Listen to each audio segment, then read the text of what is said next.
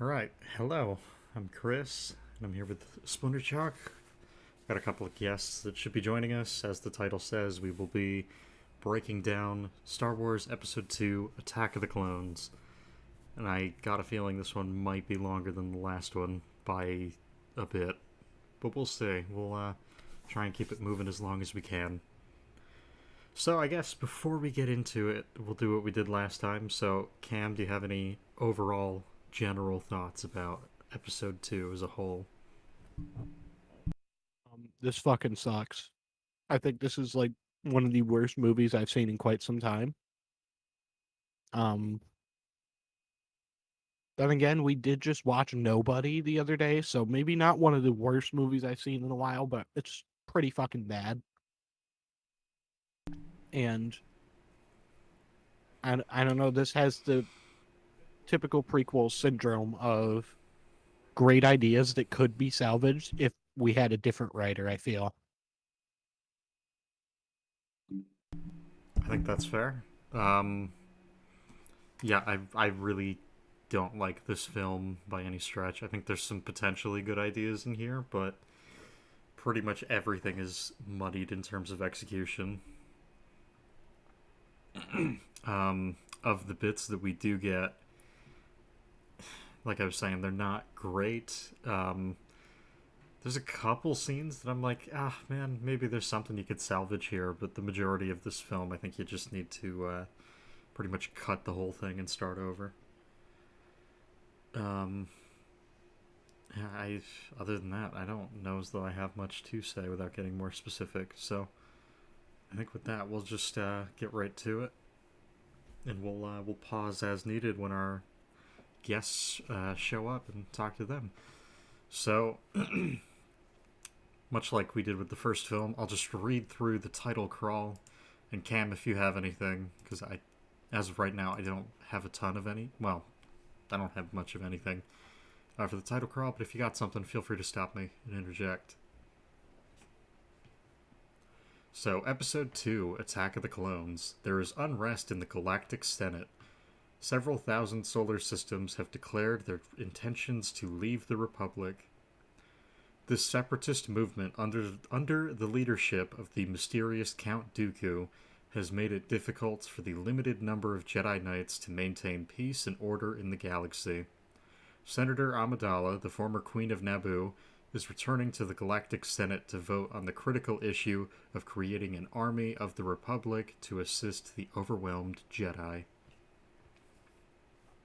You got anything?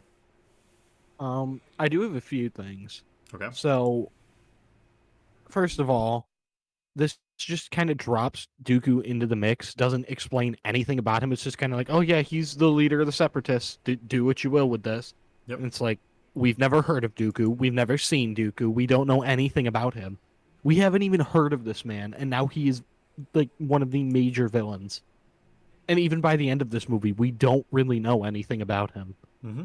This movie does a horrible job of introducing Dooku, especially considering how major of a player he is in the overall story of the prequels. Yeah, I don't entirely get why.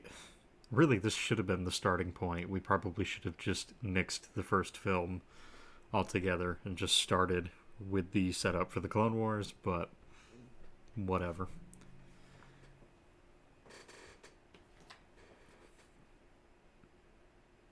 Um, what else you got? You said you had a couple things, or is that it?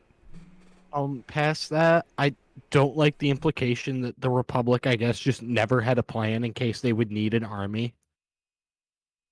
Like, Yeah, that's a good was there point. never a plan in place for separate planets to send their armies in to act as a Republic army, quote Well, unquote? Like, why if was the there no if why was there no plan? if the first movie's any indication, I guess they would just do nothing and get invaded. That's true. Yeah, I'm not thrilled by this title crawl because we just speed run whatever the separatists are supposed to be. Well, I know it's pretty clear what they're supposed to be, but at the same time, it's like, man, that seems like a far more interesting concept that probably should have been in the first movie of this trilogy.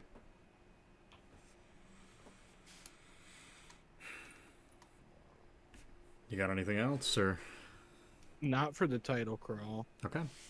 I guess in that case, we'll get to the next scene. So Padme is in her little ship. She's about to land, and we get the hilarious line of, I guess I was wrong, there was no danger at all, as her ship lands, and then the ship blows up.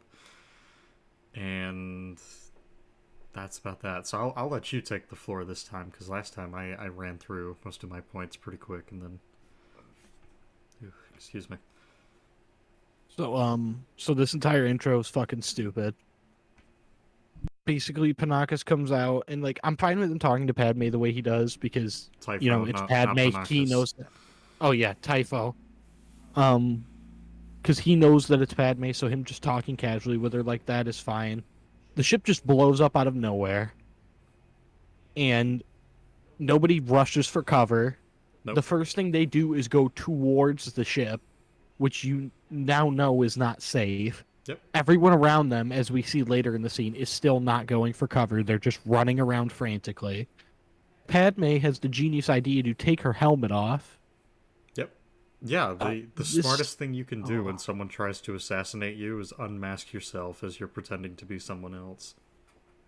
Well, yeah, because the only reason Padme doesn't die here is because Zam, for whatever reason, does not have a plan B. Yep. You'd think as a bounty hunter and an assassin, that would be like the bare minimum. You would think. I see. The way to probably fix this is as soon as this happens, you either have them run up to the body and she doesn't unmask herself if you really need that moment between her and I think it's Corday is the double. Or what you do is you have I almost said Panaka. You have Typho run her and the rest of their security force inside the building because they need to get the fuck off that hangar. Or landing platform, whatever the hell you want to call it. They need to, like, they can't be there. You cannot have a... Ooh, excuse me. You cannot have someone that is potentially going to be assassinated remain in the very fucking place where the assassin just blew up a ship. Like, you can't do that. No, you can. I also love that there's apparently no security at all.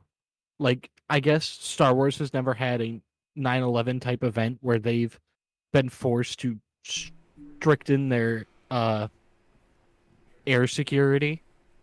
Has there never been a terrorist attack against ships landing in bays before? No. Is this Nope. just not a normal occurrence for a republic this old with this advanced technology? I guess not. Apparently there's been no such events, even though we actively have two different parts of the galaxy that are now basically going into conflict with one another over whether or not they even want to stay in the same republic anymore. And it's like, man, okay, so you have that, but we have no security for anything at all. Nothing. No, we have ships landing out in the open where they can just be shot by anybody on a nearby building. We have this problem come up later too, where it's just apparently police in Star Wars just don't fucking exist at all. But A lot of people make the argument that it's like, well, the Jedi are the police, and it's like, okay, yeah, the Jedi are definitely the police. That's why there's zero crime on Coruscant, like death stick dealing and car chases, Yep. car theft. None of that happens. No. That'd be crazy if it did, though. Damn.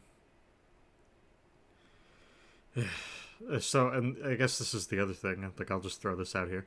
So, initially, I was like, oh, well, that's not a bomb, right? Like, she shot the ship. Or actually, I'm sorry, I guess I should back up. Initially, I thought it was a bomb. Based on, I think, what she says to Django, she implies that it's not a bomb. Either way, it is still a thing that can happen that, maybe it wasn't a bomb. Maybe someone fired a rocket and it blew up your fucking ship.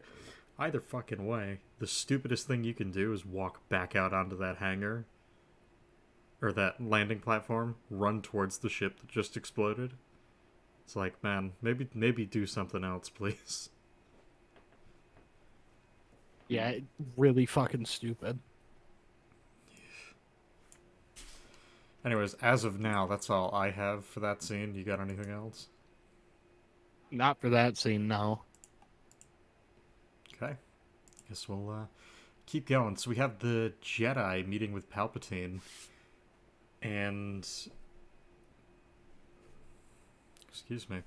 Um, I do think it's kind of funny that 7 of them are in there. I know you and I talked about this a little bit. It's like they are there specifically to get the information that they need.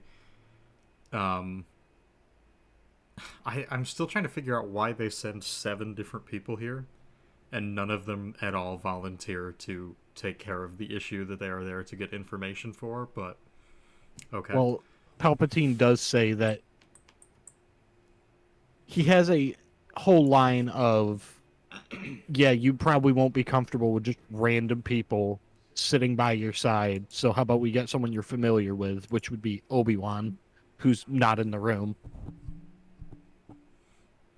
yeah, I guess that's fair. Just thought it was something I guess worth pointing out is you have a room full of people that are not even technically they are considerably at least they've been recognized by the council as people that are more adept and well just overall better than Obi-Wan, but okay.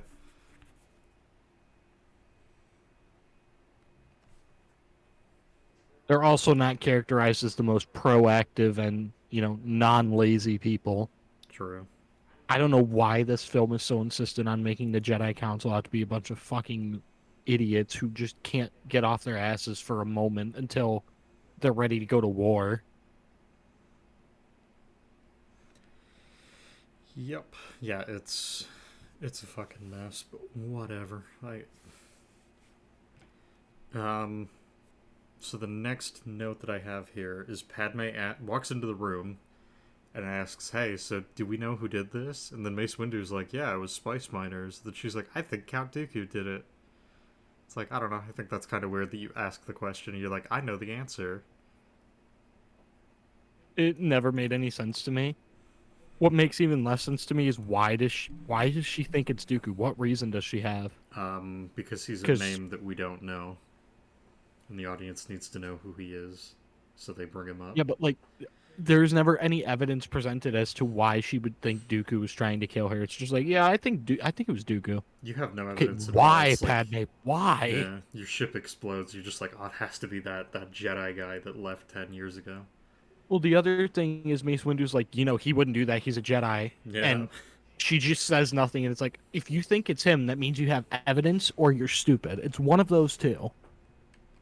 And it must just be that she's stupid because she doesn't do anything to defend her claim when Mace Windu starts ripping it apart. yep. It's one of those things. Like he says that he's like, yeah, I wouldn't. He wouldn't do that. He was once a Jedi, and I think Ki-Adi Mundi jumps into it. He's like, yeah, he's a political idealist, not a murderer. And it's just like you have things you can say to that, but I guess we just ignore it because we need to keep moving on. That, or maybe she realized that Mundi and Windu's arguments are as fucking stupid as they come. Yeah, I guess that's Literally, it's just like, yeah, this guy I haven't seen in 10 years, he wouldn't do this. I know him too well. And it's like, he's been gone 10 years. Windu, like, come to a realization here. Maybe he's not the same person he was 10 years ago. yeah. Crazy idea. Nah. Well, and here's the other thing. So if he openly betrayed the Jedi Code when he left, it is kind of funny that it's like, well, a Jedi wouldn't murder someone, but they could absolutely break the code. It's like, oh, okay. When is it ever said that he broke the code? That's why I said I'm not sure if the film has them aware of the fact that he has broken the code. But either way, he left them. Well, yeah, but you're allowed to leave the Jedi Order. Is that established within the films as like something they allow? I guess. Qui-Gon was going to do it in the first one.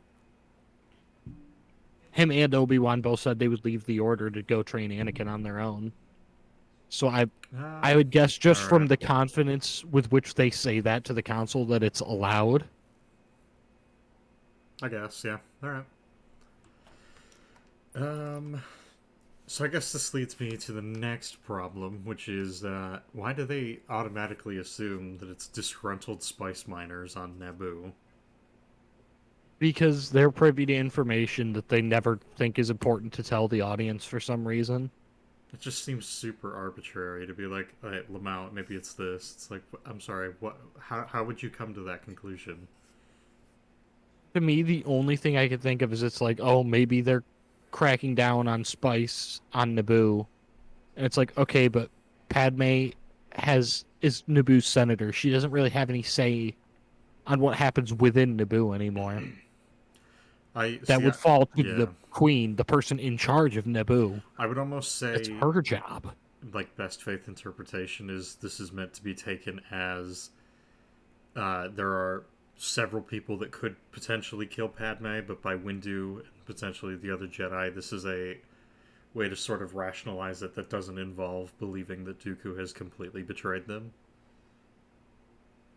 It's like again, that's the best faith. Worst faith is they just threw it in here because it kind of gives the illusion of a bigger world that adds depth. It's like, I oh, well, think there's this thing that we're gonna offhandedly mention that it's like maybe it's this, but you don't know about that. You didn't see that. I think it's just so that Mace Windu's claims that no, it can't be Dooku are a little more believable. They're still fucking stupid because he has no reason. The reason he gives to think it's not Dooku just does not Mm-hmm. work. But I think it's there mainly to be like, first of all, hey, spice is a thing. Haha, remember this when Han said it in the OT? Yep. And then it's also meant to be, yeah, well, this is why we don't believe it. But, we're never going to tell you why we think that it's spice miners. We're just going to say it. And that's going to be the end of it. Well, and the way to fix this is maybe we get more of the conversation in the office. Maybe hell, back it up a bit. Maybe we know that what she has just come back from is a discussion with the queen on how to crack down on the distribution of spice or whatever, like a mining operation. Because again, they mention that you mine spice. Maybe again, if you do that, then you can potentially have that be a more plausible reason. We're like, oh yeah, well, I mean, she did just come back from that. There's something like that, maybe. I don't know. But at that point, it just kind of reinforces like she would have no reason to think it was Dooku. So Mm-hmm. I don't know. Do you have any other points for this? Because I got one more, but it's I think a sort of a big one. Not until we get later in the scene. Okay, so I'm trying to think because they both debunk that. Palpatine goes, "Yeah, yeah, maybe you should have some old friends watch you. That'll make you feel better. Friends like Master Kenobi." And then you have Windu very, very shittily say, "Oh, well, that lines up. That works out because he just got back. He literally just came back from a border dispute on, I believe it's Ancion is the planet. It's like, oh man." Yep. Um, so Yeah. I had a problem with this. I think you and I talked it out. I'm like, okay, maybe that could the explanation you came I up with could work, My but explanation doesn't work though no, it because doesn't. I thought it was maybe, oh well, Palpatine just lined up the attack with on Padme with Obi-Wan coming back so that he had a backup plan in case it didn't work. But that means he would also have to line up Padme returning Mm-hmm. to Coruscant at the same time. And it's like you can't line Obi-Wan and Padme arriving at the same time. I Unless I see how he does it, I can't believe that he does it. Yeah, no, he would somehow have to have set up the border dispute that sends Obi-Wan away, and keep in mind the time that Padme leaves for whatever it is that she's doing, which we are not privy to. She then comes back in time to meet Obi-Wan at the exact time that Palpatine makes that suggestion. And the way to fix this is Obi-Wan and Anakin are just at the temple. They've been back for a while. They gave them a couple days cooldown for an assignment, something like that. It's like, all right, fine, they're here. They have nothing to do. Cool, send them there.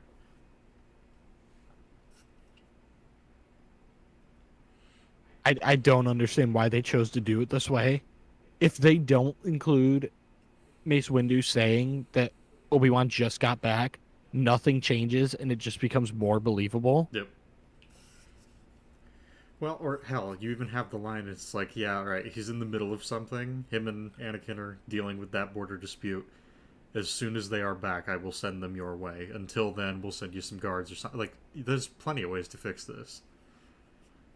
But, like, goddamn, you're best off just not having the line because it just makes it seem like Palpatine has to be constructing everything.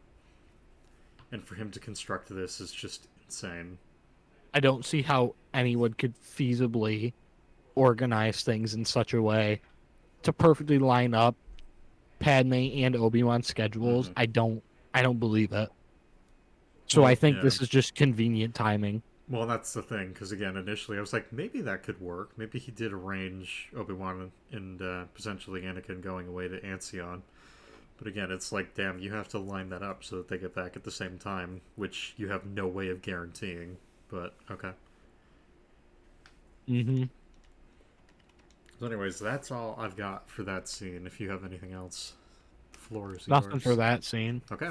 Um, So we cut to Obi-Wan and Anakin. They're inside of an elevator and they are going to meet Padme. And Anakin is like hyperventilating because he is really excited to see Padme. And Obi-Wan looks at him and just basically like, dude, chill the fuck out. Um, so I'll let you start if you want, or I can take the floor for this one if you want. Up to you. You take this one. Okay. So the first issue that I have is their conversations as they're going, because I'm like I can kind of understand, first time you've seen someone that you would potentially consider a friend, someone that Anakin I guess has a crush on, and at the same time this is a high-ranking official in the Republic. It's like I guess I can understand the nerves. I really don't like that Obi-Wan's like, hey, this is a lot like that time that the audience didn't get to see, so we're just kind of left to assume what happened in that point, and it's just like at that point, just stop with the comparison. You don't need to make it. Like I haven't seen you this Mm-hmm. nervous in forever. Sounds a lot better than hey, here's this very specific circumstance that you and I can reference that no one else understands.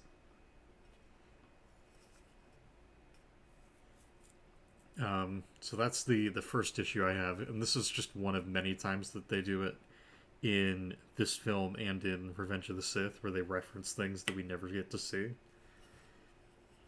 But I hate that they do that. It's such a shallow way to try and be like, see, they have a relationship, yep. but we're never going to show you their relationship because even though it's one of the most integral parts of understanding Anakin and where he was before he was Vader, fuck you, you don't get to see it. It's cheating, basically. You want to pretend that they have a in-depth relationship that we have seen, and so you're like, I'll reference events. The audience will know what that means, and even if they don't, they can headcanon it. It's like, man, that sucks. Like, Mm-hmm. um, so the next bit that I have is Padme, who is was just I don't even know what the right word is. She basically watched as an assassination attempt on her played out and killed one of her doubles. She just casually sits on the balcony of her apartment. Well, I don't think it's a balcony. I think that's just her apartment. I no, I would think that's a balcony based on the presentation of it. Because Why? the way that they present it's a balcony. It has a separate door and everything. It's not part of the apartment. They show it later in the evening. I can't remember who was out on the balcony, but they do have someone later in the film walk out there, and there's a separate glass door that splits it off. Oh, that's genius. Yep. Which I guess that kind of brings me to the next thing, which is you decide. Actually, you know what? Never mind. I'll put a pin in that for now. Um, so there is no security that stops anyone from coming inside Padme's apartment. So that's cool. There's I think the only other person that is with her in the apartment, or at least with her on the balcony, is Typho, and you have a handful of other people that are there. It's like, oh, that's what the fuck, guys. Yeah, they just let anyone up there after she was almost assassinated. Yep. Yeah, it's totally cool. Then we have Anakin and Obi-Wan talking with Padme, and I can't even remember exactly how the dialogue goes, but basically her and Obi-Wan are like, "Hey, it's good to see you. Oh my god, yeah, it's been a long time, huh?" And she sees Anakin, and then she kind of like hesitates, and then she goes, "Oh my god, really, Anakin? Man, you've grown." It's like, yeah, okay, Yeah. One might even say she recognizes him. yes. You know, the exact thing that Anakin later complains she didn't do. I got a different problem with that, but we'll we'll talk about that when we get there. So I guess all that I want to highlight with that conversation is the dialogue for them catching up just sucks. It is horrendous. It is it. It's basically the equivalent of George thought they needed to say exactly what they were feeling with that. Well, and I guess the only bit that really isn't explicit at that point is how Anakin feels about the way that Padme just acknowledged him. But then we get that not 2 minutes later, so Mhm. I don't know, just George doesn't leave a extremely lot of flimsy. subtlety. No, not at all. Um, so before I go further, because I got some other points, what do you have, if anything? Um, I do think it's kind of funny if you look at when they first enter the apartment. Jar Jar's so fucking happy to see Obi, and he's all like, "Oh my god, Obi!" And he doesn't acknowledge Anakin at all until later. Yeah, that's true. Um, hmm. Yeah, I didn't even think about that. Other than that, I have nothing for now. But the conversation that's about to happen, I have a lot to say about. Okay, yeah, I do too. Because you're talking about them sitting down and like going through the security plan. Yup. Yeah, I got something before we get to that though. So you and I had already talked about this. Actually, hell, I when we had Nash and Anthony here too, we talked about it for Phantom Menace. Um, Naboo has incredible security issues as per the first film. As it's presented, it seems that Naboo still has no active military, or I'm sorry, had no active military when the Trade Federation took over. The best faith interpretation is that they had a police force and that they were just overwhelmed immediately, and so that was why Naboo's invasion like took like 10 seconds and the Trade Federation won. Now, why am I bringing that up now? You see, Padme stepped down as Queen of Naboo to become a senator, and unless I'm missing something, the security on the Queen, as we see later, and the security on Padme is still fucking atrocious. The Like, queen, I would say, is different because they're literally in the castle or the palace. The only time we see the queen, but I Padme's guess security is actually worthless. her security is fucking Typho and Jar Jar, and then like a single decoy, and that's it. It's like, oh, okay. I mean, Jar Jar's not even security. He just works for her, which makes things even I was gonna worse. say at that point he's just a warm body that someone can kill. It's like, oh, okay. Um, I just like after what happens in the first film, I don't even know if that ever happens. Like your planet gets invaded by basically a rogue planet going after you. And not only do you Yeah, not beef up security whatsoever, but you have your queen finish out her 2 terms in office, which is really weird to say for a queen, but whatever. Um, Finishes out her terms. She becomes the senator of the planet, and then you do pretty much nothing to protect her too. It's like, oh, did you guys not learn your lesson the first time around? apparently not. I also have to ask: is there ever a reason given for why Palpatine wants Padme dead, or does he just want her dead? I have no idea. I don't believe there's ever a reason given. I think the only reason I could interpret would be that she is vehemently opposed to the creation of the army that he needs the Republic to have. Maybe, But even but at that then, point, would she really be the only one in the I was Senate? just going to say, I would think there would be several other people that would be opposed to it as well. Actually, hell, that's something we should, I guess, talk about now. That seems kind of on brand for her, the person that comes from a planet with no fucking security, being like, yeah, the Republic doesn't need security. What the fuck? I mean, does when is it established that she's against building an army for the Republic? It says it in the title crawl, and um, even if I'm mistaken on that, she has a line specifically when her and Anakin are talking as she's packing her things. She has a very clunky line of dialogue in which she's like, I didn't fight the Military Creation Act only to be in hiding when it's, the final decision on it is being passed in the Senate." It's like, oh, okay then.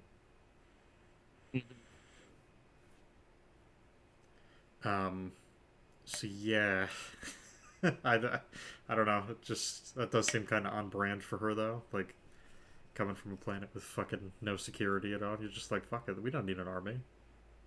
What is the purpose of not having an army? Does Padme just want the Republic to fucking die? So the Does she want explanation them to be left powerless? the explanation she has is, well, I don't want the Trade Federation and the Separatists to think that we're going to threaten them. It's like, okay, but you still should probably have an army around just in case. Creating an army doesn't mean you're threatening them. It means you're getting ready for them to threaten you. Because, Yep. like, yeah, what is their plan if the Trade Federation starts threatening the Empire or the Republic? They really luck out that the clones are being built. I mean, obviously they don't luck out. We know that, but from her perspective, like everything she's been fighting for, she's fucked the Republic.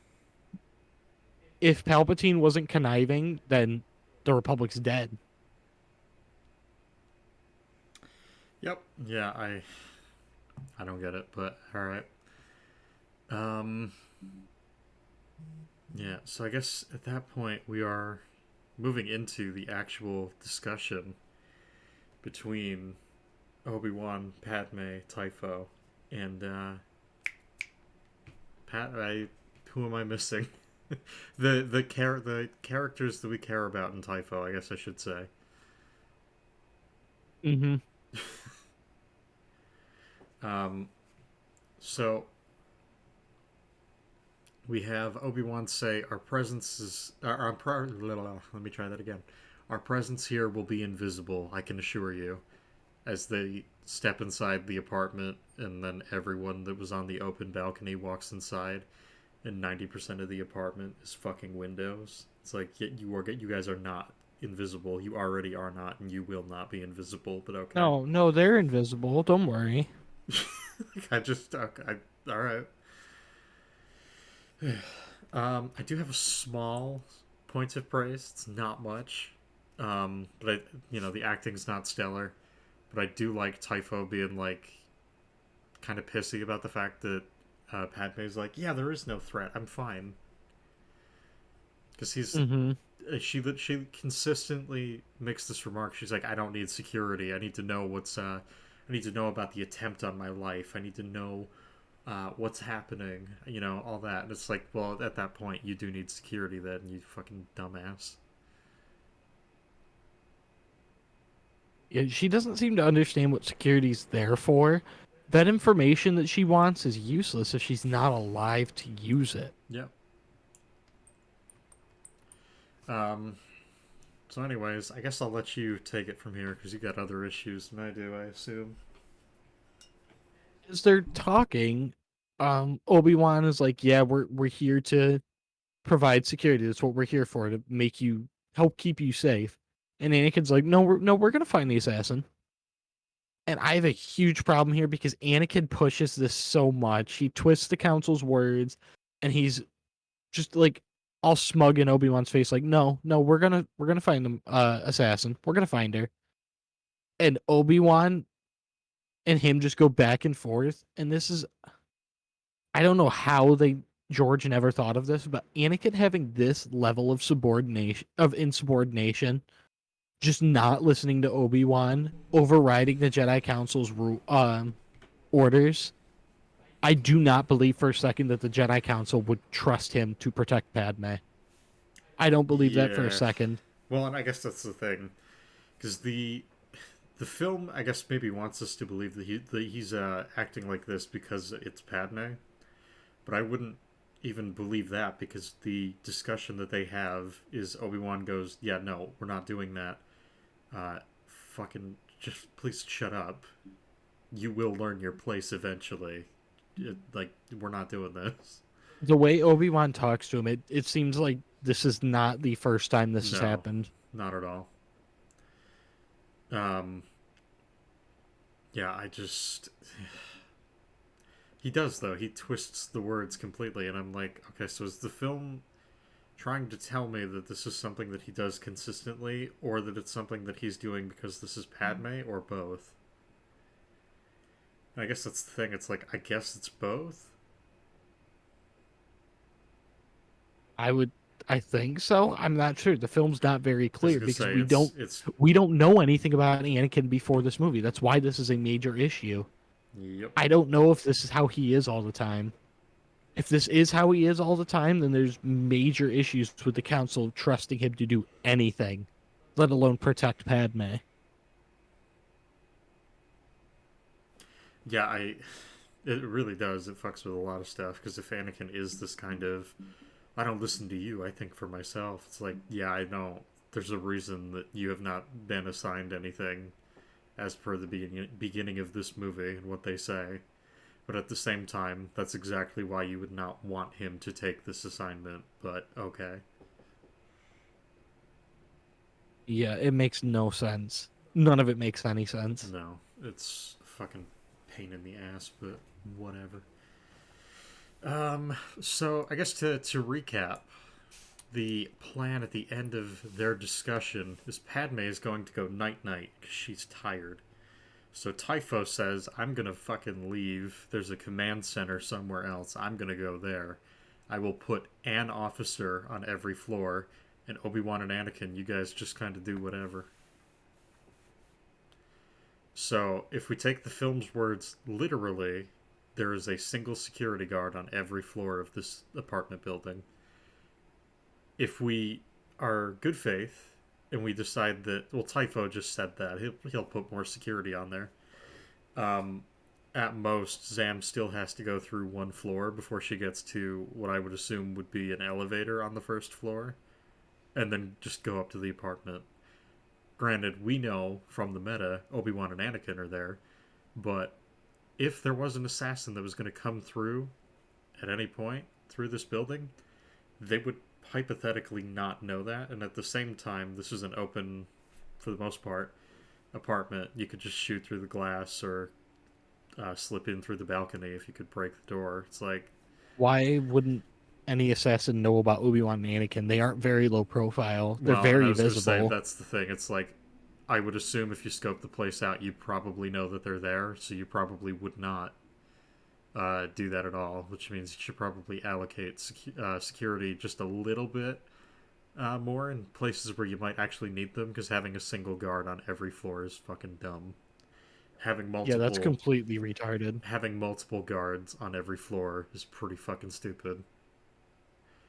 And splitting there are so many fucking ways to get into this apartment. Like this is the worst place to keep her for right now. I do love right before the scene though we see Django give Zam the canister of worms and being like, "Yeah, you're going to get it done this time." Yep, Which I have multiple questions. First of all, are we meant to think Django is intelligent? apparently. Because if he is, he would not be in favor of the plan that Zam uses to try and kill Padme. The worms in general are so stupid.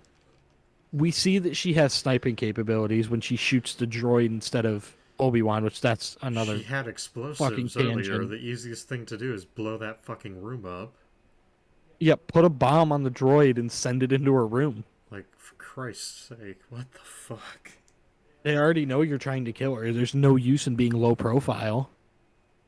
Just go in and kill her. Or better yet, use the sniper rifle you have, get in the spot where you can kill her, and fucking kill her. Well, I gotta. We had mentioned this earlier today too, but you might want to start with the poison worms if you're really gonna commit to this idea. Instead of bombing her ship when you know that she Potentially know, I should say. I'll be good faith. Potentially know that she uses decoys.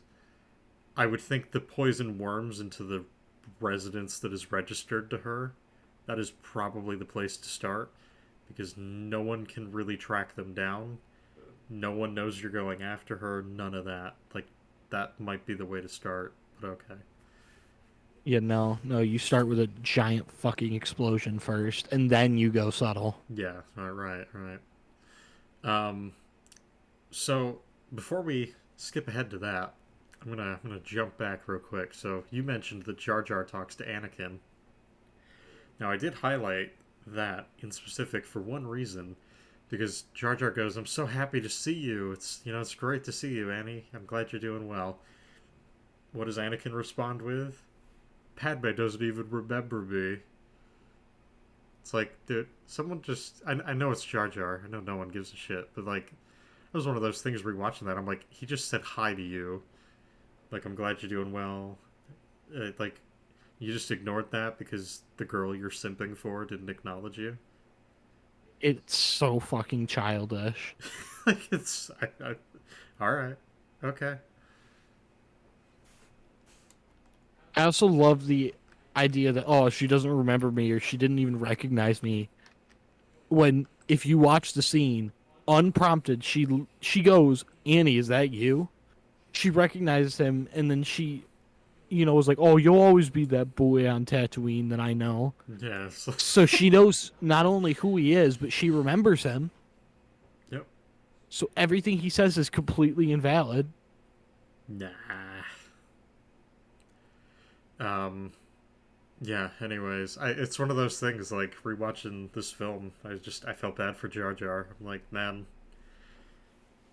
he is a bungling moron, but he does have his moments where it's like kind of wholesome. Where he was like, "Oh, Obi-Wan, I'm so happy to see you," and then I think the two of them hug, right? And I think it's so. like, oh, that's not yeah, that's nothing special, but man, all right. And then you have him acknowledge Anakin, and he's like, "Man, it's kind of impressive what you're doing."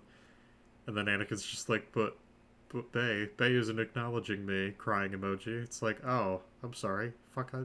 Shut the fuck up. Like, He's such a child. I, mm, I think you can work with that, but he's like an actual uh he's childish to the point of I find him extremely unlikable. oh, I do I too. know that's subjective, but his childish nature just it makes him very, very unlikable. Yep. And I hate that.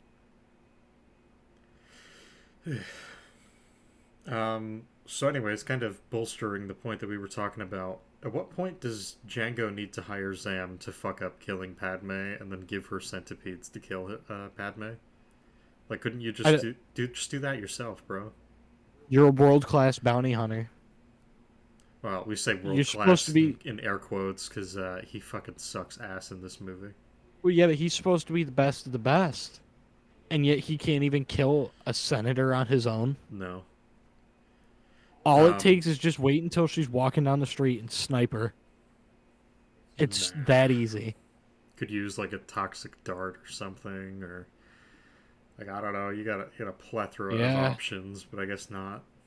It's almost like he has this insta kill dart. You have a dude with a jetpack with a target that doesn't suspect that she is an assassination target, I should say. And you have this bounty hunter with a jetpack that has an insta kill dart. It's like, oh, well, it should be game over then. Well, with how low security everybody is in Star Wars, everyone should be an easy target. Yeah. Yep. If Palpatine wasn't a Sith Lord, you could kill him so easily. He has no bodyguards, no protection around him at any point. He doesn't have, as far as we can see, he doesn't have very many security systems set up in his office or anything. Nope. Everybody in Star Wars is the easiest person on Earth to kill. Mm-hmm. Um. So yeah, like could I guess Django just doesn't feel up to it, so he's just like, all right, Lamau, you do it for me. And then at the same time, you and I have talked about this a bit over the past couple days, but what is up with the chain of people that have been hired to carry out this assassination. I don't have a problem with the chain until we get to Zam. I was gonna say, I'm fine with Sidious asks Dooku, who then hires Django. I do not understand why a bounty hunter would hire another fucking bounty hunter. And I do not understand why that bounty hunter then uses a droid who then uses centipedes. It's like, what the... Dude, this is so fucking simple. Why are you making this so convoluted? I mean, the droid and centipede thing, I think that's a stupid method, but to say that that's part of the chain, to me, that's like hires a guy who uses a gun, that uses a bullet, that uses gunpowder. It's like... I wouldn't, because that's pretty much just a weapon. I guess. That's what her the droid weapon is straight up a... Well, I guess, but the droid is still the thing that is going to commit the assassination, not Zam. Who do you think programmed the droid to do that, though? Sure. But, is the droid still not the thing that is doing the action here? Would the bullet not be the thing that's doing the action, then? If you shot somebody? I get... Alright, whatever. We're not gonna get anywhere with this argument. My point is, if you're going to use a droid, why not have Dooku use the fucking droid? If you're going to use centipedes, why not have the centipedes be put in by the person? Why do you need an assassin to do... Well, not even an assassin.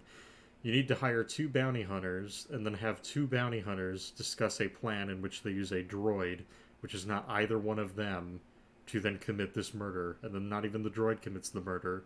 It's fucking 2 worms that you picked up. It's like, oh. Alright, I do not understand this at all. I think the plan is stupid, yes. I'm just saying the chain, I think, stops at Zam. I would disagree, because again, it's a degree of separation. The difference between using a gun and using a droid is the droid you cannot necessarily link back to someone. Using a gun, you are very clearly going to know what happened, who murdered her, potentially, and why. You are not going to know that with a random droid that drops centipedes through a fucking window. Well, yes, I've never said you would.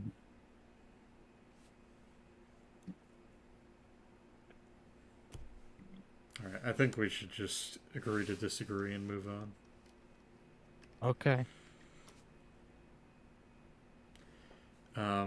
So Obi-Wan has a throwaway line where he says, "There's too many guards downstairs, so no assassin will try and come up here that way." Which, again, if we're sticking with what Typho said earlier, apparently 1 guard on every floor is too many. Just thought that was kind of funny. Yeah. And then we have the infamous, using Padme as bait is dangerous, but let me do nothing to change the fact that that's the plan.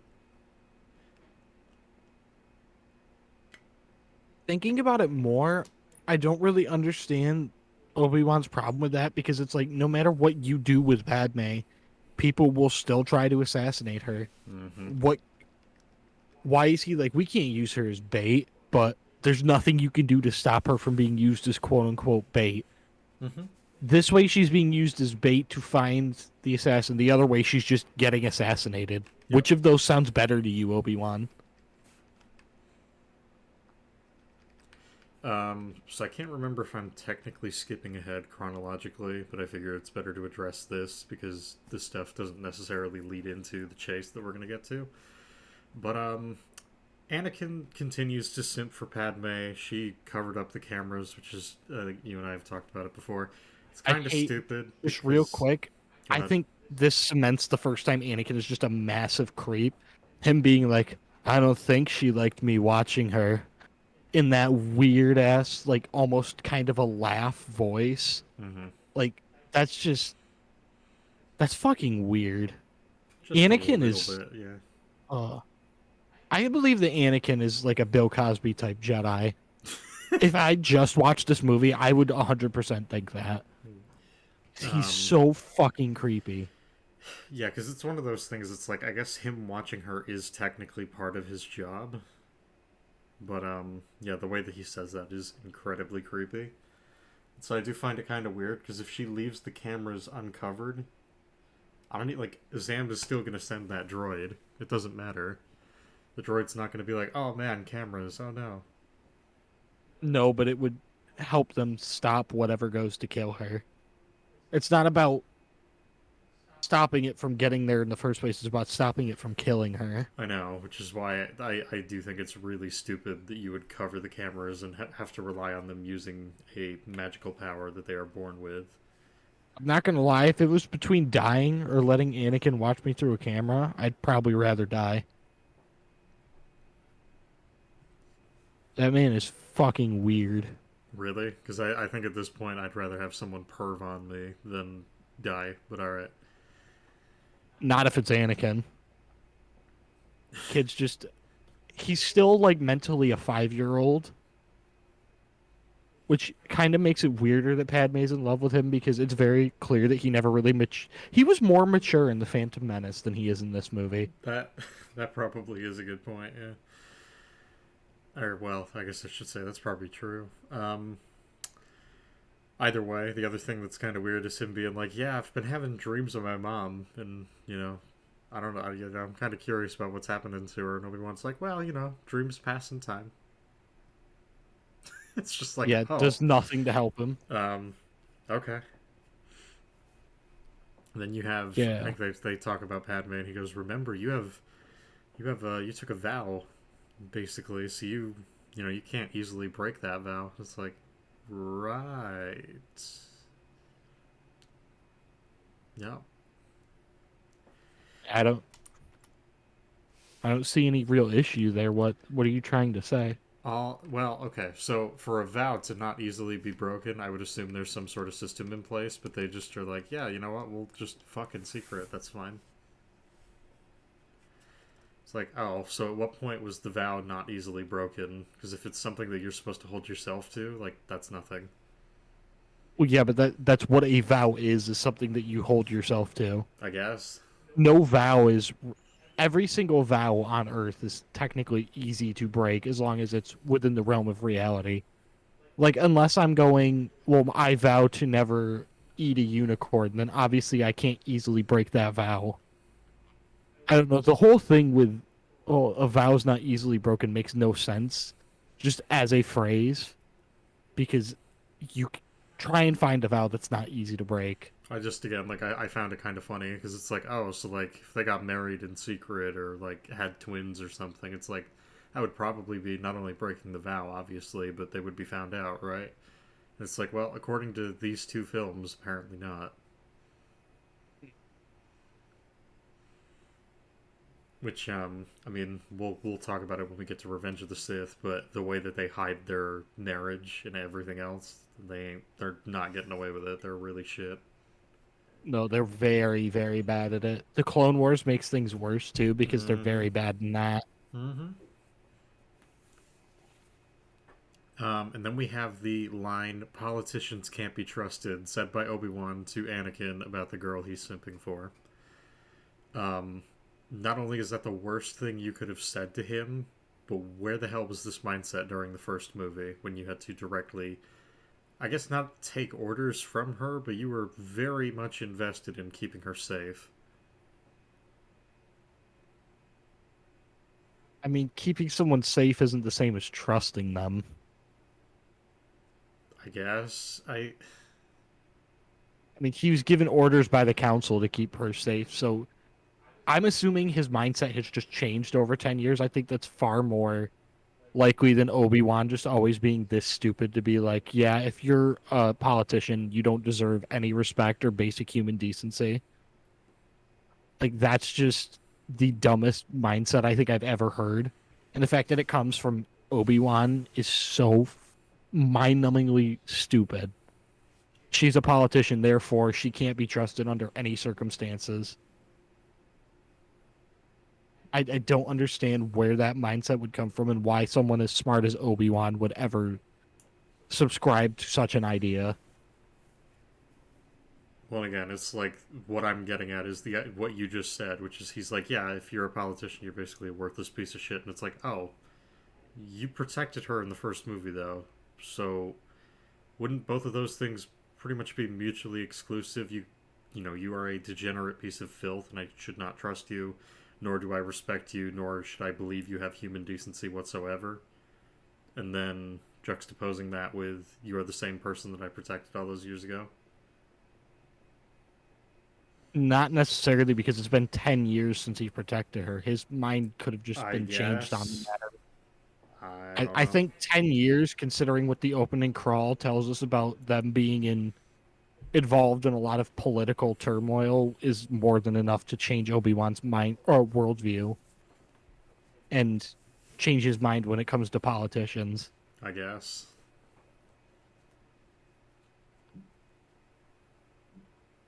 Um, so, anyways, we cut inside the room, and R2D2 is there, and I guess they decided to put him in sleep mode specifically so that he can't notice the droid when it flies up to the window or the centipedes that get dropped in the room. So that's something. Um, the centipedes also move out of the way and know to hide when R2 turns the light on to find them. Well, duh, they're super sentient droids. Or worms. Um, and this is on top of the fact that, again, she covered up the cameras, which, if she didn't, security knows what's going on, and it's already over. But, alright. Almost like you should have just shot her through the window instead. I I still think better idea. Probably blow the fucking condo up. Yeah, there's no fucking way she's surviving that. Nope. Park your speeder outside and quite literally shoot at the building until she dies. There's dozens of different ways you can do this, and none of them involve being this overt. Well, I guess that's the thing. Technically, I guess this isn't overt, but this is incredibly lucky that this almost worked. But It's needlessly complicated. yep. It's so much more simple if Zam just gets on another building and snipes Padme from God knows what distance. It seems like Zam could do the impossible anyways. Mm-hmm. So we get to one of my favorite bits here, which is Anakin charges into the room after sensing the centipedes, and he just does two real quick slashes after he jumps up on the bed and kills the centipedes. And if Padme sat up at any moment while he was doing that, as a normal person would, not only after someone charges into their room, but, as she does later in this exact scene, he very easily can accidentally kill her, but that's okay. At this point, I have to ask, so the probe droid dropped the worms off and it just stood there, I guess? You could just leave. You could get newspaper confirmation tomorrow that she's dead. If you really needed that confirmation yourself, you probably should have found a way to do this some other way, but alright. Well, the other thing is, even if it was to get confirmation of Padme's death, what is the droid going to do if Padme doesn't die? Zam isn't one to have backup plans as far as we've been shown. Apparently, yeah. She kind of just wings it, which is completely worst bounty hunter on Earth. Never has a backup plan. Her plan is just, well, if I fuck it up this time, I'll get it done another time. Why not just make as many plans as you can for the first time so that you can succeed the first time? I'll raise you a better question. So you hire someone that can shapeshift. Would you not want them to infiltrate the security force and then maybe have her pose as one of Padme's doubles, get her in private, and then kill her? The problem with that, though, is you then have to have Zam study her doubles or whoever she's going to pose as. Even if you have Zam pose as someone from her security force, like, I still think it's over. She would have to get past Obi-Wan and Anakin still. I'm talking before this point. You have hired Zam already. She is the person that is doing this, even before the bombing. I think it's almost easier this way. You have her pose as security. She would never make it out alive. Zam would never go with that plan. There's no way she's making it out alive if she just caps Padme in front of her entire security force. I can't see a world where Zam disguises somebody and gets into a situation where she could kill Padme without being seen. I think it'd be too much of a risk for her. I guess I would say we should agree to disagree because I don't think it would be all that complicated. I think there's definitely things you'd have to consider. You'd have to be very careful about who you took the place of, but just the idea that you get her alone, I don't know.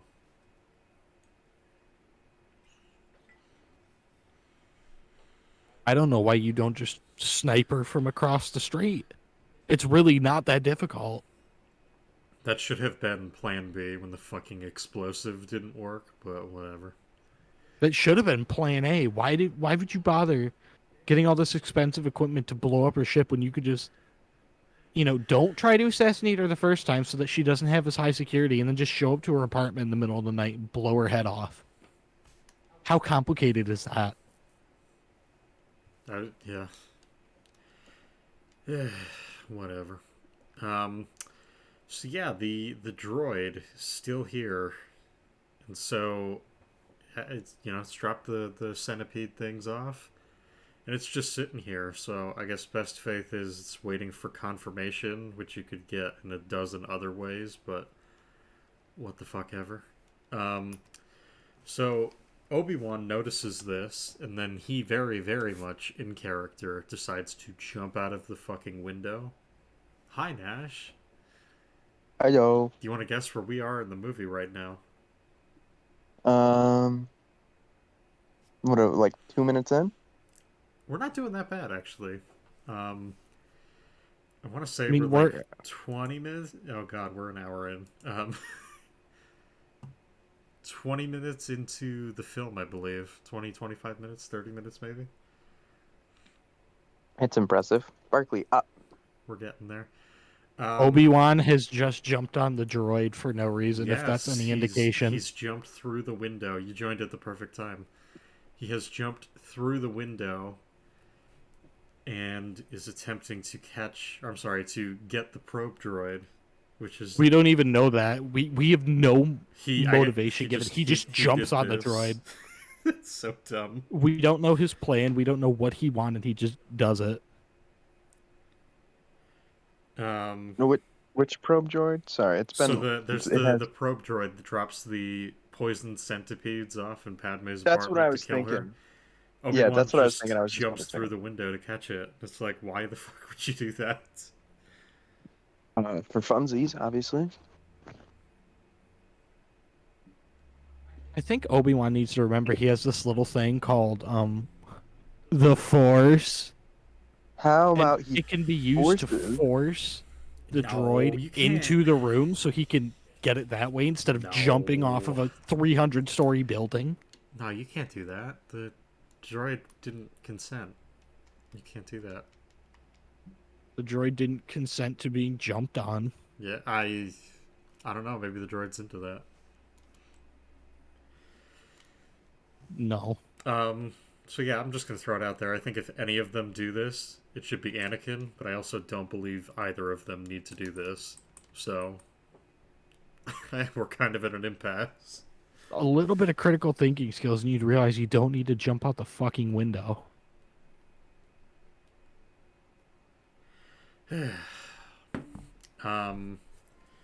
yeah, and at this point I have to ask, like, why wouldn't the droid just blow itself up? Like, why wouldn't that just be what it's programmed to do? It delivers the worms and then fucking explodes. So that no one can track down whoever sent it. Even if you're gonna be stupid enough to have the droid come back to you, shouldn't you have it come back to you when you see Jedi in the room? Why do you have it wait to come back until after there's already a Jedi hanging off of it? What I have to ask is why you have to have it come back to you at all. I know, I don't agree with it coming back to her at all. I'm saying if you insist on that happening, I know, yeah. It should happen when it knows it's in danger but isn't, being tracked. That thing should drop the worms and fucking book it. Like, that should be it. It's over. They have no leads, but no, the droid stays specifically so that Obi-Wan can jump out the goddamn window and then it drags him directly to the person responsible for sending it. It's like, oh, what? Why the fuck is any of this happening? As their geniuses. It's a good thing it has this return to sender feature, because otherwise the rest of this movie just doesn't happen. But here we are. So yeah, they find Zam, but before we get to that, Obi-Wan gets rammed into the side of a building, and it just scrapes his arm. Doesn't even like cut him. Doesn't do anything like super. I guess important. It's a minor inconvenience that he just got bumped into a building. I want to say something quick. It's really off topic. Okay. But I'm loading up a new Bloodborne playthrough, and I'm looking through my loaded characters, like the ones I've made. I have Walter White and What? Waluigi, What the fuck? Why What? Waluigi? and they both look like on point too. I must say. Nah, I need screenshots now. Yeah, I can send some pics. Pics or it didn't happen. Yeah, I just wanted to point that out because I thought it was really funny. Jesse, All right, you may Jesse, continue. the Jedi are evil. Oh, can you imagine the prequel trilogy, but Walter White is Obi-Wan and Jesse's Anakin? What the fuck? Jesse, my allegiance. No, I'm kidding. Well, it would be. I don't Anakin. like sand, yo. I like glass. I just sent him to the Star Wars gang. Oh my, Walter White is. Oh It's my actually- god! It's actually Walter White. Did you just scan Bryan Cranston's face into the fucking game? I gotta figure out how to show this to the people. I'd say just put it in post. I guess that's fair. My beautiful creation. All right, back to the objectively the worst of the prequels. So Yes. anyways, yes, Obi-Wan gets rammed into the side of a fucking building, because of course he does, and when that happens, it's nothing but a minor inconvenience, even though, like, the force of that should break his arm. But, okay. He's a Jedi. I don't... Being a but he just Jedi doesn't went get at, you out like, of this Mach one. 5. Like... He just Do you got think they're called smashed against a building. Jedi because they all die at the Hmm. end? Jedi.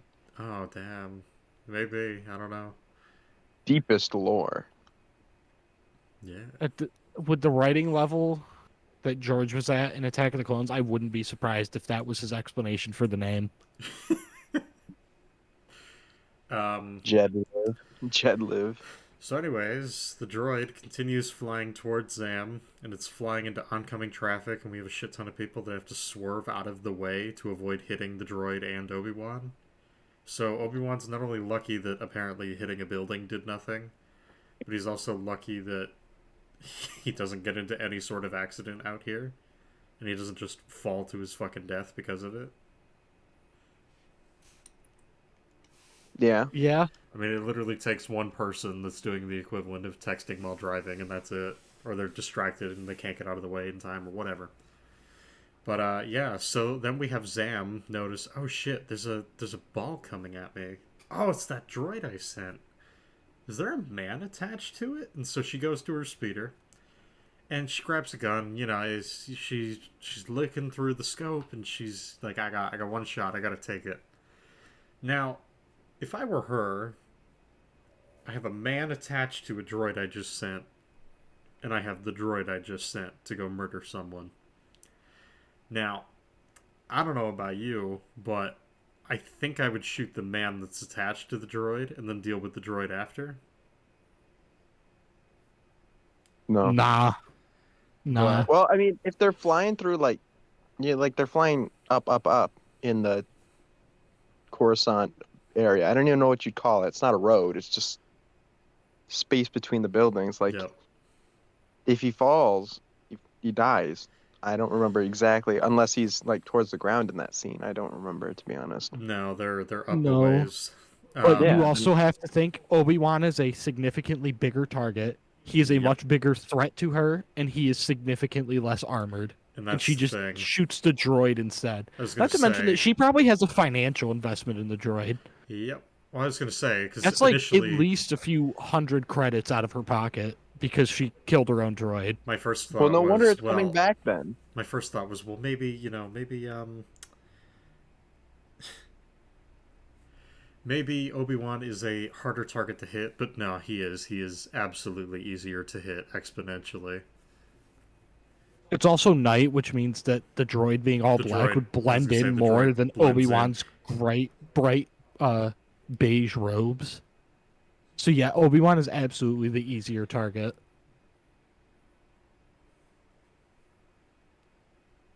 Yeah, I don't fuck. I don't know. I do not buy for a second that the droid would be even easier to hit, or that if you were gonna shoot one of the two of them, that it would be the droid and not Obi-Wan. Because it's like, yes, theoretically, you kill Obi-Wan by doing this, and you get rid of the droid, which is like, oh, that's a net plus, right?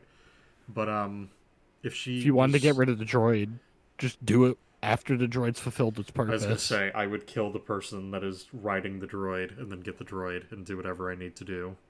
But whatever. So because she does this, Anakin is able to spot Obi-Wan free falling in the middle of the fucking city, and then he saves Obi-Wan. But, in the busy streets of Coruscant at night, you'd definitely be able to spot Obi-Wan. Yep. I did notice speeders do not have seatbelts. No, they do not, which is There are kind of no seatbelts. interesting. Very interesting considering that Anakin's doing flips and barrel rolls and all this fancy stuff the entire chase, and neither of them even remotely come out of their seats. Nah. um, By so all accounts, it makes no sense. no, it does not.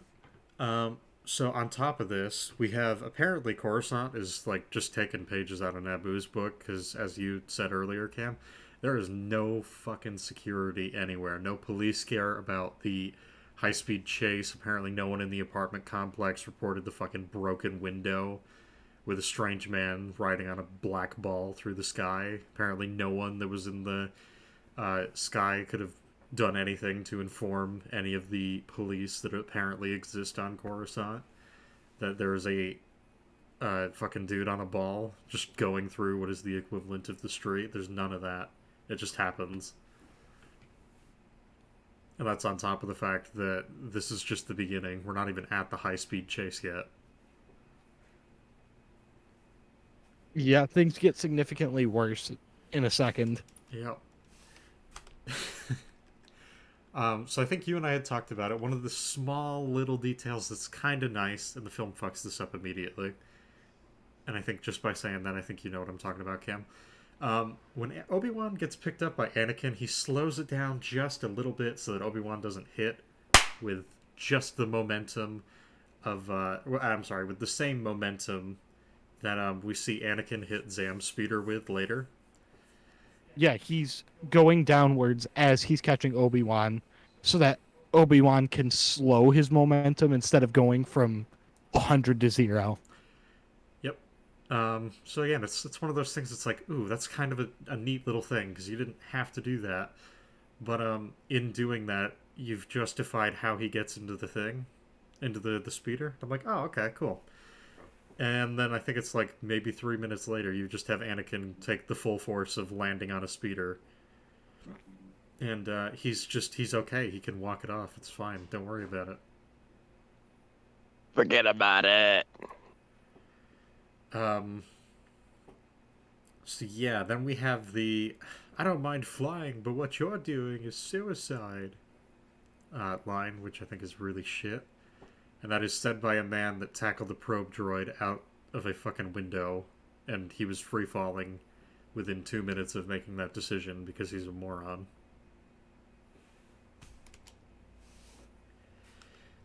You speak of Obi-Wan like that again, and I will have your head on a pike. Well, I hate to say it, Nash, but I think you're going to have my head on a pike by the end of this little recording.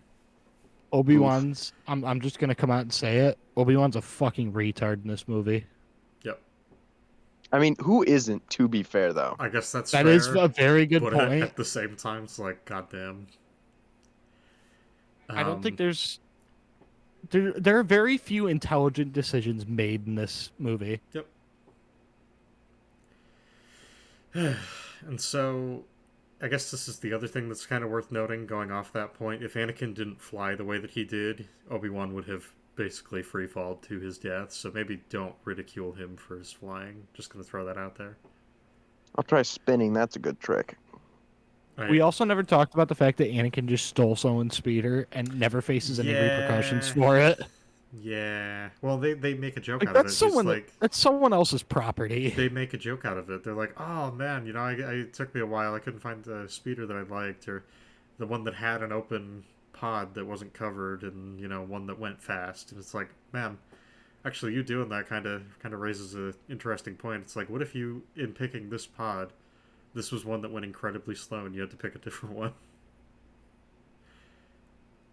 I mean, I would assume living on Coruscant, they would know different types of pods. Right. And how they run. I don't think that's an issue. I just think it's kind of funny because the way that the joke's constructed, it's like, oh yeah, I took my time. I was really looking at, like, basically he saw the stat cards of each ship out in the yard. I'm like, okay. But in doing that, you imply that that could potentially be something that he would have to consider. Mm-hmm. One thing I don't like, and it happens consistently throughout this entire section, Anakin is so emotional about Padme that he's actively getting into arguments with Obi-Wan right in front of her and Jar Jar. Yep. Yet he's not emotional enough about Padme to, take this chase seriously. Yep. Why so serious? It's just, if he's really this serious about Padme, why is he laughing and making jokes when going after the person who just tried to murder her? At this point in the movie, is he that serious about her? I can't. Oh wait, weren't they sleeping together? Well, not by this. No, point. wait, not yet. But he's already been really creepy about her and like talking to Obi-Wan about how he has dreams about her. Yep. This is what no hose does to a man. This is why the Jedi Council needs to allow some attachments on Anakin's dick. Hmm. Whoa. Yeah, I gotta get the infrared scope attachment. Okay, I'm not gonna try to get this demonetized. Wait, do you monetize your video? We're not monetized. You have to. But Oof. hopefully someday. Well, not if you keep having me on, no. Well, whatever. Anyways, so we get this high-speed chase, and so there's a couple things that they do because it looks cool, like swerve around beams of fire or drive through electricity. Yeah, and it's just like you couldn't fly over those things. Anakin had to be an idiot and go through them. The purple lightning is really weird because it only activates after Zam has passed through it, even though she shoots it before she passes through it, which is whatever. Yeah. And the other thing is, they drive through it, and Obi-Wan's like, oh, maybe you should avoid that. Oh my god, and I'm being electrocuted. And then, like, it does nothing to them. I'm just like, so what was the point of that?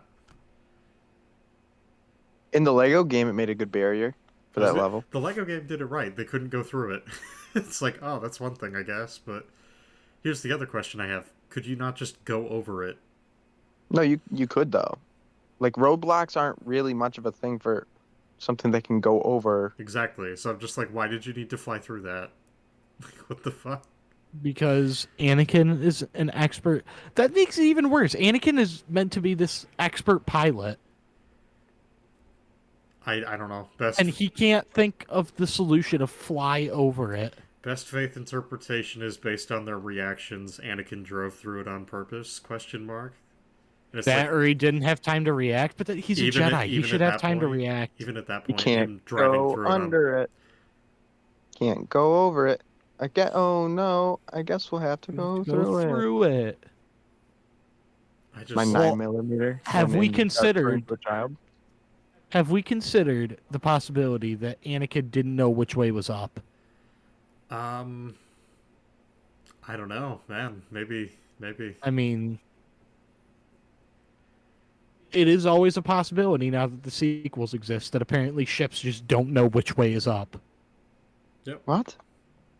They say that in Rise of Skywalker, that the reason that the reason, Star Destroyers and Palpatine's fleet can't leave the planet is because they don't know which way is up. Please tell me you're lying, because I don't remember that. I'm not lying. That is in the movie. As they are flying to Exegol, they have Poe say a line like, "Yeah, Nav doesn't know which way is up out there." It's like, oh, I'm sorry, what? It's almost like you have a pilot that can look out the window. Nav doesn't know which way is up. It's like, what the? What is nav? I'm guessing. Is it like navigation. auto navigation? Navigation would be my guess, but it's just like, how the fuck would navigation systems not know about that? Your fucking pilot would know about that, for fuck's sake. I'm so glad we're never going to cover the sequels. For now. Yeah, For I say now. that. We will eventually. I know I'm sure we will. Will someday. Dude, we already take you guys take 4 hours on one of these movies. The review will be 10 hours long. Yep. Well, Have you the guys thing reviewed is, The with Room yet? the thing is, No, Nash, with these movies, it takes very long because there's an actual discussion to be had.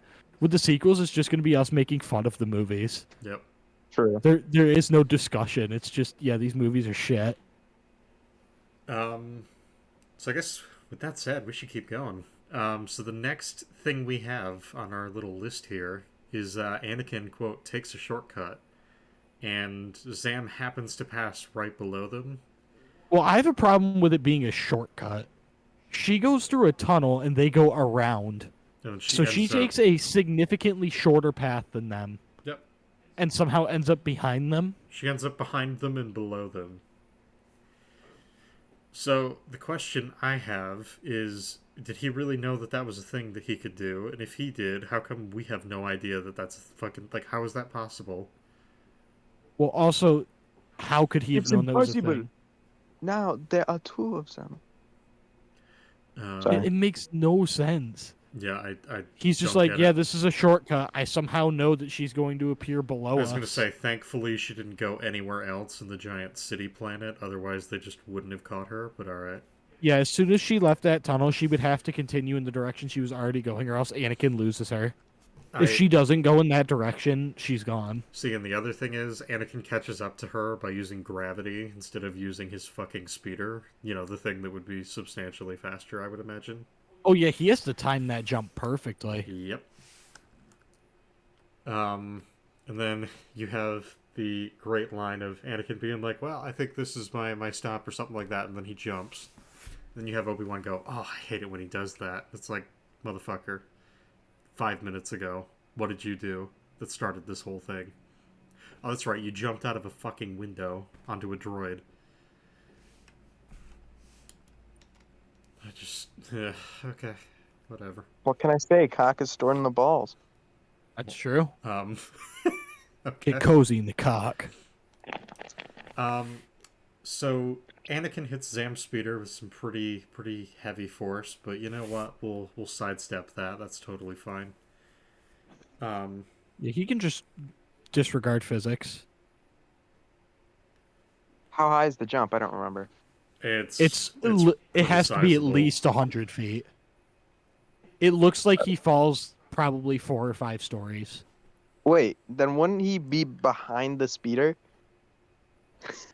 Well, no, he Because- times the jump so that he jumps, and then Zam catches him. Like, she gets to where he lands right as he gets there. Like, he times it perfectly. Why not If just he was even a second later, he would be dead. Mm-hmm. why not just go down on the speeder that Because- goes down? That's too difficult. Because he's an expert pilot. Don't worry. That's why he doesn't think of all these overly simplistic strategies, because he's too good for, the shit that works. Yep. Yeah, whatever. So then we have the two of them fight, and it's kind of shit. And by kind of shit, I mean it's really shit. And then, I can't remember if, yeah, he grabs her hand. She shoots, I believe, her engine or the equivalent. Well, I have a big problem with Anakin being like 8. I won't even say 8 stories, because it's way more than that. Above ground, and he thinks it's a good idea to take his lightsaber and start ripping apart the ship. Yep. or the speeder as he's midair. Yep. Why does he think that's a good idea? What does he think is going to happen to him on the outside of the speeder when that thing crashes? Don't think about it. September 11th, 2001. We were talking about 9/11 earlier. Oh no. Without me? Bastards. Yeah, so anyways, Zam Speeder just basically shits the bed. Now I had to slow Like I do. I slowed the please stop. What the fuck? Um Zam's speeder pretty much just stops working. Anakin gets thrown off into, I believe, a wall, and then he hits the ground, and they absolutely slowed him down because that's just not it. That's not how fast he's going at that time, or how fast he would be going, and that's also not how fast the speeder goes. But okay. Well, I find it amazing that not only does Anakin survive that, Zam gets out of the speeder with 0 injuries, and the speeder manages to not hit a single civilian. Yep. The fact that nobody is killed in this chase is insane. I don't even think it's insane. It's just impossible. I do not believe for a second that Anakin didn't get somebody killed. Yep. So yeah, after Zam crashes, Anakin just clutches his chest and watches the speeder. He doesn't walk over to it, doesn't do anything. And because of that, Zam has enough time to get her bearings, get out of the speeder, and just leave. And so he has to chase her again. I can kind of understand it because he was just, I don't know, because he was just thrown out and is kind of recovering from that, but at the same time, he should be dead. So, yep. So they chase Zam, and then they get to a bar, and then we get the very expository dialogue in which Obi-Wan basically is like, here's your lightsaber back, you need to focus on what you're doing, you need to stop being reckless. And then Anakin's like, yes, master, yep, I try, master, I'm sorry, I know, I messed up, master. They walk inside, and Obi-Wan's like, why do I have a feeling you're going to be the death of me? And then Anakin says, oh, come on, don't say that, you're the closest thing I have to a father. Just like, okay. Ooh. Yeah, I don't understand that father comment because it has nothing to do with what Obi-Wan just said. No, it doesn't. But at the same time, it's just like you threw that in there to be like, oh, see, look how close these two are. It's like I haven't seen their relationship. This is one of the first times they've been on screen together, and have actually interacted. You're just telling me that this is their relationship. Like, funniest part is this and the intro to the next movie are the most we get of Anakin and Obi-Wan's relationship in these movies. Yep. Their relationship does not really exist in the prequels, and this movie is a lot of time they could have spent developing that relationship, but instead they don't. They focus on Anakin and Padme, the most insufferable romance of all time. Mm-hmm. No. That is not the most insufferable romance of all time. There is so much worse. Anakin and Padme is pretty bad. Finn and Rose. I mean, she just kisses him without consent. I wouldn't even call that romance.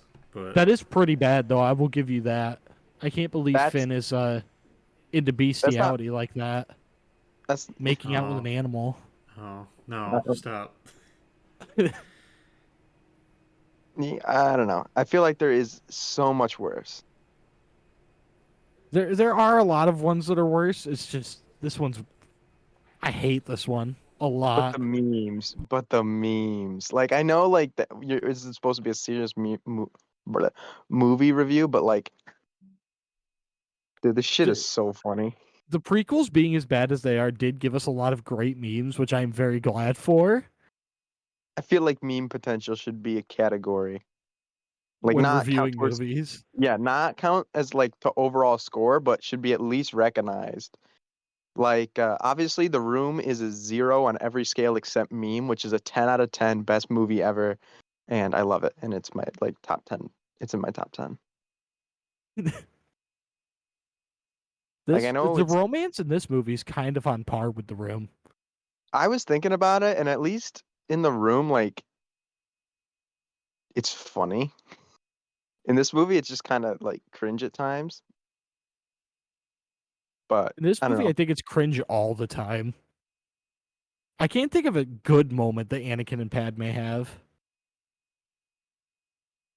Um, the getting married scene isn't really that bad.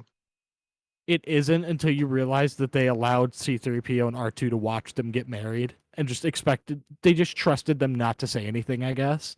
They're droids. That's what they're. They're not like sentient beings, except that they are, I Yeah, guess. they are sentient beings. They're not, but Star Wars continually makes it very obvious that they are, but then they want to keep acting like, oh, well, it's ambiguous. It's not. If C-3PO can express being in fear, then he's not just a robot. Yay.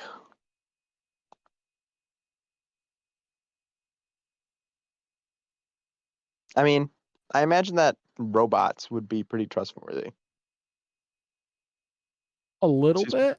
Well, yeah, but at the same time, like 3PO isn't one known to keep his mouth shut. I mean, at the same time, though, like, it's not like the romance is hidden. It's not. They're awful at hiding it. They Like are, awful. but that's not because they're not trying to hide it. That's because George is just a really, really bad writer. Like, you get what I mean? They're trying to hide it, and the story it takes itself seriously, so we're meant to think that they're trying to hide it, even though it's very obvious that if they were making any actual attempts, then they're just the stupidest people on earth.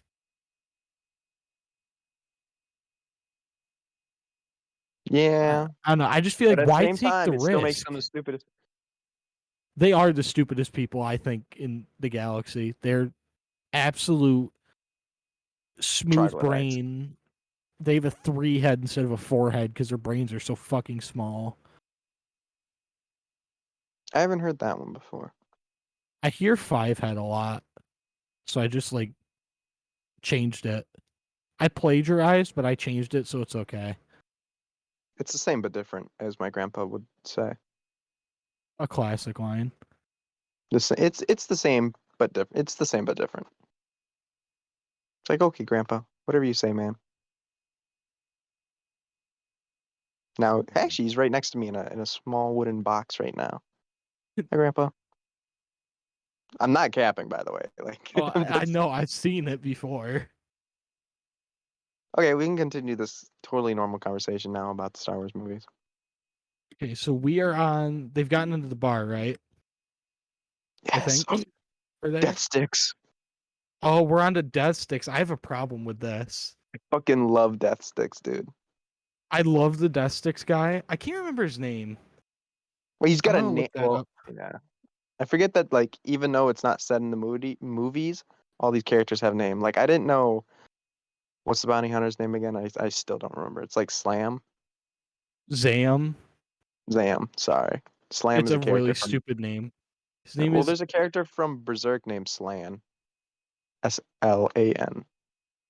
name is Elan Sabagno, also known as Elan Sleaze Bagano. It's like oregano, but you know, Only a a sleaze little less bag. tasty. His death sticks are pretty tasty. Mm. I want to go home and rethink my life. Yeah, I really don't like that because Obi-Wan doing that. So he mind tricks him after being offered death sticks. And he says, you don't want to sell me death sticks, you want to go home and rethink your life. Now that says to me that mind tricks can work long term. Like, if that's enough I to make knew that the guy second. actually go home. I knew the second we brought this up, we were going to start talking about the longevity of mind tricks. Because that means to me that Qui-Gon wasted his time in episode 1 trying to convince Boss Nass when instead he could have just been like, you will help the Naboo people. To be Like, fair, though, on multiple occasions we see that there is retconning of the rules of the universe on itself within the same movie multiple times. So, Yes, but that's the definition of bad writing. well, A yeah, retcon is I'm one not of the saying it's worst good. forms of writing ever. Yeah, Well, no, yeah, I'm not that's what I'm saying it's saying good. is that it's really bad. Like I don't know what George was thinking, because he put this in just as a goof, but this has major implications I think on that sums up a Qui-Gon's lot of what intelligence. I think this sums up a lot of what happens in the prequels is George was trying to be funny, but he ended up actually like fucking himself. That really is a lot of the prequels. George just is like, wouldn't this be funny if we had a little funny Oof, C-3PO going on little the assembly gag. line?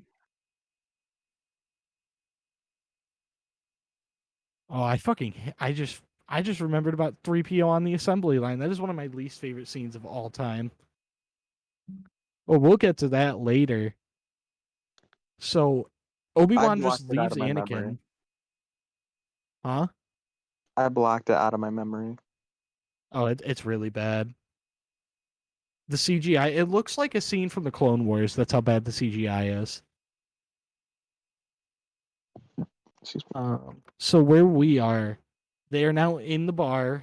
Obi-Wan just kind of leaves Anakin and is like, "Yeah, I know you just messed up a lot and almost got me and yourself killed, and you put everyone in Coruscant in a very dangerous situation, but I trust you to go do this on your own." So he goes and gets a drink, and Which then honestly, I don't blame him. Having Anakin as your apprentice, I'd want to get drunk 24/7 as well. I think anyone would. Just even watching Anakin in this movie makes me want to get drunk just to forget everything I've just witnessed. I think that Anakin, at least the first two movies, Anakin should just be like actually against the Geneva Convention, like illegal. 1 second. Um, how do I mute? Okay, Rip Nash. Um, so sorry, where were you? We just got past death sticks and the Oh, major implications that has on Jedi mind tricks and how that fucks with the first movie. yep. Oh, actually, shit, yeah. Thinking about it, I completely forgot that the Death Sticks guy was a thing, but you could have done what I suggested, where you just tell Boss Nass, hey, you Yeah, should that's work what I with was us. saying. This means that Jedi mind tricks can last longer. So yeah, Fuck, this really fucks with stuff. I didn't even think about that. Goddamn.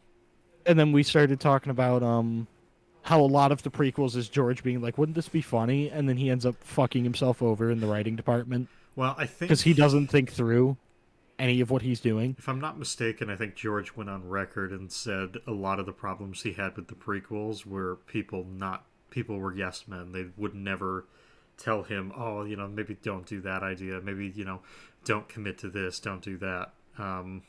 That doesn't make up Which for his poor writing. No, I It's his no, job.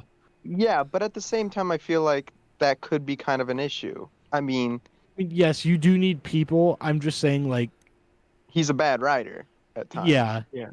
it's still is Wait, on him, but I can I was understand gonna that there are say people I whose jobs are to keep him in check, and they obviously didn't do it. yep.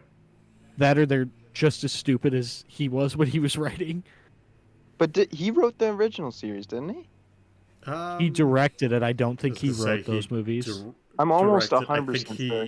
I think he wrote the first one. The other two, I believe, were written by different people in conjunction with him. So he was associated Hmm. with it. He approved everything, but I think the most he did in 5 and 6 was direct. Hmm.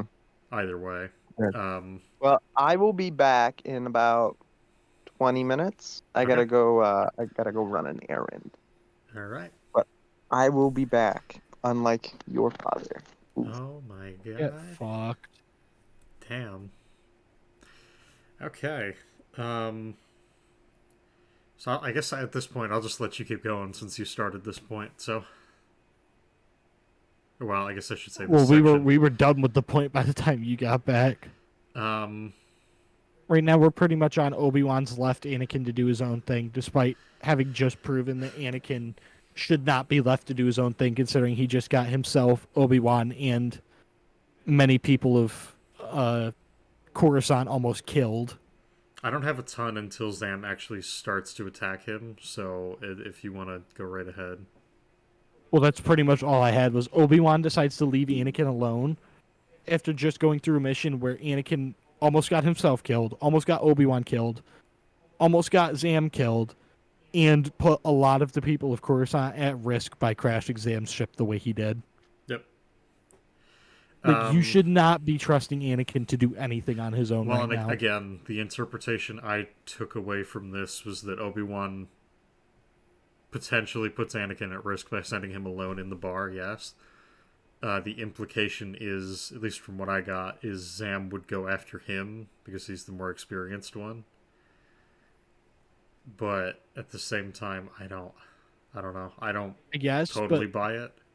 given Obi-Wan being so reserved during the chase and Anakin being all in her face, I would think she would go for Anakin first because she would see him as more of a threat. Potentially, I would go for the one that's more calm.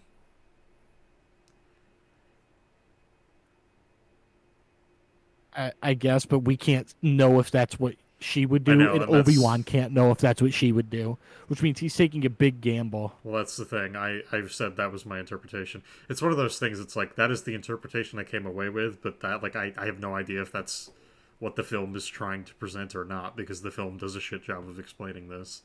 I don't know. So I'm just trying to say, like, even with that interpretation, Obi-Wan can't know that she would for sure go for him. Yeah. So he's well, taking yeah, a I said huge that. risk letting her go after Anakin. I said that because him sending Anakin into the bar alone is still incredibly risky in the event that she does go after him. Yeah.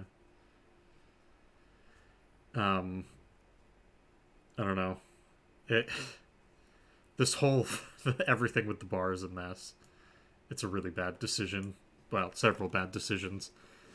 So she attacks Obi-Wan and he slashes at her and chops her arm off. And it's a good thing that there happens to be just enough space that he can swing without hitting any civilians, because that would suck. Yeah, I don't know what his plan would be if he didn't have enough room to use his lightsaber. Yep.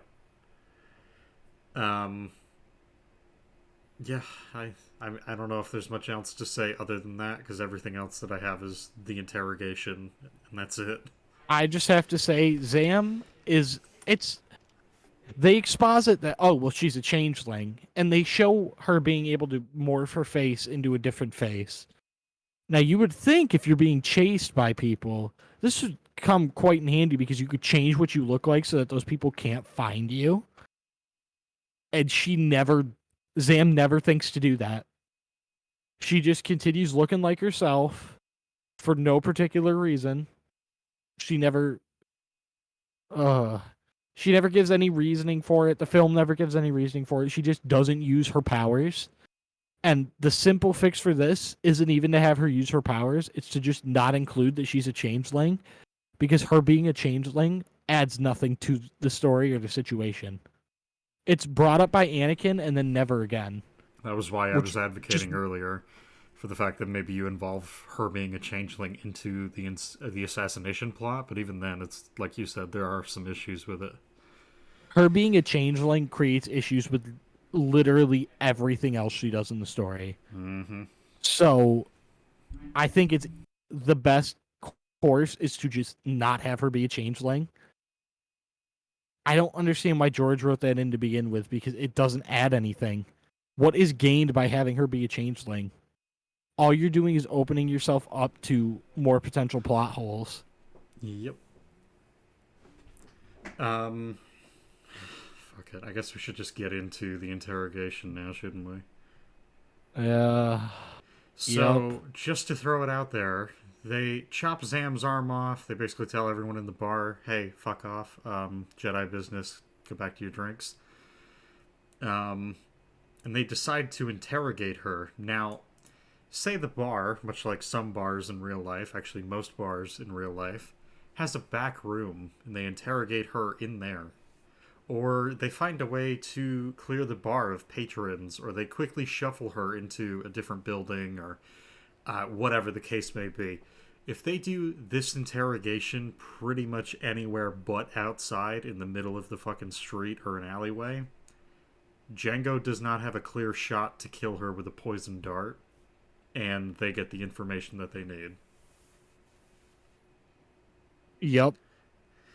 On top of that, Django killing her with a toxic saber dart is ridiculous because this is a dart that is so rare that it is immediately traced back to the planet that it was made on.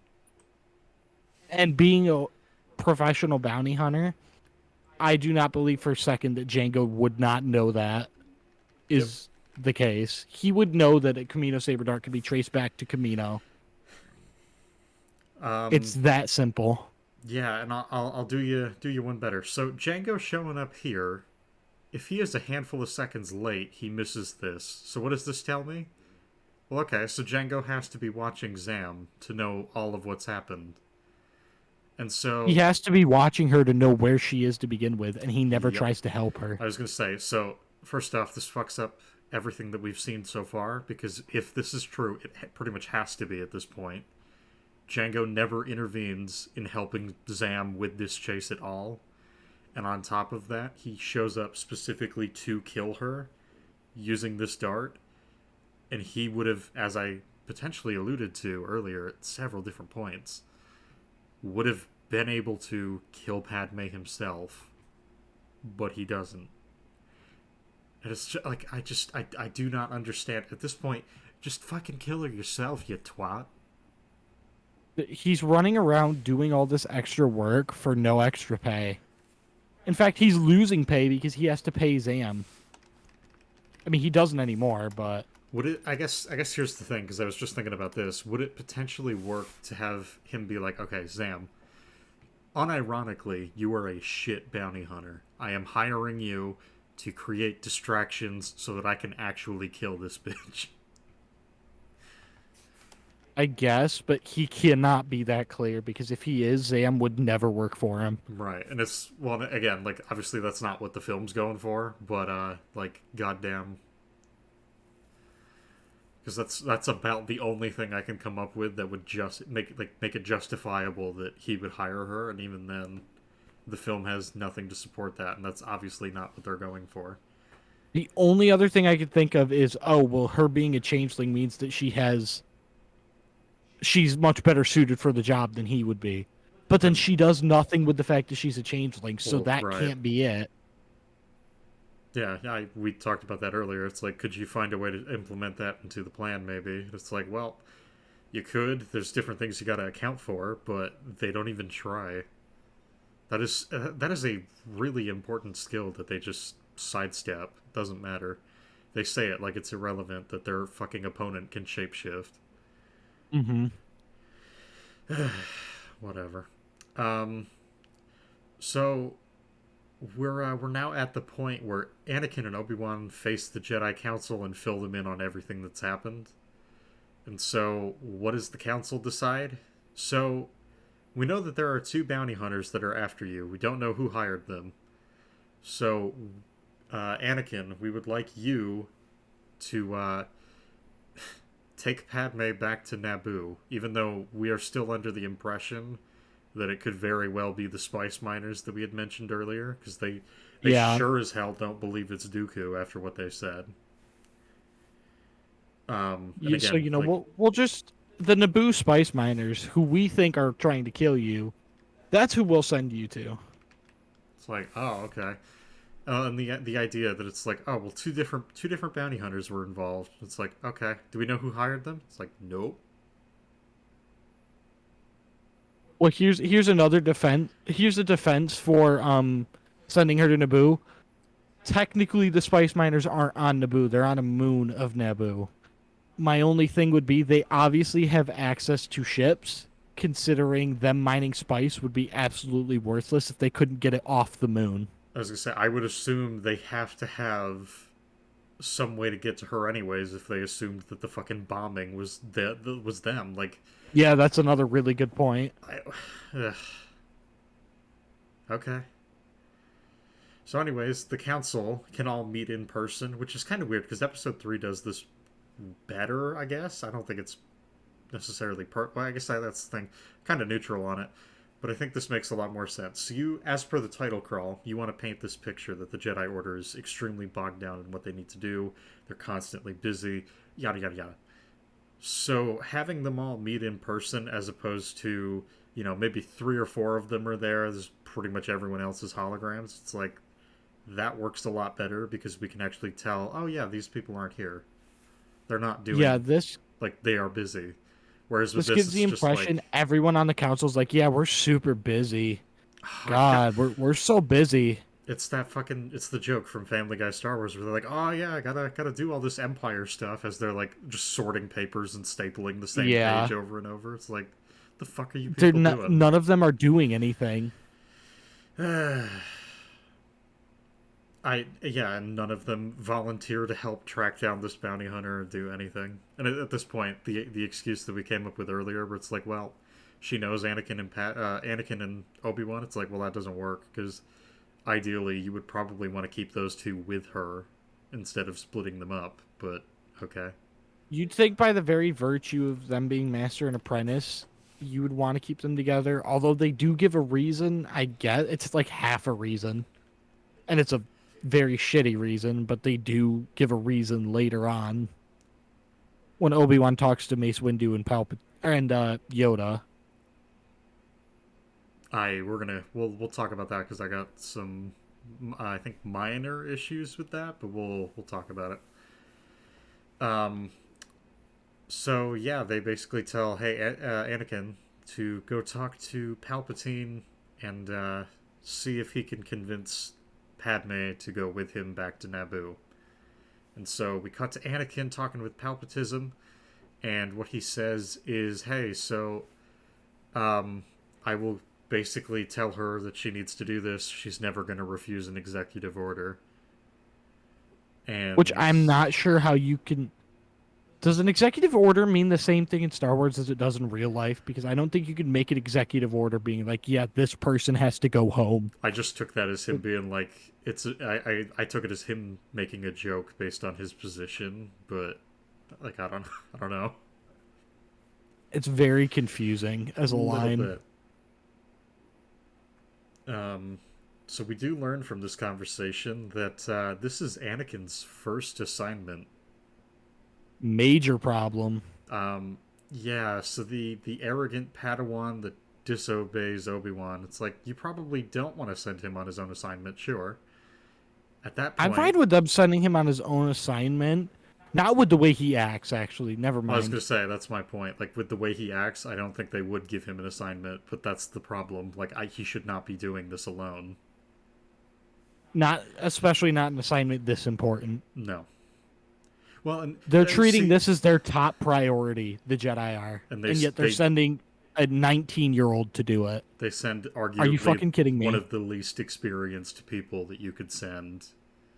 Well, he's exceptionally talented. That's what Mace Windu says. Therefore, it makes sense, I guess. I would think you would flip this and send Anakin to go investigate Kamino at this point, because it's like, well, there's no... Or, well, I guess at this point it's not even Kamino. They don't know about Kamino. It's just investigating the dart, but... I would say you keep Anakin with Obi-Wan. Regardless of what position you assign him to, you keep him with Obi-Wan. Well, that's the thing. That's what I'm because it's very obvious he can't be trusted alone. That's what I'm advocating for. Like, I think the better thing is you keep them together, but if you have to split them up, the more experienced person should be with the person that is, the assassination target. But... The problem is they can't do that, otherwise George can't have his... moments of he can't have the romance that's necessary for the story. I just said I am sand. Oops. The council making the most ill-informed decisions has to happen, or else the overall narrative of the prequels doesn't make sense. This is like the 5th time that the film has just been like, if this doesn't happen, the rest of the plot doesn't happen, so just go with it, bro.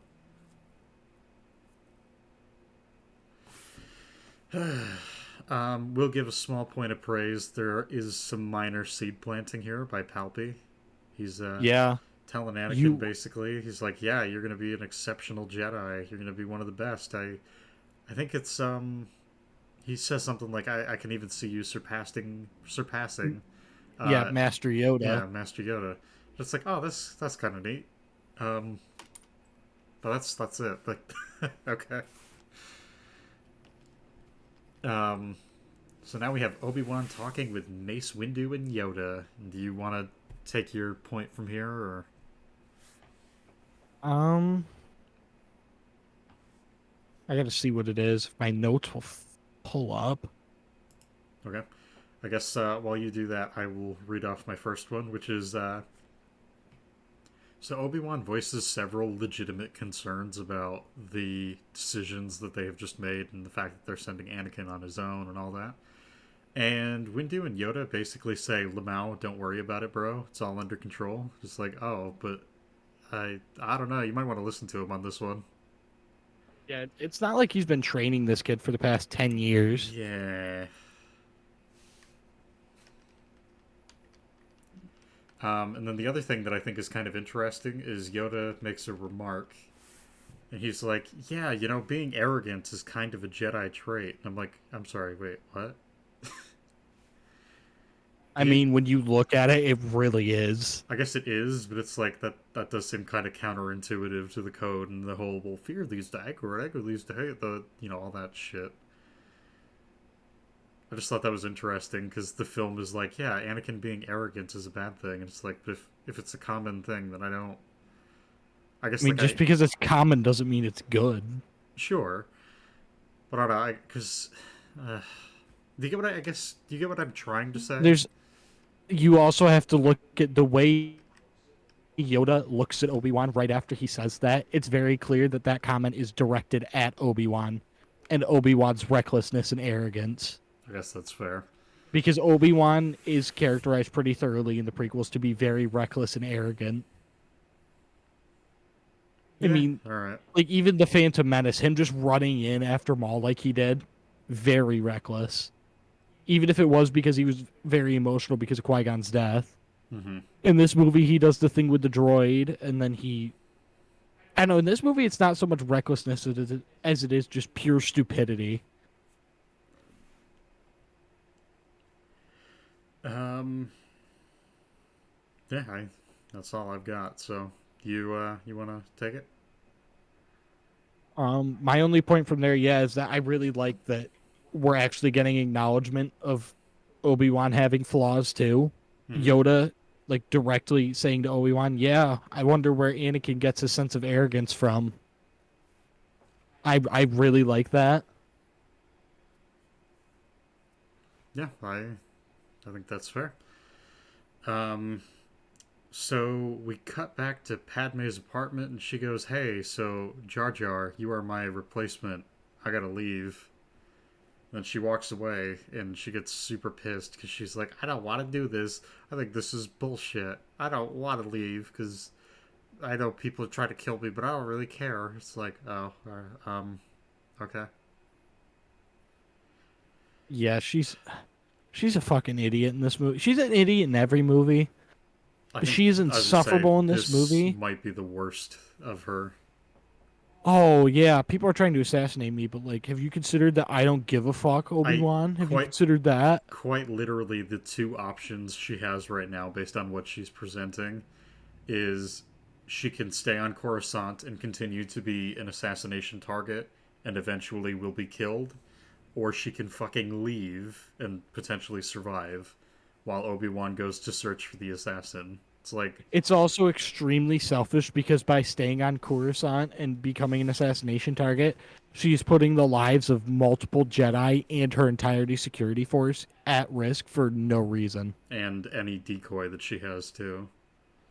Which is weird. She even says it's for selfish reasons. She's like, yeah, I want to see the, what is it, the Military Draft Act or some stupid thing like that. I have it written here.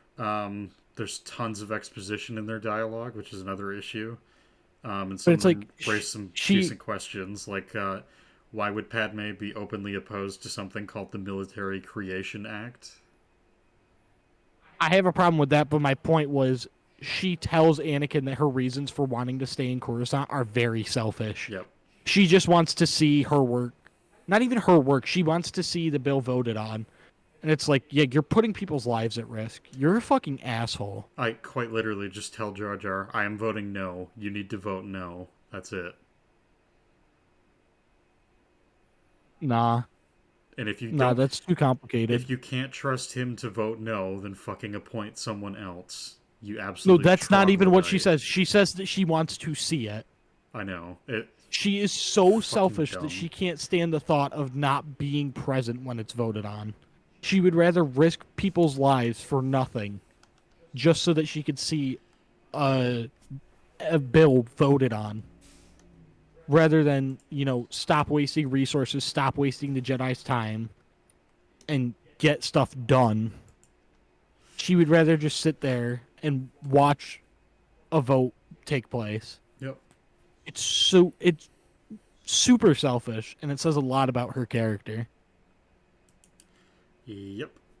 So the next bit that I have is Anakin gets told by Padme that he's growing up because as she's like, yeah, I don't want to do this. Fuck you guys. I don't like this.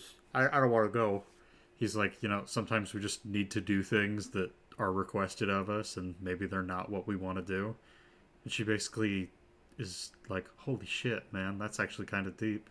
You've grown up. It's like, okay. And then he responds to this by then proceeding to criticize Obi-Wan and complain about how he's treated. And I have the line here, if I may. Master Obi-Wan manages not to see it, the fact that he's grown up. Don't get me wrong, Obi-Wan is a great mentor, as wise as Master Yoda, and as powerful as Master Windu. I am truly grateful to be his apprentice. In some ways, in a lot of ways, I'm really ahead of him. I'm ready for the trials. He feels that I'm too unpredictable. He won't let me move on. And then you have Padme say, that must be really frustrating. And then he interjects and says, it's worse. He's overly critical. He never listens. He doesn't understand. It's not fair. And I just, first off, I'm fine with him airing grievances about the equivalent of his boss slash father. But for him to start fucking crying, borderline crying, like he actually is almost in tears saying all this. Yep. And so I have it here in my notes. Probably the easier way to do this, that he doesn't come off as an annoying little bitch, is to have him talk about Obi-Wan a bit. Obi-Wan and I, it's been rough. There's been a lot going on. He's had trouble getting over Qui-Gon. He's really been pushing me hard. He really wants me to be the best because, that whole prophecy of the chosen one thing, yada, yada, yada, yada. It's one of those things that's like, I love the guy. He's got some faults, and I feel like he pushes me maybe a little bit too hard. And then maybe you have that kind of sprinkle into, like, he doesn't think that I'm ready for the trials.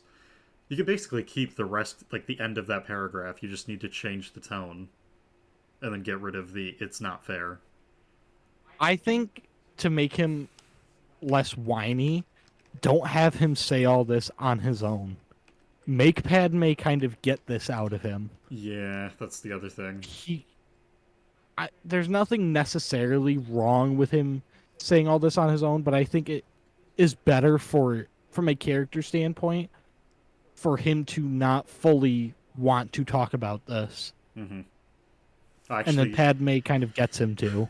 Funny you say that, because, we talked about, there's a certain other character moment that we discussed last night that I think we're pretty much going to have the same conversation again with, which is that the character kind of needs to either withhold information or be coaxed into then giving that information. But we'll get to that. I have one last note, and it's at the very, very end of this scene. So before I read it off, do you have anything else? Not for this scene, no. Okay. The very ending of this scene, I cannot remember off the top of my head because there are so fucking many of these small little, I don't even know what you want to call them, the canned scenes, I guess. Like a a condensed episode almost of TV where it's like George, two people. yeah. Basically, George it's like does this not. is the equivalent of that, I guess. I hate it because it's done continually. This movie, like a 2 minute scene of two people talking, and it cuts to something else, and it's like, why can't you just show me the same two characters for more than 2 minutes? Can I please just see Anakin and Padme for like a 5 minute block instead of this tiny snippet, and then you cut back to Obi-Wan? Yep. It makes the movie feel very disjointed, and it's just jumping from plot point to plot point at seemingly at random. I think it really breaks up the pacing of the movie. I think it does too. I'm not entirely sure if we still want to go scene by scene when we get to that point in the film because we're getting close, but I think we might just want to talk about each point as it comes up until we get to. That's probably fair. All right, we'll figure it out when we get there, I guess. So the last note that I have is that Anakin, I believe he gives her like a smirk at the end because I believe he looks at her. Now that I'm, if I can remember correctly, he locks eyes with her, and she goes, "Don't look at me like that." And he goes, "Why?" And then she goes, "I get really uncomfortable when you do that." And then he gives her this really creepy smile. And you can tell as she's saying it, she is like, she's almost mad at him because she's like, "You're fucking weird. Stop." And he thinks she's joking around. She's like, "No, Yeah, no, stop." So, I guess it's Just time keep in mind, audience. This is the first time that Padme is like, "You need to stop. Stop doing this. Stop." Yeah. Just keep that in mind for later. Yeah, I guess I'll throw it out here now. I think the easiest way to do their romance in this movie is you have them just kind of catch up as old friends, and the more that they keep talking, the more that they get reacquainted with one another, the more that they start to realize, like, man, maybe the lives that we've committed ourselves to, they kind of suck. And so you have that paired with the what Anakin does later in this movie, which is actually the detail you and I were talking about that we'll get into a bit later. And you have both of those things be the sort of catalyst for their relationship, that it's less the two of them feel like they're destined to be together and it's woe is me, we can't do it because of the job. It's the jobs are exactly what put them together, something like that. Yep. I think that would have worked a lot better than just like, "Oh yeah, we have to be together." Well, I was going to say, I think you get a lot more for their characters by doing it that way, too. You can really see, maybe between the two of them, maybe there's a sort of longing to be out of the field that they're in. Maybe Anakin is kind of almost desperate to be done with anything that's related to the Jedi. Maybe not done, but you know what I mean? Like, hearing even about how senatorial disputes and whatnot are dealt with is one of those things that's like, oh, damn, okay, finally, something that's not, go here and kill this thing. Mm-hmm. I don't know. But anyways, I digress. Let's move on. So they are on the equivalent of a space bus, and this is where the gang splits up. It was kind of funny because I remember when you and I watched it. It looks like Obi-Wan appears out of nowhere, but if you want, like, obviously he's there. It's just, I didn't see him in the first scene, so he just appeared talking to Anakin as they were getting off the bus. I was like, "Wait, where the fuck did he come from?" Then we had to rewind, and I was like, "Oh, he is just sitting there." Yep. It makes sense now, but it caught me so off guard the first time. Well, it's one of those things like that comes up because there are characters standing right next to him as they're getting ready to leave the bus. So. He's really hard to spot if you're not looking for him. Yep.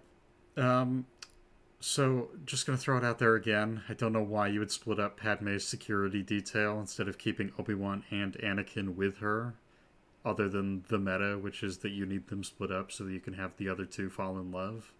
Well, they do give a reason for that. The reason I think they wouldn't have Typho go with her is because Typho was known as her main security guard. And as they say in the movie, nobody's supposed to know she left Coruscant. I'm not talking about sending Typho with her. I'm talking about sending Obi-Wan and Anakin with her. Oh, yeah, that's just because the movie's stupid. Yeah, like you were saying. That's just because the movie needs that to happen. And I mean, hell, like, as we were talking about it earlier, like, the entire Jedi Council's just sitting on their asses. You can send any of them to Kamino and get the same fucking result, but alright. Nah. Which I No, guess because none that's. of the rest of them just happen to know Dexter. I was gonna say, I guess I'll throw my hands up on this one. I am aware they have not figured out that it's Camino they need to go to yet. We're getting there. At the same time, if Obi-Wan could contact Dex in some way or examine the dart before they take Padme out of Coruscant, he can still go with them. He can also catch up with them after the fact. He could point them in the right direction and be like, hey, there's this guy. If just tell him Obi-Wan sent you. Yep. Whatever. And so they get off the space bus, and we see R2 attempt to take the stairs, and then they cut away real quick. And I believe we're focusing on Anakin and Padme a bit away from the space bus now, so we don't have to see R2 trying to navigate the stairs. Because he's going at a snail's pace up those stairs. Yep. I think they do it like 3 times where they have him follow them. But yeah, as they get off the space bus, he does that, and Anakin makes some comment. I'm sorry, actually, let me back up. Padme says to Anakin, "Yeah, I'm really nervous." It's like, oh, now you're nervous. Now you realize that your life is on the fucking line, I guess, huh? Well, duh. It's not until she's not in danger anymore that she realizes she's in danger. It's fucking stupid. So yeah, they have Anakin then respond to that with, "Yeah, this is my first assignment. I'm nervous too, believe me." It's like, why the fuck would you tell her that? Yeah, you're supposed to be, reassuring her, Anakin. Maybe don't tell her, oh yeah, I have no clue what I'm doing. Yeah, I've never done this before. I don't know the man. It's like, what the fuck, man? You could say anything to her. That's not what you say. So yeah, so Obi-Wan goes to Dexter Jettster's diner to ask him about the toxic saber dart. And so I got 2 big issues with this, which is Dexter Jettster, who apparently he knows about the analysis scanner droids at the Jedi Archive, and he knows the fact that these droids at the Archive only look for symbols, not anything else that might be more revealing or detailed. I don't know, that just seems kind of weird, because if that is a thing that Dexter can do, if that's a thing that he's potentially good at, I don't know why that wouldn't be something that he could potentially be hired by the Archive for, or the Order for, I should say. Because, just going to throw it out there now, I'm going to do a little bit of cheating, but Dexter is exponentially better for the investigation than the fucking librarian is. Yeah, the person in charge of the archives knows less about the archives than some random diner owner. And I guess sort of on that note, Dexter sees this, and not only does he immediately know like what it is, he knows where it's from just by looking at it. Whereas, well, because it's such a rare object, which again calls into question why Jingo would use this. If this is an object so rare that just by looking at it, you know what planet it's from. Yeah, I like, this blows me away, because it's like Dexter could potentially be making better money and be living a better life potentially by fucking working for the Order as someone that can do what the actual like archive scanners can't do. Yeah, but instead he just works at a diner. I don't know. It's one of those things. It's just like, all right, whatever. And then not only does he know about Camino, but he also knows that they have cloning capabilities, and yet neither the Republic nor the Jedi Council are aware of that at all, and they don't even know that the system exists. Yep. So, just gonna really plainly say it. How would Dexter know about this, and why? Well, because he used to be a prospector on the Outer Rim. God, didn't you listen to his terrible throwaway line? Okay, yeah, that's one of those things. It's like you kick the can down the road, but you still got to answer that now. He used to be a prospector, which means he has all of this information. him knowing that they're cloning facility leads me to believe that it is common knowledge that they are cloners, which I presents its own set was of gonna say issues. it's one of two things, which is either Dexter has been to Camino, which seems a lot less likely, or it's one of those things that it's like, oh, did you hear Camino has one of them cloning facilities? It's like, so is this a rumor or is this something that he knows? But it seems like he knows this pretty definitively. He talks to Obi-Wan about how they're only.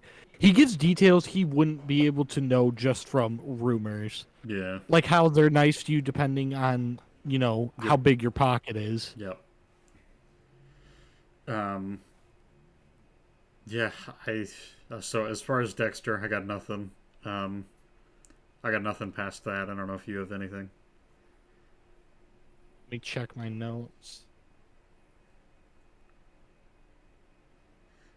I have nothing. Okay. So we cut back to Obi-Wan. He's searching the Jedi archives in the temple library, and he has flagged down the librarian, and he's basically asked, what do you need? What can I help you with? And he explains. He goes, I have a friend of mine. He basically told me about this planet. It should be at these coordinates, but I'm not seeing anything. And the librarian looks at the map and she goes, yeah, there is nothing. So I guess that's it. It's just like, if the system doesn't appear in the records, it doesn't exist. And I like, Yup. just how fucking bold and stupid of you to say that.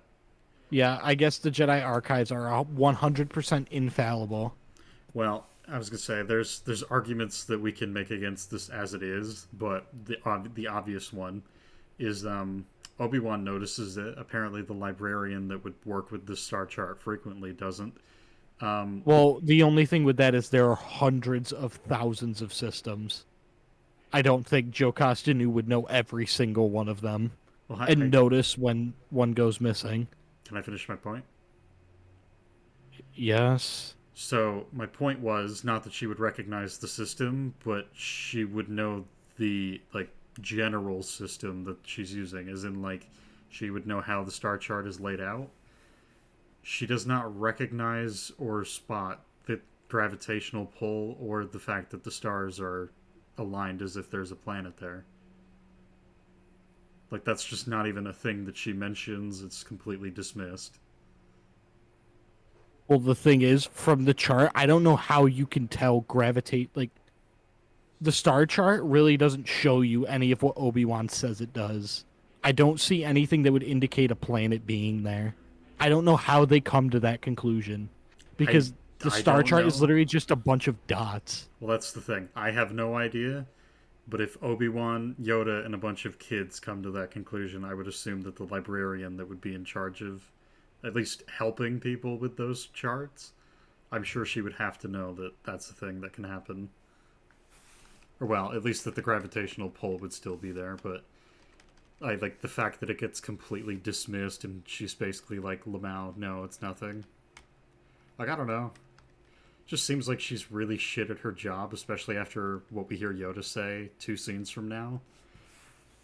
I don't know. Like, She's just completely moronic. it gets worse. I'll talk more about it when we get to Obi-Wan and Yoda talking, but like, yeah, it ain't good. So we have Anakin and Padme on the space bus. We start off with a joke where R2 is in line. He's stolen some food and a drink for Anakin and Padme. And the droid that's up front goes, hey, we don't serve your kind. And it's like, oh, that's sort of funny, I guess. I don't know. I don't have a ton to say about that, I guess. After that, we get R2 goes down more stairs of the transport that they're all on. Oh, actually, I'm sorry. I skipped ahead. Way ahead. That's after they leave this transport, I believe, in this scene. There's a talk between Anakin and Padme about what can and can't be done as a Jedi. And basically Anakin makes that whole, well, we're taught to love speech. Yeah, we can't have attachments, And but we're taught compassion, which is unconditional love. Mm-hmm. And it's like that conversation seems to sort of be going well, and then he ends it with, "You're exactly as I remember you from my dreams," or something like that. It's like, oh. Yeah, he just can't resist being super, super creepy for 10 seconds. Yeah, I don't even know what to make of that, but okay then. So yeah, after that, I believe they get off the transport, and that's when we see R2 going down the stairs like I talked about. And welcome back, Nash. Being chilly. Oh, Being chilly. Okay. Where are we at? You guys are probably like a scene ahead of where I left, right?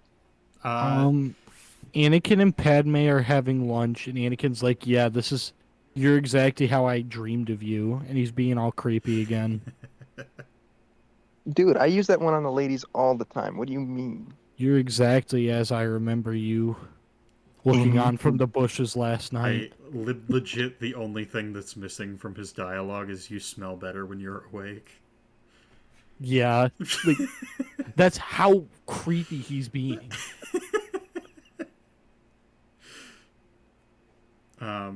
Anyways, so yeah, we're at the scene now where Obi-Wan goes to visit Yoda to go check the star charts. He's just left the library and basically been told, Lamau, the Jedi Archive star maps, those could never be changed.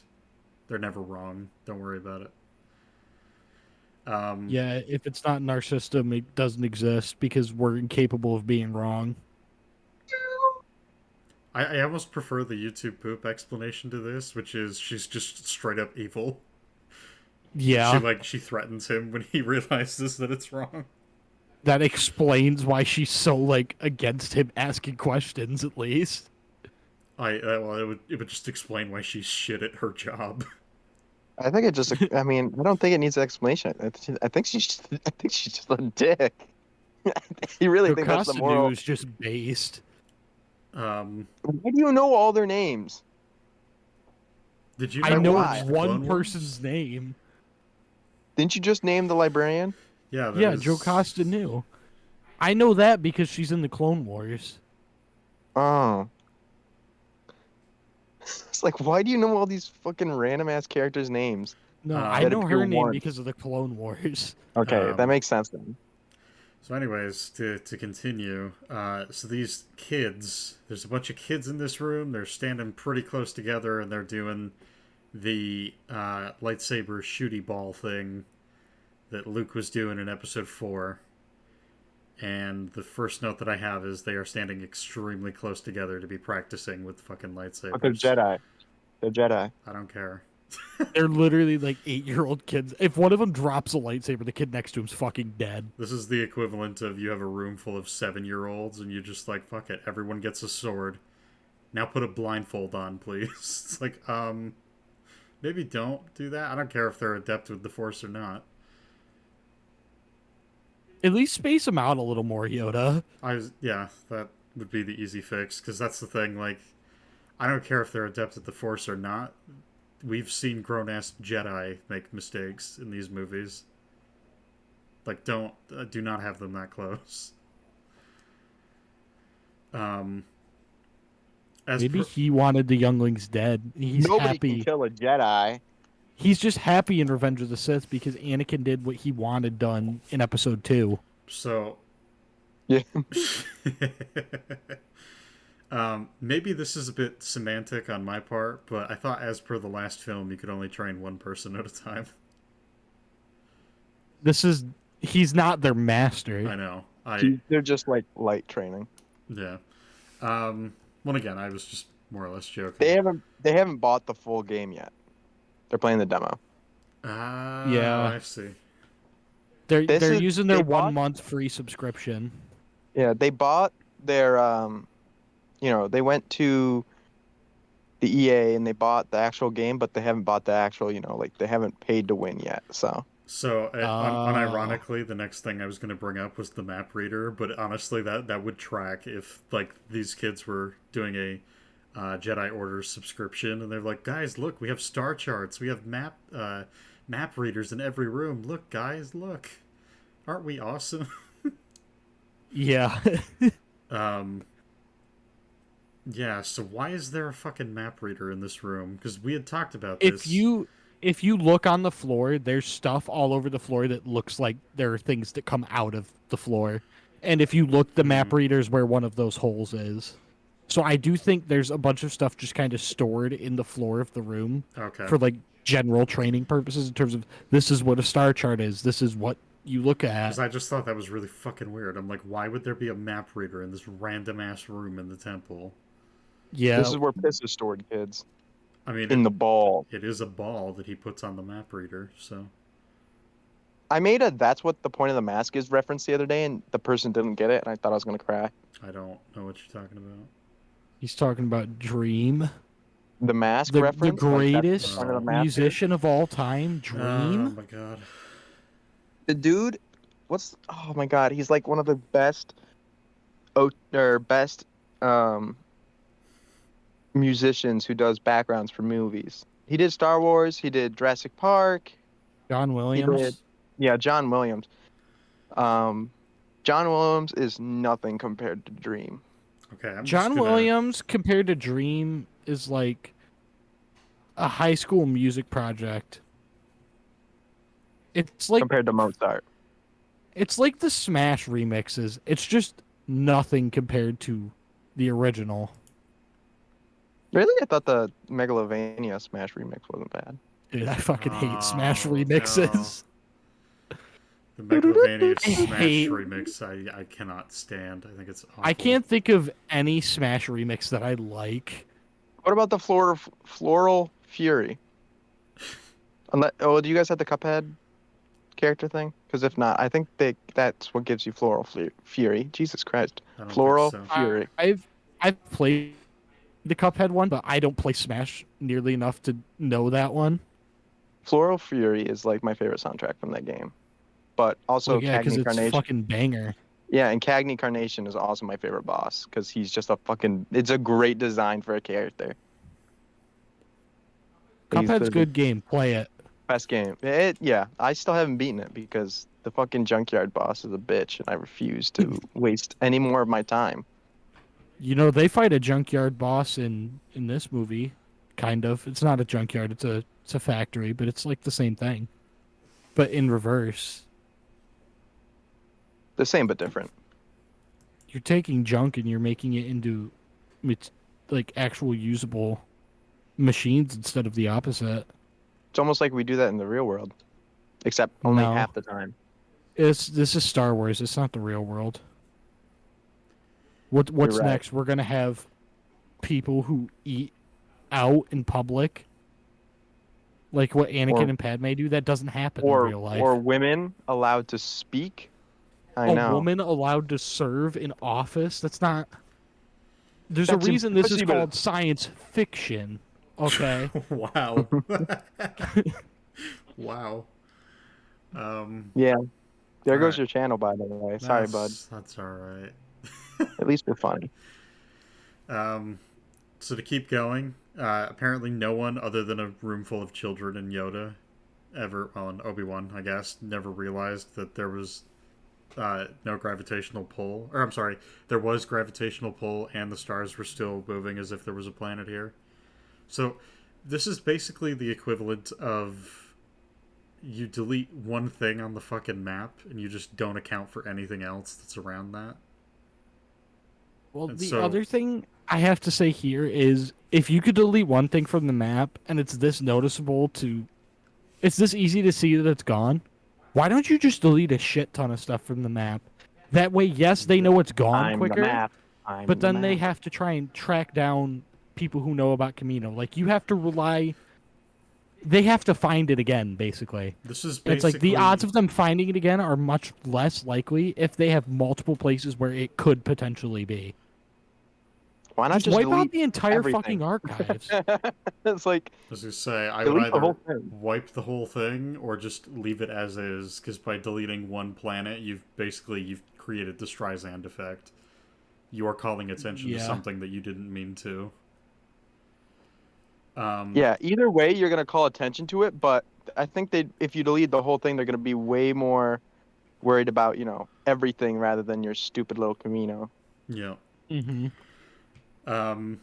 So, and I guess that brings me to, so apparently within 10 years, no one ever stumbled across Camino, which I think is sort of okay, because it's pretty remote, if I'm not mistaken, right? Yeah. It's And on the outer rim, so it's Yeah. literally middle of fucking nowhere. Yeah. and to be fair, even if you came across Camino, I don't think anyone would want to stay there for longer than 5 minutes because it just rains. Yep. It's a Like hellhole. that's Camino shtick. It's an ocean that rains. Congratulations, you made it to Camino. So, the next You can question leave I now. have, the person who erased the planet, did they not realize that they left the fucking gravitational pull in the stars? Like, did they not realize that? No, Dooku's. They never explicitly say it's Dooku. Dooku. I don't know who it would be if it's Dooku. not Dooku. I think it has to be, but whatever. And then Couldn't it be the dude who, I don't remember his name. He's got a weird name. Isn't he the one who ordered the clones? Sifo Dyas? Yeah, that guy. Yeah, they never explain that though. Sifo Dyas is a whole. Why do Alright, they we're never gonna- explain that? We're going to talk about that in a bit, because I got some problems, but... It, Anyways. all things aside, though, it's a shame that they made such a badass name character never actually show up, because Sifo Dyas is a fucking awesome name. They had so like, much potential, and we they got, just like- were like, "Yeah, this is a thing." Yeah, we We're got never going to Plo elaborate on Koon. it. We got Plo Koon. Are you for real? That's not only is that kind of a boring name, it's got a literal slur in it. But you're gonna put Sifo Dyas as a side character? It's so bad they had to call him Master Plo in the Clone Yeah. Wars.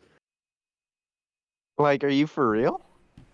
Why not make him have the cool name and then the guy we rarely ever refer to have, the racial slur in it? If you want to include racial slurs in your movie, I'm not going gotta- to stop you. You got to free go all media. the way though. Fuck. Have Anakin just start calling him slurs. Honestly, I would have believed his turn to the dark side more if he said the N word. Honestly. That Wow. might just be Was me, that- but Was that Okay. supposed to be a pun? no, it wasn't. But it does kind of work as one. To the dark side. We're going to get Twitter canceled. That's How many subs do you fine. have? Anyways, let's keep moving. How many subs do you have? Nash, we need to keep moving.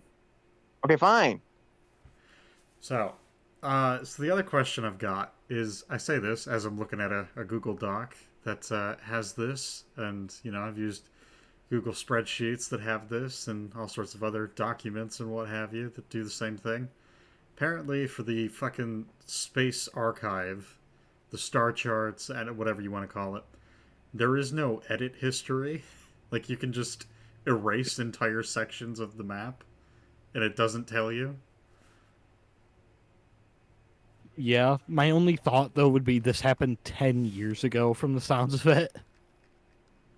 I guess. So I would Um, think they probably wouldn't know about it just because it's been so long.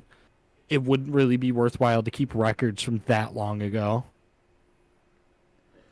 I guess. I don't know.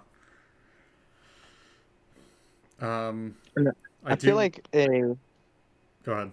I feel like, what's the word I'm looking for? Oh yeah. Edit history might just be a little important. Like, that just might be me. It would be important. I'm just Yeah. saying it's 10-year-old data. At that point, I would think they would just probably have it on a timer where after a set amount of time, it just gets rid of the data because it's not worth it to store anymore. Yeah, but we're also talking about like the future. And right now, Google saves a ton of my stuff, like for years ago. So I don't know. I guess. Maybe they have the gallium converter. You know? what? You know what that is? I don't have think that's no how you clue. say it. I was close. And if someone knows what it is, they already know what I'm trying to say, but it's basically this special material that can hold basically 11 internets in it. That's how well it works. For a thousandth of a gram of it could hold 5 internets. That's how condensed it is. But it's a different topic. Yeah, I didn't think about that, but yeah, with their advanced technology, they probably would have better storage space, so they probably wouldn't need to wipe things. Yeah, they don't need an external hard drive on their PS4, because they want more than just one COD. They can download COD and GTA on the same PS4. Maybe Joe Costa knew wiped it to make room for the new GTA Online update. Maybe that's why she's so shit at her job, is she just sits at her desk and plays COD, and then when someone like Obi-Wan's like, hey, I need help, she's like, oh, fuck, I gotta pause. All right. Obi-Wan, come back and talk to me when you have a decent KD ratio. Come back and talk to me when you've gotten out of gulag, peasant. So, as long as you guys are good, we'll continue. I'm good. So we have Obi-Wan ask the question, who can erase a planet? And then Yoda goes, well, only a Jedi could do that. And so the question that I have is, so any fucking Jedi can just delete anything from this goddamn map at like whenever they want, I guess. Well, I mean, that's not what he says. He does. That is what he says. He says only a Jedi could do it. It's like the same thing as only the president of the United States has the power to launch nukes. But that doesn't mean that the president can just launch nukes whenever he wants. Okay. Like, I'm assuming only a Jedi would be able to, but that doesn't mean that any Jedi would just be able to at will. Semantics, because it's like, okay, well then does it necessarily have to be a Jedi? I would assume this almost works like a spreadsheet, where it's like, you have access to this, you can change this. If they can delete shit, I don't know, it doesn't seem very intelligent for him to be like, it has to be a Jedi, and then like the process is you sneak in and you fucking change the document when no one's looking. Or you sneak in. The entire thing makes no sense. Like, do you get what I'm saying? There's no reason that anyone has the ability to change these. That's what I'm saying. Other than the library keepers. Going off of what the film suggests, he's just like, a Jedi can do it. And so I'm like, if that's taken at face value, if that is a Jedi can do it because they have access to the star chart, that is fucking horrendous. And on top of that, if Jocasta knows that, she should be fired. Because the idea that the star charts could be tampered with by anybody is a pretty fucking common thing at that point. Well, I love the implication that it's like, they can't be hacked, files can't become corrupted, you couldn't just lose data, none of that can happen, it has to be a Jedi. It's like, okay, do you have any evidence? Unironically, fire Jocasta Nu and make Dexter Jetster the fucking librarian do it. He's better. Honestly, he is straight up better at the job. Fire the entire Jedi Order and make Dexter Jetster just the supreme leader. Honestly. Is he from the movie Dexter? Dexter's not a movie. Then what the fuck did you review on your channel? Dexter's a TV show. Oh, shit. Okay. Yeah, so I guess this is the other thing. So putting that aside, completely moving on. The point of this entire scene is for Obi-Wan to be like, hey Yoda, it looks like there should be a planet here. And then Yoda goes, yep, there should be. Yeah, that's the entire scene. It's like, what the fuck? Yeah. What was the point of that? The planet of I'm going to make a joke here. El Camino. Oh my god. Which I didn't know was a car. Yeah. I didn't know there was a car named El Camino until I watched that movie, but yeah. Yeah, it's wacky that they made an entire car brand about a just movie. Just for the movie? Yeah, I know, that's crazy. That's wacky, man. I love Jesse's quote at the end of El Camino where he said, I am now become El Camino, the breaker of bad. I'm going to assume that was a joke and that you didn't just spoil the end of the movie. That was a joke because that's what the guy who made the nuclear bomb said after the first one detonated. Well, he didn't say that, but he said something like that. He said, now we're all sons of bitches. Something fucking badass like that. I should know this. Why don't I know this? I feel like this is a random fact I know. He said, "I am now become death, destroyer of worlds." I am now become death. Like, why? Why would you say it like that? Shut I don't up. know. It's badass though. I'm gonna get that tattooed on me now. Tattoo Nash, if you get a tattoo of that, I'm Joe gonna make fun of Rogan. you. Okay. I actually have my tattoo appointment Tuesday. Oh, that's right. All right. Well, you'll have to let me know how that goes. I will. All right, we can get Um. back to the topic. Anyways, yeah, no, I do find it funny because Obi-Wan comes in here and he goes, "There should be a planet here." And then Yoda looks at it and he goes, "Yeah, you're right." And then they just kind of stand there and they're like, "Yeah, you might want to check that out." And Obi-Wan's like, "Yeah, maybe I should." That's impossible. Well, they do try to use it as a they are teaching moment for the younglings. That's just one of In those terms of, like, things that why I'm is like, it gone? I guess, but like them doing that just made more issues. It's like you were better off with Obi-Wan just going to look.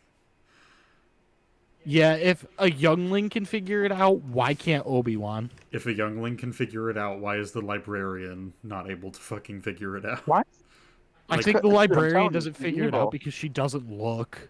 this I think she's just Like, a you can dick. tell she just doesn't she try. straight up needs to be fired. She is She's- off. Children She's not figured doing her this out. job. Children She figured literally this out. has one job, and it's not even like it's a hard one. She's a librarian. Like, that's easy mode. That's life on easy mode. Except that I bet you don't get paid much actually. So So the next question I've Get paid got, in exposure. and I feel like this one might be a little bit Yes. debatable, but would Dooku not be the prime suspect for the person that would have tampered with the star charts, considering how like abrupt his departure from the Jedi was, according to this movie?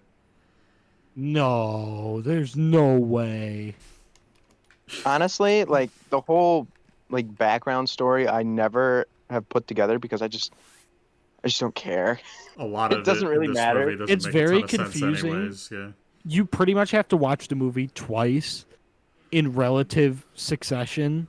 Like, you have to have that second viewing be close to the first one so that you can remember all the details on your second watch through. Otherwise, you will never fucking piece it together.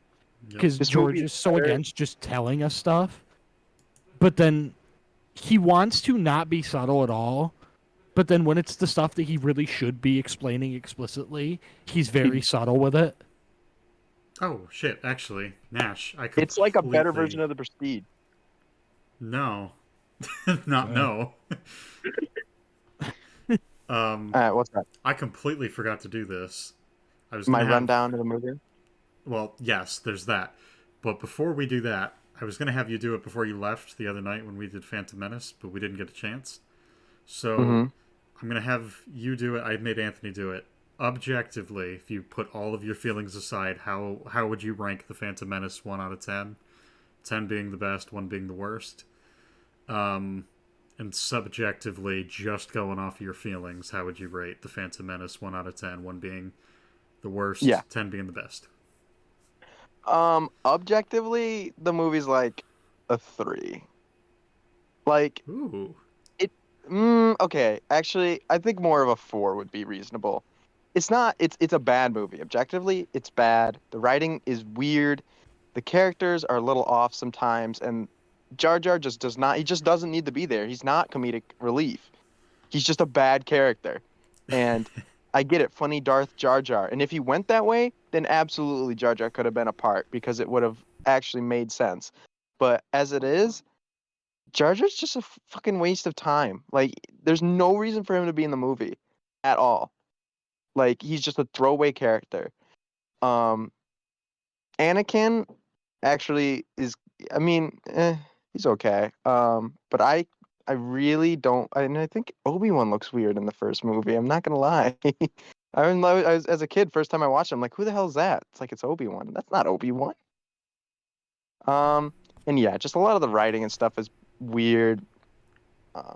Queen Amidala is just, she's like a pre-Mary Sue. Like, she's not Mary Sue. What I'm trying to think of, you know those characters, you know what I'm trying to say, right? I think I know what you're getting at, yeah. Like the females in Marvel these days. Like, she's like a precursor. She's not quite there. She's not nearly as like obnoxious. But she's on the path a dark path. But yeah, I think objectively, the movie it's kind of mid. Like it's nothing to go home about. Subjectively, it's like a 7. I really like it. I think it's goofy. I really love Qui-Gon. Liam Neeson is I really like him as an actor. Um, but I don't know. I like the movie. I think it's fun. But like the second you take it any serious or really think about it, it kind of falls apart. But Mm-hmm. I still enjoy watching it just for the kicks. Okay. I think, yeah, by comparison, Cam and I both had, I think it was 4 subjectively, both of us, Mm-hmm. and 3 objectively. So it was kind of interesting that you immediately jumped to 3. Yeah, I mean, I can see absolutely like when someone's like, I don't like the Phantom Menace. I completely can understand that. I can totally see why. And honestly, I shouldn't like it as much as I do, but I do, and I'm gonna stick with it. It's also I think honestly is like one of the it's gonna be kind of weird, but it's like one of the best date movies ever because it's Really? goofy, it's fun. Yes, I think it's a great date movie. It's not too serious, and it's goofy, it's fun. You know, it's a fun movie. So I think it's got its place. But it's definitely not Revenge of the Sith, which is the greatest movie ever made. And if you say otherwise, you're lying to yourself and everyone around you, and you Oh, disgust me. Nash is Nash, going to you're be. not gonna like our next I was going recording to say, you session. are not going to like what we say next time we do this. No, I know you guys are gonna we're all gonna rip apart that movie. But that movie, I'm not gonna say my score on it, but from what I just said, you can probably imagine what it is. Um, okay, I think that's fair. Now, do you want to talk about how you feel about Attack of the Clones, or do you want to just keep going? If you want to just keep going, that is a-okay. I can talk about it a little bit. I do love Yeah. hearing the sound of my own voice. So, um, Someone on Earth objectively, has to. obj fuck you. Your mother sure does. Um, Objectively, it's a 2. Like I think this is by far, other than the sequels, this is by far the weakest Star Wars movie. Most of the time, I just don't watch it. I either watch Phantom Menace because I act like, oh guys, yeah, we're gonna start the trilogy, or I just say I'm gonna skip to the best part and then I go to the Revenge of the Sith. I don't watch it very often, if All right, ever. fair enough. So, and objectively, it's like a 5. I mean, it's passable, but not to the point where I'm going to go out of my way to watch it. Like, if you're like, Nash, I really want to watch, next time you come over, I really want to watch Attack of the Clones. Absolutely. I have no problem with watching it. But if I'm like just hanging out, I'm feeling like watching a movie, it's not Attack of the Clones. I'm gonna start doing that every time you and I meet. I'm just gonna be like, we should watch Attack of the Clones. Yeah, I'm indifferent almost to it. Like, I don't know. It's okay. Okay. Uh, Once again, written pretty poorly, but it's still got that charm to it that still makes it like watchable. Okay. Like as bad as these movies can get, I think they're all watchable. Sequels are not included. All right, I think Okay. that's fair. So getting back to it, we have Anakin and Padme landing on Naboo, and immediately the dialogue is just really shit. We have Padme say, she's like, yeah, you know, after I finished my 2 terms as queen, I something about like she wasn't the youngest queen ever elected, and then she moves on to Yeah. something else really quick, and I'm just like, hold up. So Naboo is retarded. They elected a 14-year-old, and then we find out in this movie, oh yeah, they've elected someone younger than 14. And I don't remember exactly how it's phrased. So it's either before this point that they have elected someone that's younger than her, or the very next person they got was younger than her. And I'm like, what the fuck is happening? This whole movie, like, Naboo either has a horrible election system to where they don't know anything about the person they're electing, including their age, or they willingly elected a 14-year-old and someone younger than 14. I just love the idea that it's like Padme's newborn baby will be the queen of Alderaan. It's like, what the fuck, guys? Just stop. Yeah, Leia was announced queen as soon as she came out of the womb. I wouldn't even doubt it at this point. Eventually, you just get to the point where it's like this microscopic amoeba will be our queen. It's like you just designate the title. Yes. Whoever the She'll fuck is evolve there. into a better leader, okay? It's like a Pokemon. Yes, let's make this cyanobacteria our queen. It's like, what the fuck? Why? It has like George Lucas has to be memeing. No, Right? no, they elected a 14-year-old, and then he was in the next movie. He was like, "What's even dumber than that?" They elected a 13-year-old. I swear, there has to be. There's a word I'm looking for. It's not parody. It's similar though. Satire. Yeah, Satire. Yeah, it's literally just satire of this world we live in. I see. Whereas now here in the real world, we just keep having old people take over. Yeah, we can't get someone under the age of 206 in office, and they're routinely electing teenagers. Yeah. Yeah. If you did not see the death of the dinosaurs, you cannot be president of the United States of America. Yeah. On a different note, R2D2 in the background takes the fucking stairs again. Do they not have out for him. handicap ramps? They do it like 2 or 3 times. He just takes the fucking stairs. I don't know Even why. if they do, he has rocket boosters. Why is he walking up the stairs? Yeah, they kind of He's forget not about walking, those. he's rolling. Yeah. They see me rolling. Like, don't they have handicap people in space, or is this I just guess like not. fascist Well, dictatorship? no, there is one handicapped person in this movie. Oh yes, there is. We'll get to him. Wait a minute.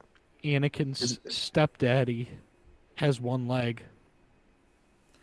The Um, only handicapped person in Star Wars, from what I know, Wow, Tech- this at is least so, in the main 6 technically, movies. But, it'd be ableist, right? That's the term that they use. Yes. Yeah. Ableist. That is. Okay, I think- not. I think we Yeah, need to protest this continue. movie. Yeah, they're very I can't. It literally upsets me so much. I can't even meme with it. We need to continue before I start getting mad. So The say fact that can't people do say things 'cause he ableist. doesn't have his leg. It's like, what the fuck, guys? Oh my God. Can't do that. Oh, I can't take a walk because I don't have legs. Get over yourself, Klieg. What the fuck your name is? I will. I don't even remember because you only have one leg, little bitch. I will throw it out there. We're joking. Just if anybody's upset, we're joking. Moving on. No, if you're a fan who has one leg named Klieg, fuck you. And what were your parents thinking naming you Klieg? I was gonna say no. I if your name is Klieg, I'm so sorry. Yeah, Please, I know you're on the edge right now of taking your life. Just call a hotline. Someone cares. I promise. Because Wow. there's no way anyone could make it through this world named Klieg. I feel so At that bad. point, just change your name, please. Yeah. All right. Anyways, so we have Anakin and Padme. They talk. It wasn't as bad as I thought it was the second time around because I actually got to listen to the dialogue a bit more. But we have these two talk, and Padme's talking about senatorial stuff. Anakin's talking about Jedi stuff. And as they're talking, Anakin makes some remark to her. He's like, "I think you are exactly what the Republic needs." And I'm like, "Bro, you have known her for like 4 days across 10 years. You don't know anything about her. Yet you're actively encouraging her to continue her passion that you know next to nothing about." It's like, because he's a fucking simp. I don't know. Well, she does it to him too. She's like, "Yeah, you should keep doing just stop, both of you. You don't know each other. Just stop." But no, they met that one time 10 years ago. I see. And haven't talked since then, but they're That's best why friends. It's one of those things we talked about it. Initially I had an issue. I'm like, I don't understand why they would have lost touch with each other. I guess I can understand why it would have happened. This film functions a lot better if they don't. Well, to be fair, Anakin is way younger. He's like what, like 7? I think he's 8? 9 in the first he's, movie, he's I think. 9 in the first movie. So there's a 5-year difference. I don't know about you, but when I was 9, I was not hanging out with 14-year-olds. Uh, so that might be a big one. Jedi training, which I imagine is like boot camp in the military, except like, more culty. And being queen also might take up a lot of your time. I know. Yeah. I'm perfectly fine with the idea that they didn't have time to see each other. It's just one of those things. Like, this film probably works a bit better if they did keep in touch with each other, even if it was like, hey, this is the one time this year I can see you. Let's catch up. How are you guys doing? Like something like that. Yeah, Because that might make a bit more sense. this film kind of needs these relationships to continue so that we can assume that there is time that they have built these things up. Otherwise, it is literally what I just said, where it's like, this is the fourth or fifth day he's known her across 10 years, and he's just like, yeah, I think you're exactly what the Republic needs. It's like, what, you don't know her. Stop it, Jimmy. Stop it. I don't like where this is going. Stop it. Stop. So anyways, they meet with the delegation at Naboo, and we get to see Old Man from the Phantom Menace, and that was honestly probably the highlight of the film for me, ironically. Naboo.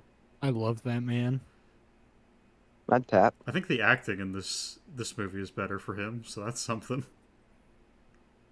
No He's communication. only in one scene. I think he has 2 lines. I know. You know what that means? Invasion. Which actually, I really like that line. Like, I know it's a little bit weird, but I kind of like it. Invasion. I was gonna say, I think I'm okay with that line as it is, not taking into not taking in the context of it. That's fine, but the second you apply the context to it, it's like you just lost communication. You're like, oh, we're being invaded. It's like, okay. Well, Yeah, there was already a blockade, so it's kind of obvious, like. And I imagine, in the future, losing communications is probably a big deal. I guess. When that doesn't happen. Where the are my souls? I don't know. I just looked at it like, whatever. It's not even the same movie. We're just we're gonna table it. So what we learned from their discussion is that the Viceroy of the Trade Federation is still Newt Gunray because, as the old man says, quote, the Senate is powerless to resolve this crisis. This comment is then followed up by the Queen, who says, Lamau, no, let's see if the Senate works this time. Otherwise, we will have truly given up on democracy and we will lose it. Just like, what? The Senate in Star Wars is kind of like today's government, actually, now that I think about it. They do jack shit. Except exactly everything wrong that you could possibly do. Like, when they want to make some shitty law that doesn't make any sense, they can do it. But the second, like, something important happens, they just stumble. They don't fucking do anything. Wow. George Lucas is so smart. He knows how governments work. And then the last note that I have is, as they're leaving, I can't remember who it is, but someone's like, so, Anakin, like, what are you and Padme gonna do? And she goes, oh, I'm sorry, Anakin's not a Jedi yet. And he's just like, I'm sorry, I'm in charge of your security. Someone calls Anakin a Jedi, and she goes off on this tangent. No, he's not a Jedi. He's a Padawan. He's not a Jedi. It's like, can you stop being a bitch for 5 fucking seconds, Padme? What's one of those things? It's like, so what is the plan to protect Padme? And then she's just like, oh, he's not a Jedi. It's like that. First off, not the question that was asked. Second off, complete non sequitur. No, someone refers to Anakin as a Jedi, and that's why she says it. I guess, but that's one of those things. Either way, just she like, does it just to be a bitch. He is still the person that is protecting you. That's. At that point, that's playing semantics, I guess. It's just like, oh, he's not a Jedi. Right. It's like, whatever. And the film seems to treat him like he's wrong for being upset with her. It's like, no, he should be. Yeah, she's being a bitch. Being a bitch. She has no reason to correct him, and she does. I'm not a welder. I'm a welder in training. Fuck you. Yeah, true. Suck my balls. I just, like, as soon as I caught that, I'm like, wait a minute, I'm fucking sorry, what? If you could stop Well, being a bitch her for rebuttal to 5 that is, well, minutes. you know, I've lived here. I was queen here. I know the place. And he's just like, I guess that's fair. But Yeah, he's could you like you not? could have just said that to him and been like, hey, I have an idea, as You could have opposed just to executed her on the spot. you are Yeah, just. instead she decides to emasculate him in front of I was gonna half a say, dozen she people for decides no to do reason. the most humiliating thing you could do at that point and be like, oh, he's still a youngin. He's not, he hasn't grown up fully yet. He's still, We're still gonna, still getting there. we're still gonna bang later. Don't get me wrong, but yeah, I know he's a kid. But Yeah, we're gonna get married later in this episode, so she does know. say that he'll always be that kid from Tatooine, and then later bangs him. Like that's really weird when you think about it. Bangs him and gets married to him. It's like, oh, okay. PDP could be like, fuck them, yo, fuck them kids. Oh. Obi-Wan arrives at Kamino, and then like the dialogue immediately as they start this scene. There it is, R4, right where it should be. Our missing planet, Kamino. And I'm just like, no fucking shit, guy. Really? Yeah. That's Camino? I'm just imagining Your missing planet? Camino? That's where just it a should car. be? I'm imagining George Oh my God. threw that in there, and he was like, well, I don't know, I'm just gonna leave it here in case someone like leaves to go get popcorn and they come back right as this scene's playing and they're like, what the fuck is happening? It would Yeah. it would be funny in a YouTube poop if they just put like a Camino, like an El Camino there. I should be. He rolls up in an El Camino.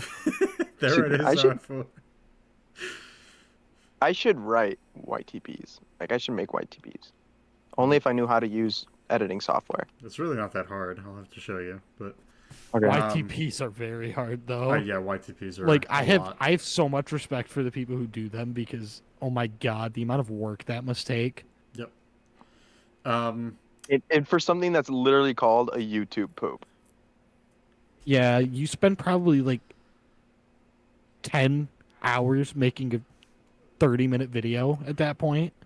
Probably less than 30 minutes. Just how much editing that has to take. Yeah, they're all like 20 minutes long, which is very impressive. Most YouTubers don't make 20-minute long videos. Yeah.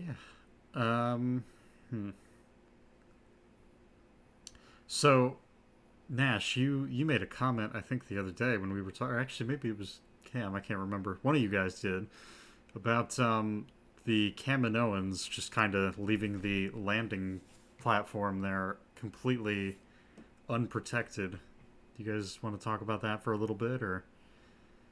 They're assholes. I They just don't know like them that it, 'cause they're kind of dicks. yeah, it rains 24/7 on their planet, and they don't bother to put like an awning or a ceiling or anything above the landing platform. Nope. Like, that's just a dick move. Well, they don't need it because they're not leaving the planet. They ain't fucking doing that. Dude, you have the resources to feed 200,000 clone troopers. Like, you could build an awning. Nah. Which, by the way, they never explained where they get the resources to, take care of 200,000 people. They just kind of do. Don't worry about Well, they live on an ocean planet. There's fish, right? You just do what we do and destroy the ecosystem by net fishing. it. Just clone the fish, Lamau. Like, these guys are supposed to be Actually- the pinnacle of human performance. Yeah, I mean, I know you're joking, but you generally could just clone the you fish, I probably guess. could, yeah. But then you wouldn't get more. You would have to spend more energy than you would get out, so it would be inefficient. I guess. Well, yeah, if you clone I don't know. I have no idea how this genetically, works. if you genetically engineered two fish to make, you genetically engineered a fish to be massive, right? And then you made two of them and you had them breed, and then their babies would breed, and then it's like Minecraft. Yes, but that would mean they would have to create energy and mass, which isn't possible. Have you ever heard Like of Domino's? Ever heard of Domino's? Yeah, like Domino's Pizza. Just order a pizza. Boom. Mass Oh, acquired. they ship in pizza for the clone Yeah. troopers? How do you think they get so big and strong? That's very. I didn't consider that. Fuck. Dude, they Little got Caesar pizza. Domino's in the Camino system? Oh, is that... Why okay, didn't you know what? Obi-Wan stop there? Hang on. So later in the movie, we see that fucking like skeleton dude riding on a pterodactyl that rises up from the water. Is he coming from the underwater Dominoes? Is that what that is? He's the delivery driver He's for the delivery delivering driver. the pizzas. Yo, Yeah, you guys didn't know that? No. Damn, that's wow, insane. George goes all out Deep with the as storytelling and lore. God damn. I commend him. I come. Fuck. George, I didn't know Star Wars was so expansive. I apologize for any comments I've made about its quality. All right, we got to keep going. We're gonna be here all fucking night. We're gonna be here not all night, no matter what. All the more reason to get it done and over with.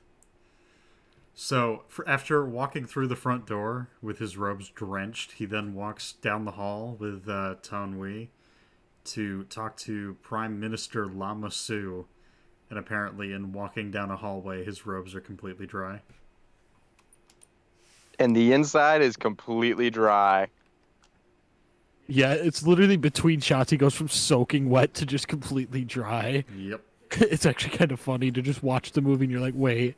Because his hair's still wet, but his clothes are completely fine. Yep. It's the Force, obviously. New, Did you guys know anything? new ability called force drying. What the fuck? So I guess we should probably talk about Sifo DS, which is going to be fun. No, I don't think What we is should. there to talk about? The movie gives us nothing. So, I have in my notes if I can find it. There is nothing. You lose. Good day, sir. You get nothing. All right, I gotta look for it. All right. Well, DV, you want to know about Sifo Dyas? Do that. I will just read off what I've got. So, as far as I'm aware, Sifo DS was a mistake in the script, which is kind of funny since you were saying that you thought it was a cool name. Supposedly, it was supposed to be Sidious, and it got fucked up in the It script. was a mistake in the script in more than one way. Hey, yeah. So that if it was a mistake in the script, it was supposed to be Sidious. They kept it as Sifo DS, and then keeping it as that makes it extremely confusing. So Oh, shit, someone's getting arrested. yeah. So what we get here is that Sifo DS was a real Jedi who was supposedly puppeteered by Dooku to create the clone army, and then we added a bunch of extra steps to that make it even more convoluted. It would have made a hell of a lot more sense if it was just Sidious, but whatever. Yeah, but why would Sidious tell the people of Camino, yeah, my name's Sidious, can you make these clones, but please don't tell the Jedi. Oh no, the Jedi found out, and I gave you my real name. Boo-boo. I mean, Dooku gives them the name Tyrannus, which is his Sith name. Yeah. Which I think that's stupid too. It is. No, it's But I guess this is the thing. Like, if no one knows who Sidious is, or that that he has the prefix Darth added to that, it's like, I guess I'm okay with that because that's just a fucking random ass name at that point. No, that's clearly an evil person. No one named Sidious is gonna be a good person. I'm sorry if your name's Sidious, but clearly you're a bad person. I don't know. I prefer them sticking with Sidious more than I prefer the Sifo DS thing, because this just gets more complicated. That, or if you're insisting on including Sifo DS, tell us who the fuck Sifo DS is. Who are you? I would almost prefer, hell, what if Sidious used the, literally changed his name on this order to Sifo DS? And so, Yeah, that's what I was just thinking. Like, that would make so much more sense, because it's literally, it sounds like it's his name, but said wrong. yeah, So it's not like it'd be impossible for him to think it up. Or he I could've think just that's a said, much like, simpler explanation. yeah, Yeah. I think that's a hell of a lot better. It is a fake name that he gave them. Because we never get an answer as to why did Sifo Dyas order a clone army be built. I don't even know if the film wants us to think that he placed the order for the army. Like, I don't know what the hell they want us to think. This is the problem with them introducing this and never exploring it. It's such a mess, and there's nothing to talk about because we're given nothing. Mm-hmm. The most we can In the really say Clone is, Wars- yeah, this makes no sense. In the Clone Wars, he's a character that's commonly relevant. With Yes. quotes on it, of course. But, like, he's only in the Clone Wars because this movie was such a mess that they kind of had to make up for it because nobody knew who he was. Yep. Well, and they make this even more complicated because it's like, well, Sifo Dyas disappeared 10 years ago, or maybe even, like, earlier than that. And at the same time, we have Dooku, who disappeared 10 years ago. It might have been less than that. And at the same time, we have Palpatine that's involved in everything. And it's just like, you could have just simplified this and gotten rid of Sifo, but alright. Especially since they don't answer at all in this movie what role Sifo Dyas actually played. If he actually placed the order, if he did actually place the order, why would he do that? Yep. None of it makes any sense. It leaves us with way more questions than we get answers. It's just beyond frustrating. The other thing that I think is really weird is we have basically the discussion between Lama Su and Obi-Wan. It becomes, yeah, we made this army for you, and then Obi-Wan's just like, yes, give me more details about this, but I totally know why I'm here. And by the end of it, he's like, yeah, so I take it you want to check out the army? And he goes, oh yeah, that's what I'm doing here. Yeah, that makes sense, yeah. I mean, like, what the fuck is happening? I feel like that makes sense though. If he was like, wait, you guys, he's like, oh yeah, the army. Please, I'm aware of this. Show me more. I feel like that's how I would react.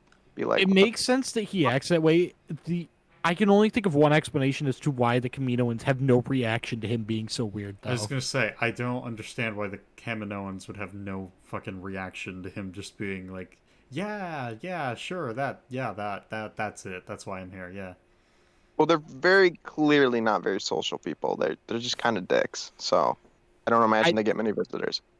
I think at this point they have to be in on it with Sidious. They have to know what's going on. That would be the best faith interpretation, I would Otherwise, they would be super suspicious of, okay, Obi-Wan's acting really weird.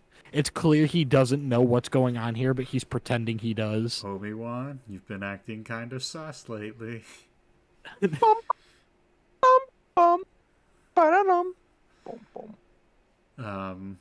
Anyways, so we move on to one of the best scenes in the movie. And that is Anakin and Padme sitting on, well, not even sitting, they're standing on a balcony. And we get the I hate sand speech. That is the memes, dude. That's another reason why this movie is a 5 and not like a 4 on the objective scale. Because the memes, dude, they're so good. I don't like sand. The It's memes coarse change and it rough. objectively? Or no, not objectively, subjectively. Sorry. No, you're good. I was just trying to make sure I heard you right. The memes. Yeah, so is there even a point in talking about the fucking I hate sand? Everyone's talked that. What do you mean, is there a point? What do you mean if there's a point? There's no other point of being on this earth if you're not going to talk about the fucking I hate sand bit. It comes out of nowhere. It makes no sense, so and it's really funny. cringy. Yeah. There, we talked about it. So funny, dude. I It's second so exactly funny. what you just said. So It is a moving on. brilliant piece of evidence that George has no fucking clue how to write dialogue. Apparently, But he Padme thought him hates bitching sand, about guys. sand was hot. He hates sand. It's so funny. So And yeah, for some reason it turned on Padme. So I did think the music cue was kind of funny here. Yeah, I love the music. He touches her back. He talks about things being soft, it's really weird that he does this considering, actually it's weird that they both do this considering everything that they've talked about in this film and how they've treated each other. But he's like, yeah, it's unlike here where everything is super nice and warm and soft, and then he rubs her back with his finger. He rubs her hand, then her back. And then he leans in for a kiss. They kiss. The music picks up. And then Padme pulls away and says no. And then the music stops and cuts off immediately. Yeah, the music just completely leaves, and it's so funny. Stop it, Jimmy! Stop it! Yeah, it's just the touching, the weirdness. It's just uncomfortable. I mean, to be honest, any romance scene is uncomfortable, I think, because I hate PDA, so I just hate seeing people show affection to others. But it's just weird. It's gross. I don't like it. Hey Cam, can you do me a favor? Actually, crap, I think I deleted it. That low res picture of Obi-Wan. Do you still have that? Oh, no, Cam's on silent. Alright, never mind. I will quick pull it up so that Nash knows what the visual is.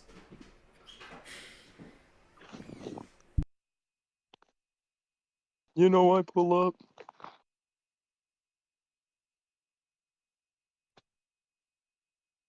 Don't go. Stop it. Why? I can't. Here we go. So that is currently the visual I have up while we talk about this. Dude, I might need to get some lotion. What the fuck? Obi-Wan is a spicy boy. So I guess we'll keep going while Cam's gone. So Where'd he go? I'm not sure. Get some bitches. Obi-Wan learns that the clone army for the Republic was ordered by Jedi Master Sifo Dyas, who fucked off several years ago, and that a man named Tyrannus recruited a bounty hunter to be the basis for this army, and absolutely no alarm bells are going off whatsoever. Yes, someone named Tyrannus, a totally not evil dictator name. No. It literally sounds like tyrant. No. Well, and that's... So Anthony, Cam, and I were talking about this, I think, yesterday. It's one of those things, I guess I'm okay with it that they accept this army in this episode. I do not like the fact that long term they're like, yeah, this random ass army we got. Let's just accept it for what it is. Let's never question anything. Baller. Let's never question anything about how this worked, how we got it, why we have it, anything, nothing. Not even going to look into it. No questions asked. We're just taking it. That's fine. Beggars can't be choosers, I guess. Because Jedi aren't warriors. Yeah, they're keepers of the peace. Right. And there's totally not a big battle scene where they quote unquote. No. I don't know what you're talking about, man. Liar. Yeah, so the other thing is that it's odd that Obi-Wan pretends to know what's happening, and yet they still actively decide that their best course of action is to exposit all of the information he needs anyways. I don't know, it doesn't seem like the kind of thing you do when someone's in the know, is just tell them everything that they would need to know regardless, but what do I know? Kind of sucks as the Mogus, if you ask me. Just a little bit. Well, I know everything, so I've never been in that situation, Yeah. So this has probably come up and been applicable like 5 different times by this point, but I'll still throw it out as we move into the next scene. So we're back with Anakin and Padme. They're out in the field. They're discussing politics. And Another legendary scene, if I do say so myself. Yeah, of course, absolutely. We get two of them discussing politics, and it was at this point that I realized, I'm like, Padme has changed clothes like 7 times throughout this movie. Padme changes clothes every time she's on the screen, except Revenge of the Sith, where she wears the same fit the entire movie. It's like they just ran out of clothes for her. I know there's one episode in not Revenge of the Sith, the Clone Wars, my bad. That's I think it's her and Duchess Satine, and like every fucking shot that they are in, they are wearing different clothes. And I guess Satine is also just another lovely character that everyone likes because she's just so invigorating. Yeah, she's incredible. Mm-hmm. Yeah, anyways, point being, it's like, I know this is a huge meme thing, but aside from it being a meme, like, I seriously do not understand why this is a fucking thing. I don't even know like what originally they say, like the meme template. Like I know the meme, but I don't actually remember what they say. I guess Basically, that's the thing. Anakin advocates for actual fascism, basically saying, "Yeah, I don't think our current system works. I think that what we should have is a government where people are elected, they come together to make decisions, and if people don't agree on those decisions, well then they should be forced to agree with those decisions." Yep. Which ironically, he can't seem to realize that he doesn't follow this logic where the Jedi Council will tell him to do something and then he doesn't do it just because he disagrees with it. It's like, okay, but you're given direct orders. You're advocating for a system that you yourself are a part of and don't subscribe to. Yeah, I guess that's fair. I see the film also potentially plays with the, well, is he joking or is he not? It's like, I guess we don't fucking know. Wait, there's a bit that he might be joking. I didn't sense any joke. They end his conversation with Padme after he makes that remark. He's like, I think it would work or something like that, and she goes, Yeah, she "You're goes. messing with me, right?" And he doesn't say anything. Basically, Oh, right. she says it sounds like a dictatorship to me, and he says if it works, while like laughing. Yeah, Hmm. So I don't know if it's serious or not, but the entire time he's talking about it, he's dead serious. It's just that one moment where he seems like he could be joking. I which yeah, do genuinely think he just might be memeing on us. I think this whole movie is just George Lucas memeing on us. I don't know. Like it's just one serious bit. Like he just took the bit way too far. The bit so far, he, for the second time out of three, ruined Star Wars. Well, not ruined Star Wars, but ruined a Star Wars movie. Yep.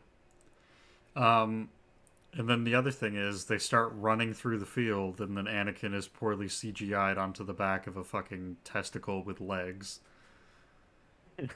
Um, that testicle throws him off and then runs over him.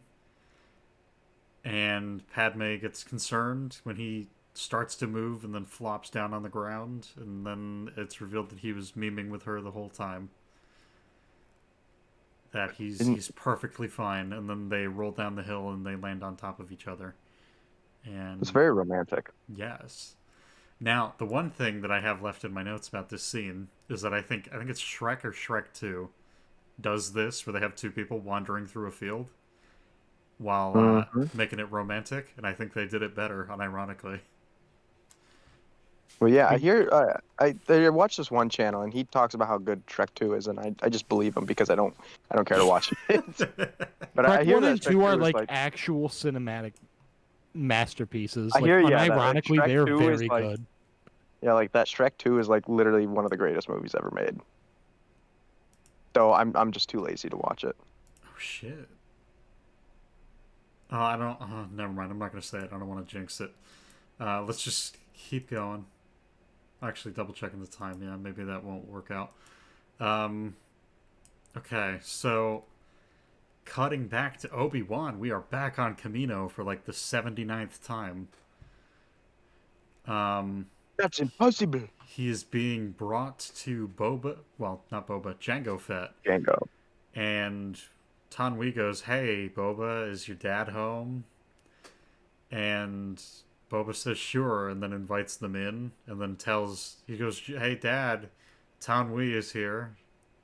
Mentions nothing about the strange man in a bathrobe outside their fucking room. Yeah, doesn't bother to warn Django.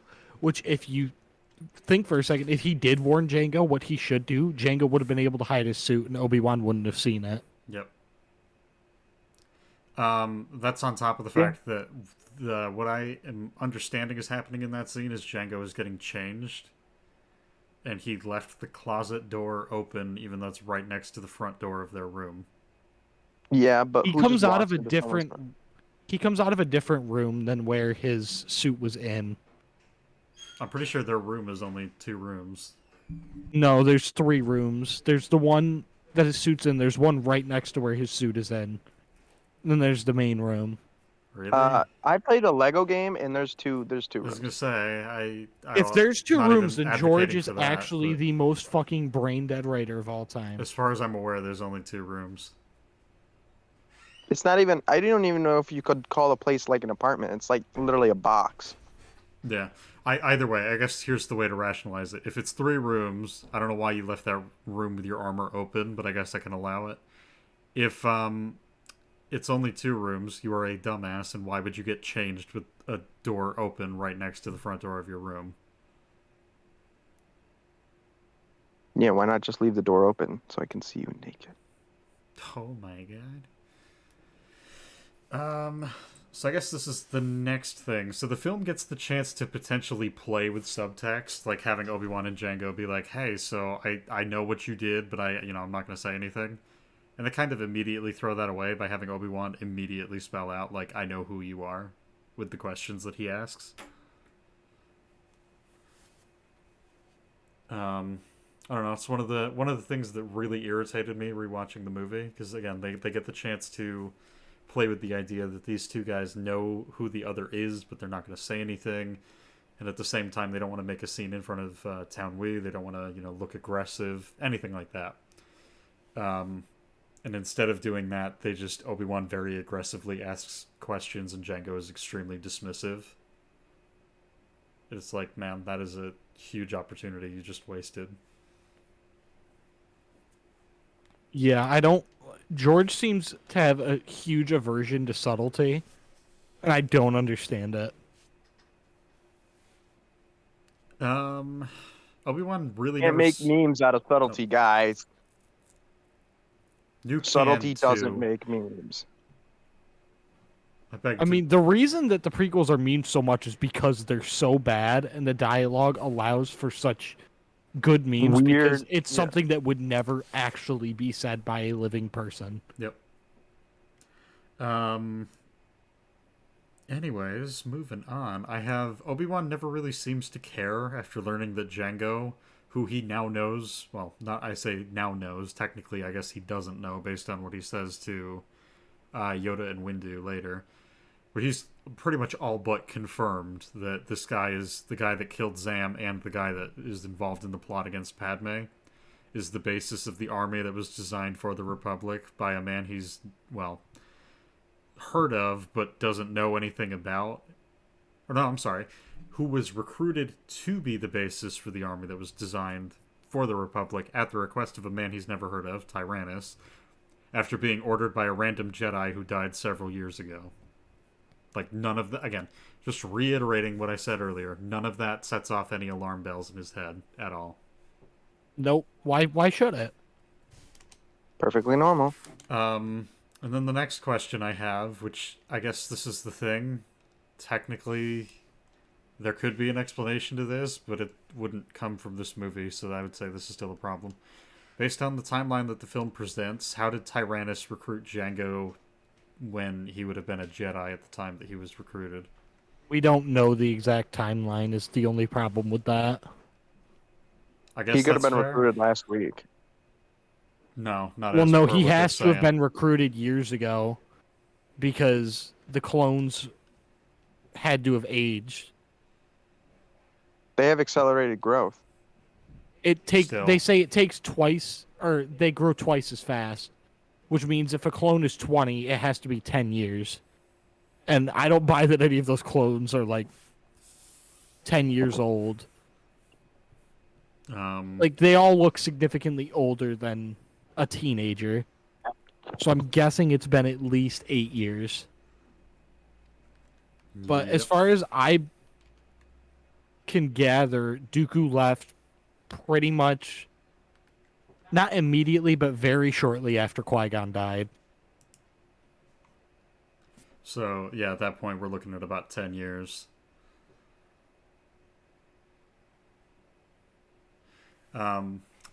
Either way, I figured let's continue. So we have Anakin and Padme eating dinner, and Anakin uses the Force and cuts a pear, and then uses the Force to send the slices of the pear back to Padme. Romance. And he makes some remark. He's like, Obi-Wan would be grumpy if you knew I was doing this. It's like, then don't do it.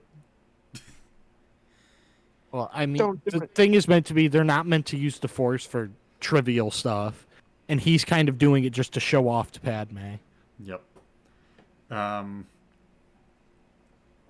Yeah, so there's that. There's also the fact that, once again, Padme is in a new fucking outfit. Oh, this is her BDSM outfit. Dude, Yes. that's my fun, dude. The black one? Yes. Yep.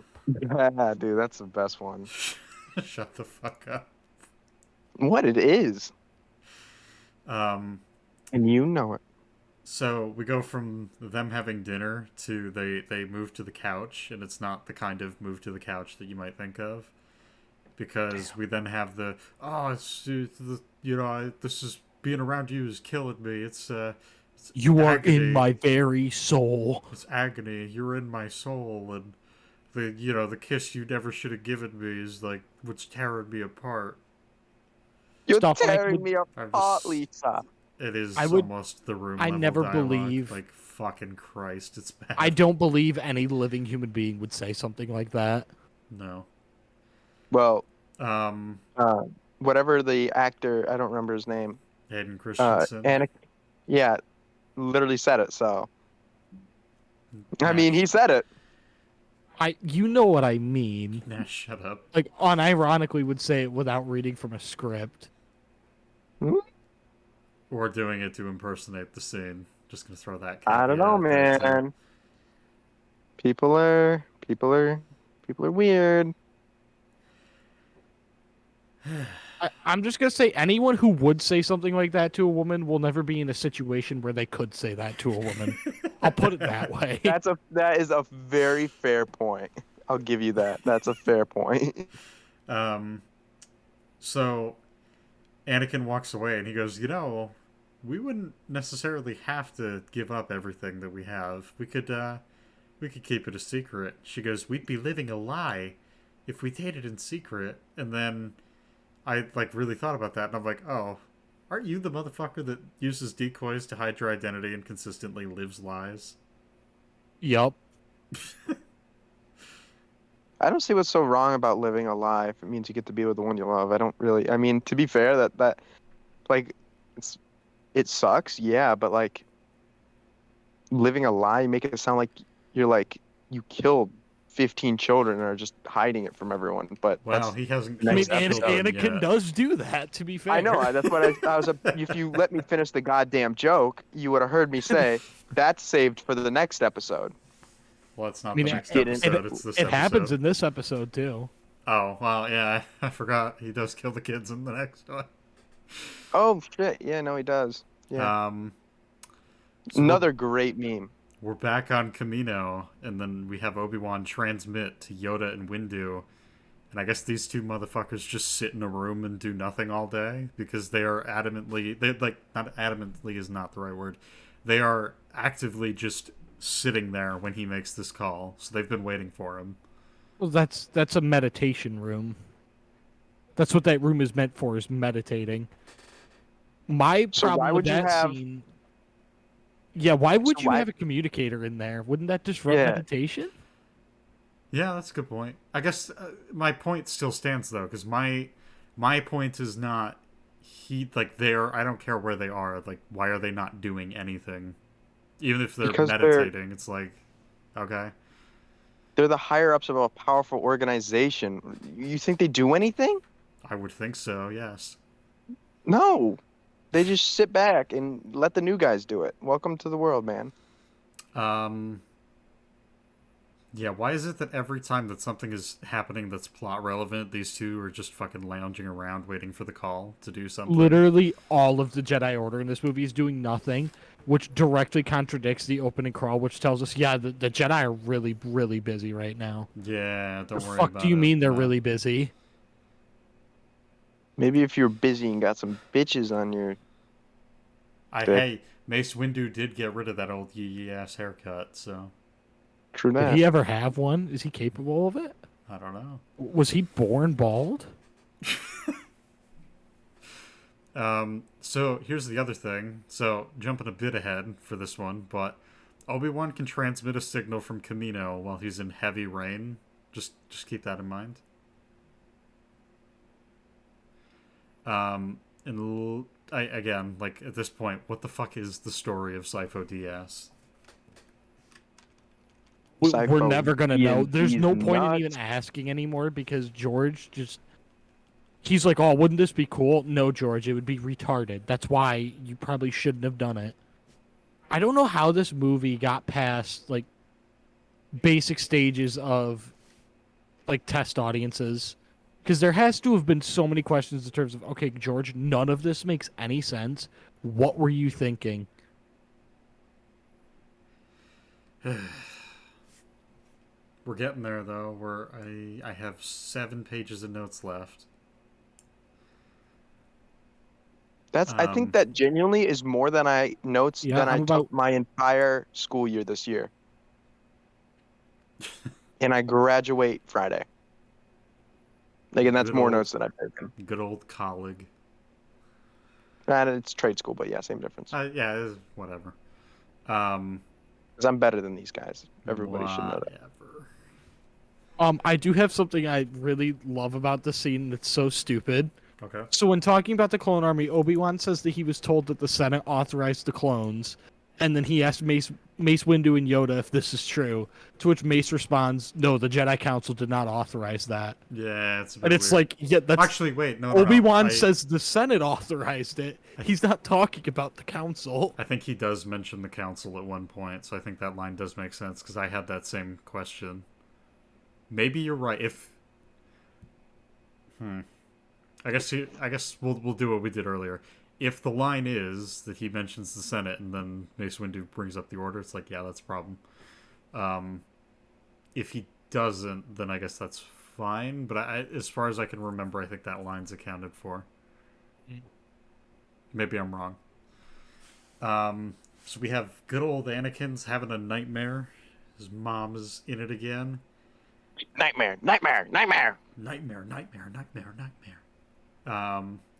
He wakes up, he's out on the balcony, and Padme's there. She walks out to him, and then she goes to walk back. And then he basically tells her, he's like, yeah, I know you're there.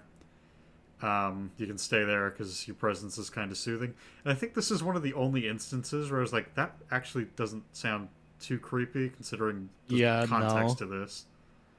That I was fine with that. That's probably the only thing he says to her in this entire movie that I'm fine with. Yeah. Yeah, so Padme's like, yeah, I knew you had a nightmare, and Anakin goes, well, Jedi don't have nightmares. She was like, yeah, I could hear you, though. So, I guess this is the thing. It's like, Jedi don't have nightmares. Is that like a no one can kill a Jedi kind of line, where we're just supposed to be like, shut the fuck up? Or... Yeah, I think it's kind of supposed to be him being like, almost like reaffirming to himself that he's a badass. You know what I mean? Like, I'm a Jedi, I don't have nightmares. I took it as either that, or he's saying, like, if a Jedi has a nightmare, it's not just a nightmare, it means something. Mm-hmm. Like, it's not actually a nightmare, it's the Force telling them something. I think that might be the interpretation to go with, because of where this ends up, which he immediately in this scene is like, I need to go figure out what the hell is happening. One thing I really don't like about this scene, Anakin never realizes, so this means my mom's still a slave, which means that you, Padme, spent 10 years and didn't even once think, maybe I should go try and free her. You know, with the vast amounts of wealth I have, maybe I should go and free that slave who, out of the kindness of her heart, gave me a free meal while working on God knows what salary to support herself and her son. And at the same time, did so much. We straight up basically stole her son and kind of fucked off. It's like, oh. Yeah. And if it wasn't for him, like, you would have been stuck on that planet and never would have made your way off. And your home planet would have been invaded. It's like, I don't know. It feels like maybe you kind of owe her a little bit. And you're staying in her son. Like, well, I was gonna say, I guess there's that too, but it's just like, man, I don't know. Maybe you could do her a solid and maybe buy her freedom. Like, even if we're gonna go with, You should be happy with that. The new adult Happy Meals. Get her a Fuck. McRib or something. I don't know. So it got brought That's up what you do 'cause to your enemies. this Yeah. You could literally not pay me to eat a McRib. I don't care what anyone says. That sounds like the most disgusting thing ever. I would not trust anything that's supposed to be grilled if it comes from McDonald's. I just wouldn't trust McDonald's, but That's fair. I Alright. see through the lies of the Jedi. I see through the lies of the McRib. McDonald's. I see through the lies of the McRib. Yeah, so because Anthony Cam and I were talking about this yesterday too, and Anthony goes, "Well, as we found out in the first movie, Republic credits didn't work," and it's like, okay, I guess that's fair. But then I raised the point, I'm like, could you not then barter with Watto? Like, hey, I will give you X amount of items from Naboo to potentially keep your business going. Like, I'll give you, maybe 3 spaceships or something like that. Like, something that you can trade him that could potentially Just keep buy his whatever he wants. business afloat. Yeah. And, like Nash said, see what he wants and then buy it for him. yep. Clearly, he was pretty interested in that. What the fuck is the name of the stupid cruiser? The Nubian. The Nubian. Nubian. Nubian. Yeah, I don't think it takes much to buy Shmi from him, but okay. Especially It doesn't. since Even if we're gonna characterize Padme as an asshole, though, who wouldn't do that, I think it is very bad for George. Not even George, just everyone to just be like, yeah, and Anakin never realizes that Padme did this. I see. I don't mind this scene up until, like, obviously that realization comes in. But there's another realization I had my last time through this, which is Anakin goes, "Yeah, I'm gonna go to Tatooine and figure out what's going on with my mother." Padme immediately goes, "Yeah, I'm going with you. I'm gonna do it. We'll go together." Anakin never tells her, "Maybe you shouldn't do that. Maybe you should stay here." Like, he doesn't ever fight her on that. He's just like, "All right, fuck it, whatever." Like, your mandate is to protect her. If you're going to take off, you might want her to stay here. I would think you would at least argue with her maybe a little bit. Well, if he's supposed to protect her, she should go with him. I think Even though he leaves her. would be the best bet, because if the council ever finds out, he then could cover his ass and be like, "Well, yeah, she went to Tatooine and I had to follow." I guess. Rather than if they find out that he went to Tatooine and she was And still left her. Naboo, like he has no way to defend himself or get out of. Yeah, I guess that's fair. Yeah, that's about all I have for that. So that means we are at Obi-Wan versus Jango Fett. Oh, Best Lego game fight. JK. That was General Grievous. His Lego game fight was fucking awesome. Obi-Wan never uses the Force at all in this fight. even when he's in a fist fight with Jango, he doesn't use the Force. Why would you not use this godly power when you're fighting just a dude with a jetpack? You're fighting a dude with a jetpack and 2 pistols. It's like, what the fuck, man? This is on top of the fact that Obi-Wan takes a full blast from Jango's rocket and survives.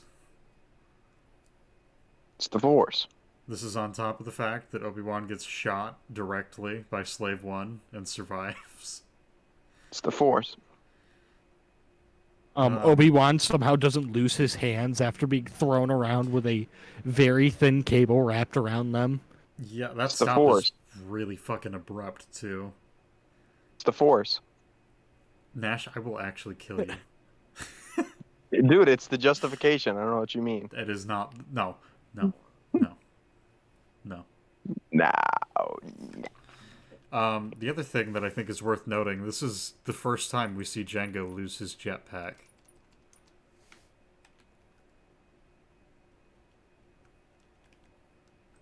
Yeah, so where did... I mean, he could just have spares. I assume that's why he has one I on assume he has Geonosis. other ones, but I guess there's now precedent for him just being a dumbass. I mean, everything with Zam already established I- a firm precedent that he's not remotely as intelligent as the movie wants us to think he is. Okay, that's fair, so I guess I'll back up. What I mean is there is now precedent for him being an idiot when it comes to using a jetpack to put distance between him and his enemies. Oh yeah. Because no, you're absolutely right. Like, this film obliterates Jango Fett in terms of him being, like, at least somewhat intelligent. To me, it's a lot like the Arkham games. They want you to think Batman's smart, but they consistently characterize him as the opposite. This movie really wants you to think Jango Fett's this badass genius, and yet they show us time and time again that he's really, really stupid. It's like what they do with Grievous. Yep. They reassure us all the time that he's this badass who can beat anybody, and then he literally never wins a fight in any of these movies. And he wins, I think, 2 fights in the Clone Wars by cheating. Yeah. My favorite episode of the Clone Wars is the one where he literally genocides a planet.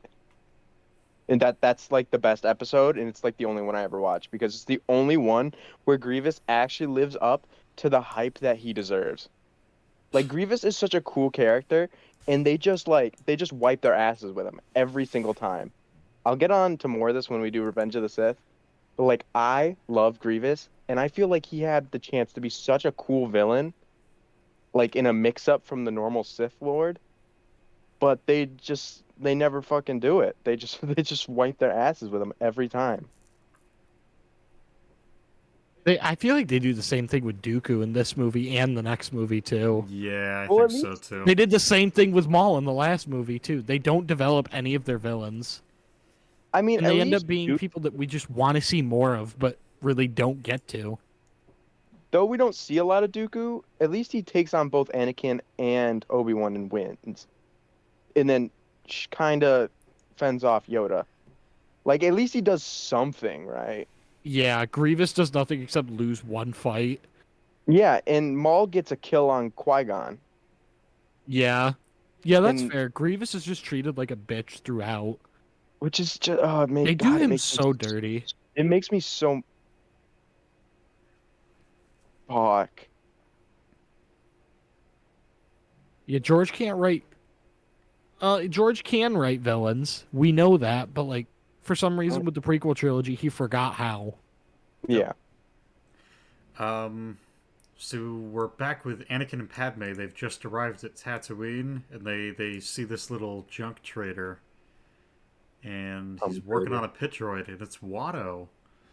And so Anakin takes the droid, he starts messing with it, and because of how he does it, we kind of get a similar reveal to Qui-Gon, his lightsaber being seen by Anakin. No, that's not a euphemism. We get a kind of reveal of that because he lifts, I think, part of his robes up, and that reveals the lightsaber, and Watto goes like, oh, shit, a Jedi? Like, I don't want... Whatever happened, I didn't do it. Like, leave me alone.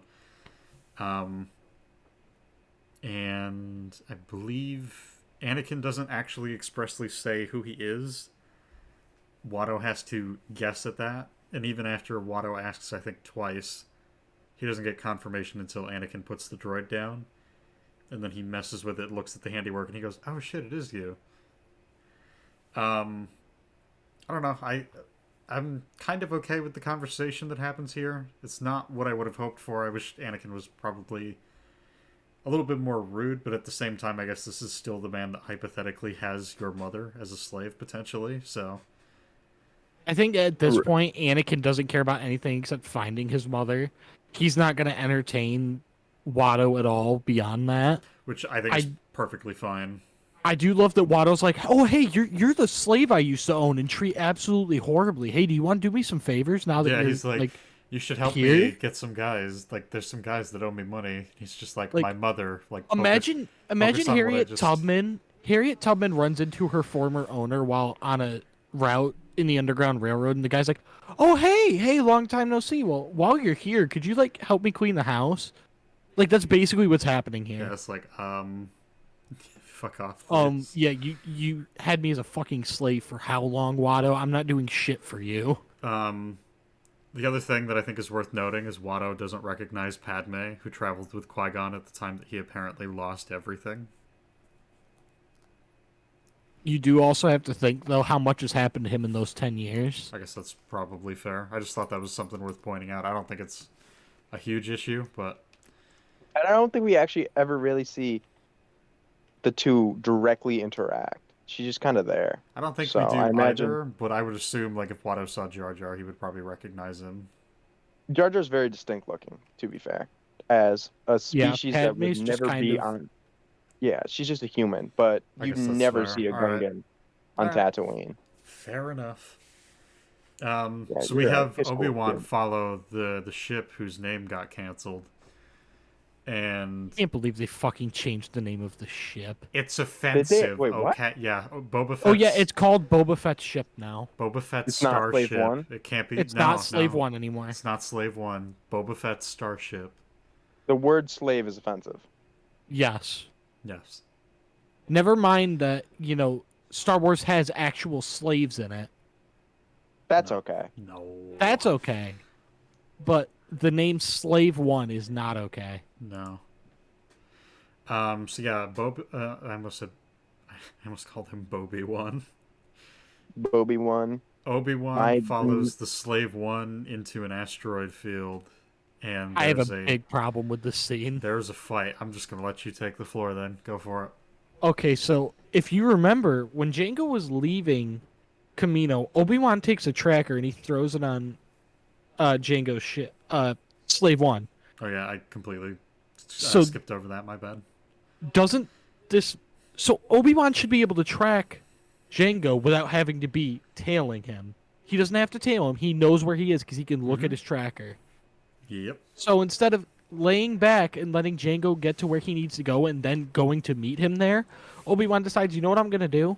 I'm going to fly right behind him so that I'm plainly in his view, and I'm just going to expect him not to see me for some reason. Yep. You can't see me. So the next bit that we have is he goes into the asteroid field, he gets followed, they use two seismic charges, and then Django decides to fly into a somewhat hollow asteroid. I have a And big problem with that, too. as do I. So as he is going through, we don't see much of what's in there, but we see Obi-Wan when he goes through, and there's these huge interconnected rock pillars that aren't hollowed out. And Obi-Wan seems like he's struggling to get through, and I'm just like, oh, you mean to tell me a ship that's like 5 times that size made it through, though? Well, my problem is, how did Jango know that, first of all, the tunnel was going to stay thick enough for him to fit Slave One through? Well, that too, yeah. But two, how did he know the tunnel was going to continue, that it wouldn't just become a dead end? Yeah, What was that's his another plan good if point. that tunnel became a dead end? Like, he has no Well, clue what's beyond what he can see. I imagine those ships have something similar to sonar or echolocation in a way.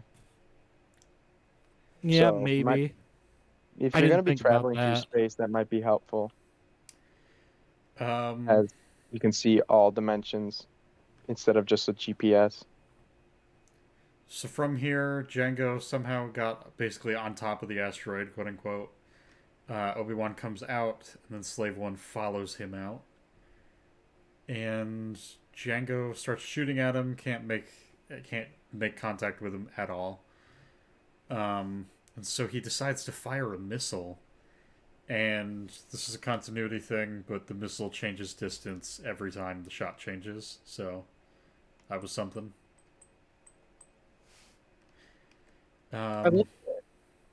First of all, the seismic charges, Yeah.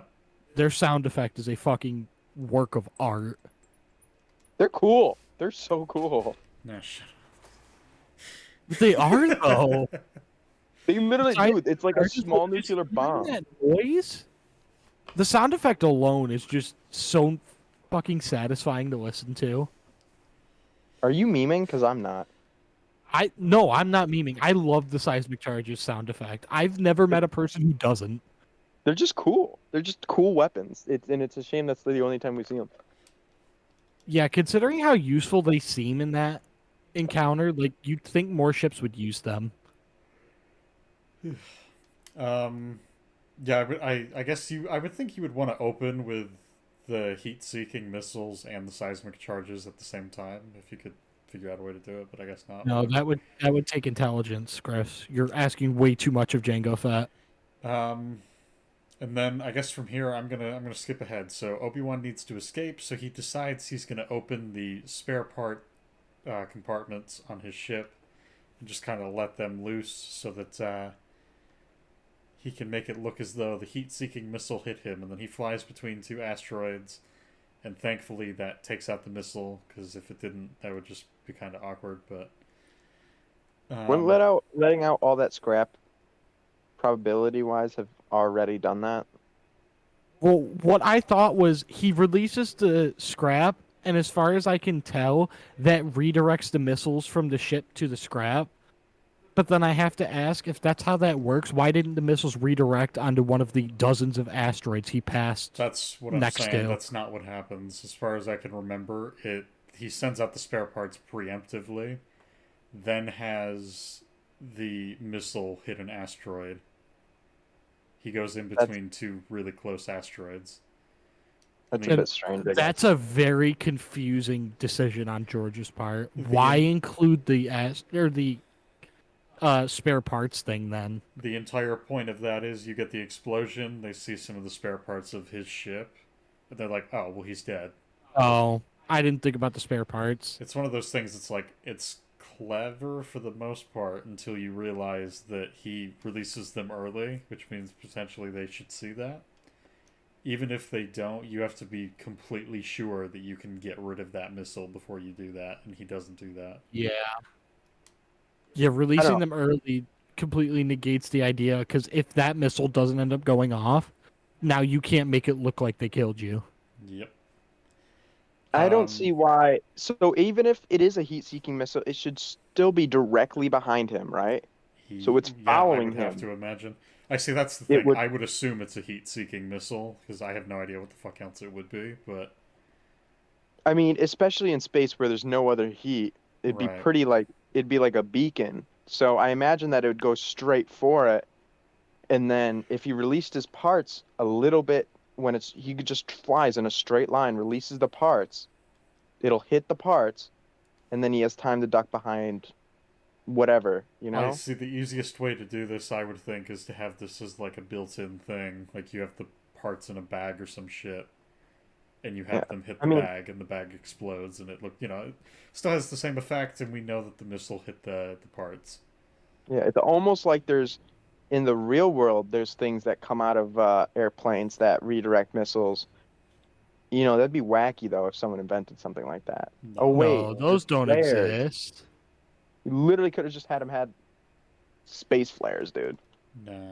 Nah, that wouldn't be useful in a cruiser that's meant to, guide him through potential war zones. No. Why would he have flares on that? That would make that. no sense. Dude, those things would not make it a day in Ukraine. So, moving on. How do we feel about Obi-Wan escaping them using the same trick that Boba Fett used in Empire Strikes Back? I think it's a neat visual gag. I don't have any problems with it. I was going to say, it's one of the few things that I saw that I'm like, oh, it's kind of clever. Okay. I feel like it's niche enough that you get the bit, but it's also something that you could be like, well, yeah, they probably is not a super like uncommon thing to happen. Yeah, no, I think it's a good way to make that callback, because it's one of those things that you can kind of be like, okay, so that's where Boba got that idea from. Okay, that's kind of cool. And at the same time, if that goes over your head completely, you're still going to be like, okay, well, he hid. That's good. This is objectively good. Now, apparently, Obi-Wan still hasn't learned his lesson, because, as Cam just said, it was in my notes too, but you beat me to the punch, so I'm going to beat you to it this time. Even after following Jango, being caught by him, you would think at this point, maybe you fly around a bit in space instead of following him immediately. But no, Obi-Wan flies immediately to Geonosis. And follows the tracker once again. Such a moron. Not only does he do this, but he then notices Trade Federation ships all over the planet's surface, and then still decides to press onward, and he never leaves or calls for backup. And this one's another Jedi's aren't warriors; they're keepers of the peace. yes. Now this This is is true. incredibly minor, but on Camino, I did notice that the glass covering on Obi-Wan's ship immediately goes down when he steps out. On Geonosis, even after he's walked like over twice as far away, it still stands up. I don't know. I think that might be Obi-Wan closing it because Yeah, it's maybe in he the forgot right. to hit the button on his keys. I guess it could be. At the same time, I think you'd still want to close that before you leave. It's one of those things again. Like I don't think it's huge. It was just I saw that. And Yeah, I'm it's like, that's really really weird. really weird that you land on a strange planet and you just leave your ship unlocked. Um, so unless you guys have anything else, we'll keep going with the Anakin and Padme plot. Oh, my Uh, favorite part. So they have Yes. arrived at the Lars homestead. Oh dear, I'm about to arrive. Um, so immediately, just gonna start off with the context. So we learn that Shmi was bought by Klieg Lars. Which is by far the worst name ever. Yes, Shmi? Who Shmi and Klieg kind of deserve each gives other to based on just Shmi? names alone. when your name is Klieg and then you name your son Owen. Dude, I would want to give my son a name like Owen, something nice and simple so he wasn't Dude, cursed. no. If my name was Klieg, my son would have to suffer too. He's Klieg that Jr. bitch is being named Klieg Jr. He's being named like Klieg with Kriegerkuss, the mark stub us. You know, something like that. Cleveland. Cleveland. Um, so, No, I anyways, like it rare soft. for context, to just throw it back for everybody listening, and to make sure that the three of us have it Yeah, right. throw it back. Throw it So, back, Chris. shut the fuck up. You're the one who said it. Yeah, not me. Whatever. So Watto sold Shmi to Klieg Lars. Klieg paid for her, freed her as a slave, and married her. Now, Klieg had a son of his own named Owen, and he is dating Beru, which are obviously Luke's aunt and uncle that we meet in A New Hope. Now, from this, we get a couple different things right off the bat. And the one thing I'm not particularly crazy about is apparently. I actually, you know what? Fuck it. Shmi went missing about a month ago after a Tusken Raider party just swiped her. And there's a bunch of information that comes up because of this. And it's pretty much all really shit. So, I guess for some clarification, apparently Tusken Raider parties in this area are common, or at least that's how it sounds. So the question I have is, why would you go anywhere alone? Let alone, why would you go unarmed? Because it seems more than likely that she did. Because plot needs to happen. The next thing, they specifically say that Shmi woke up early, as she usually did, to go and pick mushrooms off the moisture evaporators. At what point do you need to wake up early to go do that?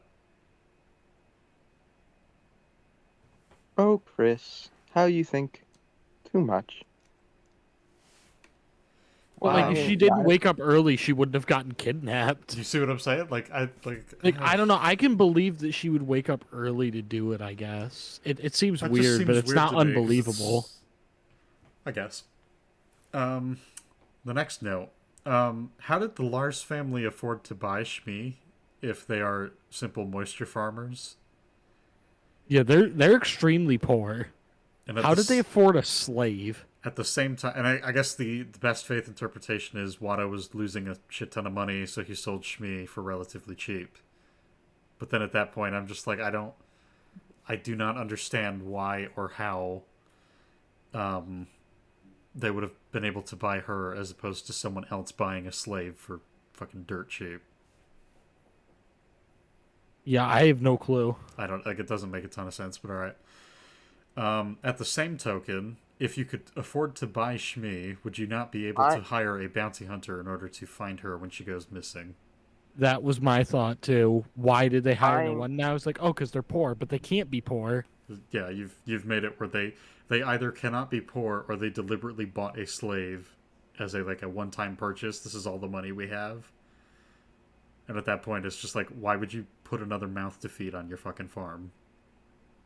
Yeah, like if you I want to don't. be a good person, fine, but that's It seems really counterintuitive, but okay.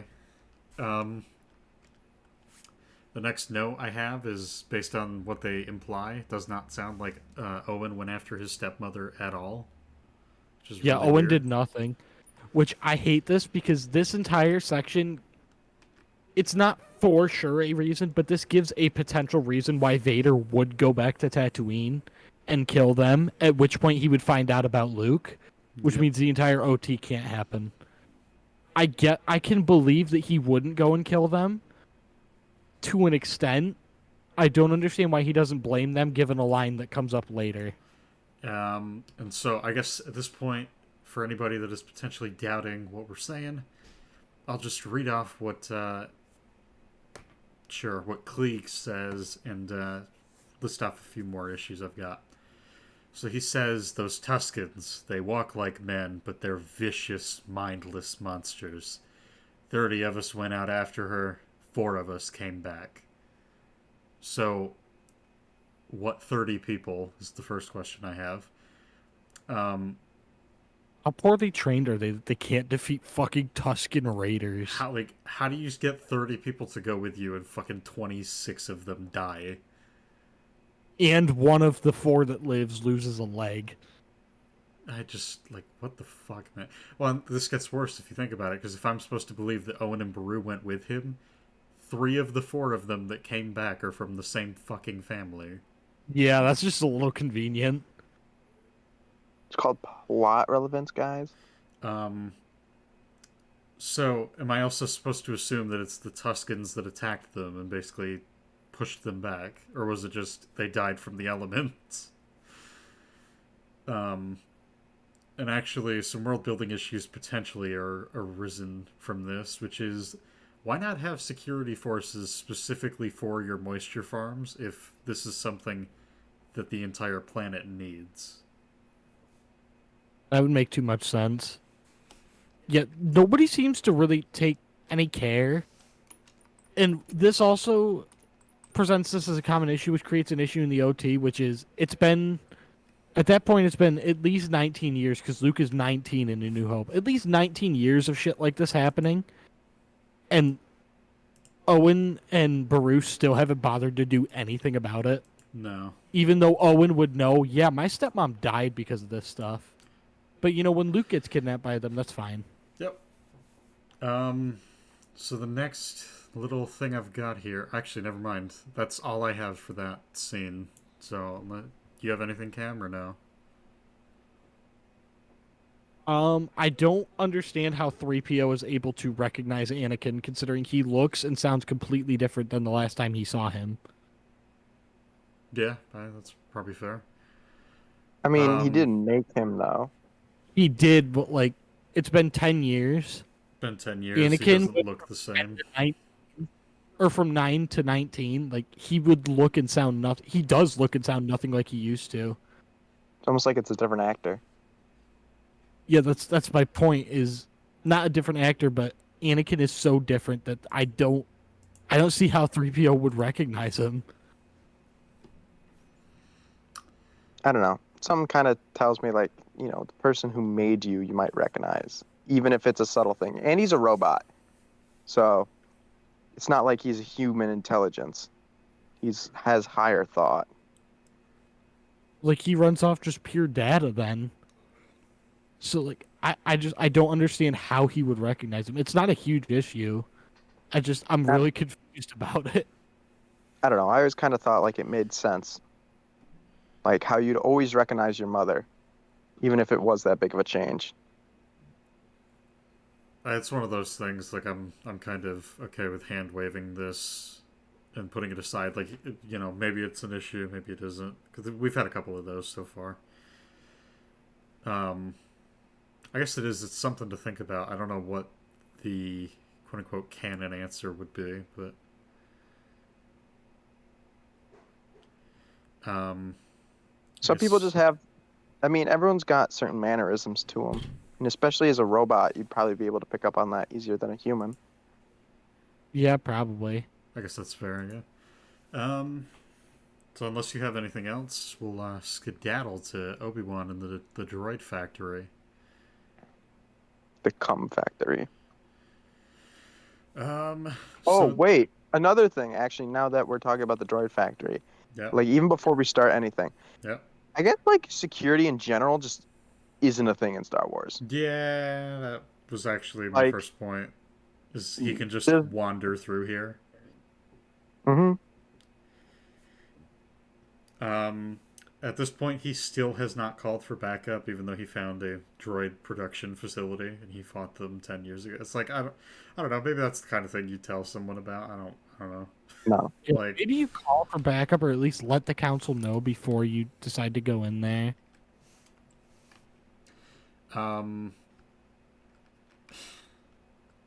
So then we have Obi-Wan wanders around. He eventually, I think, goes down some stairs, and then he stops when he hears some voices in the distance, and then he hides behind a doorframe.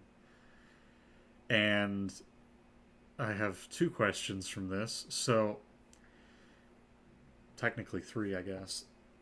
So, apparently Dooku can't sense Obi-Wan through a fucking wall, and vice versa. Or, at the very least, the former can't sense Obi-Wan. It makes Yeah, Someone go. that makes no sense. But by all accounts, it makes no sense. Basically the whole I can sense you, like it sort of worked in the OT, and then now they've just decided it means whatever the fuck they want it to mean at that moment. Mhm.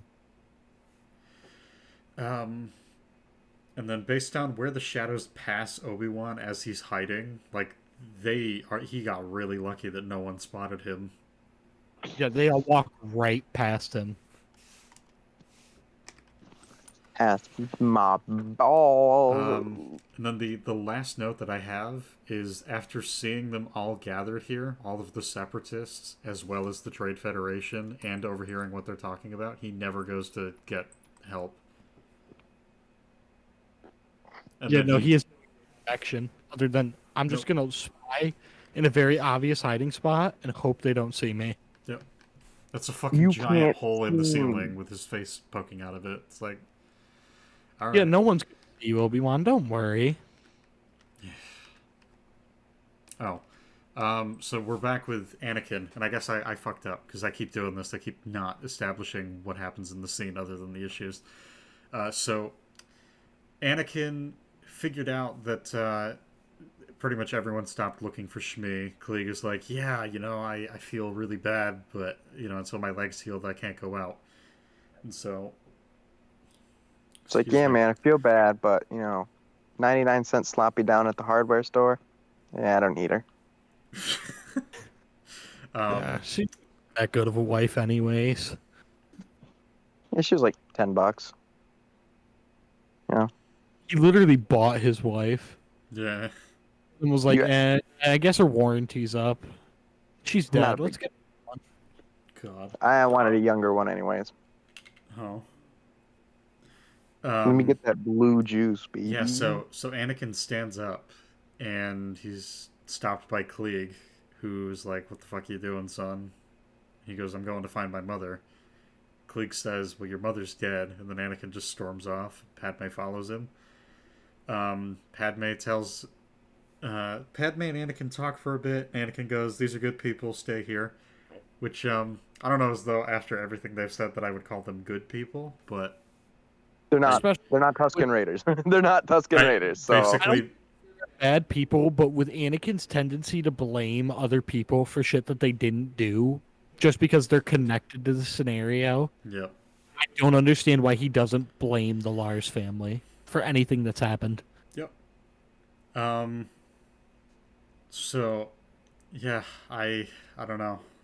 He steals the speeder, tells her to stay there, and then leaves.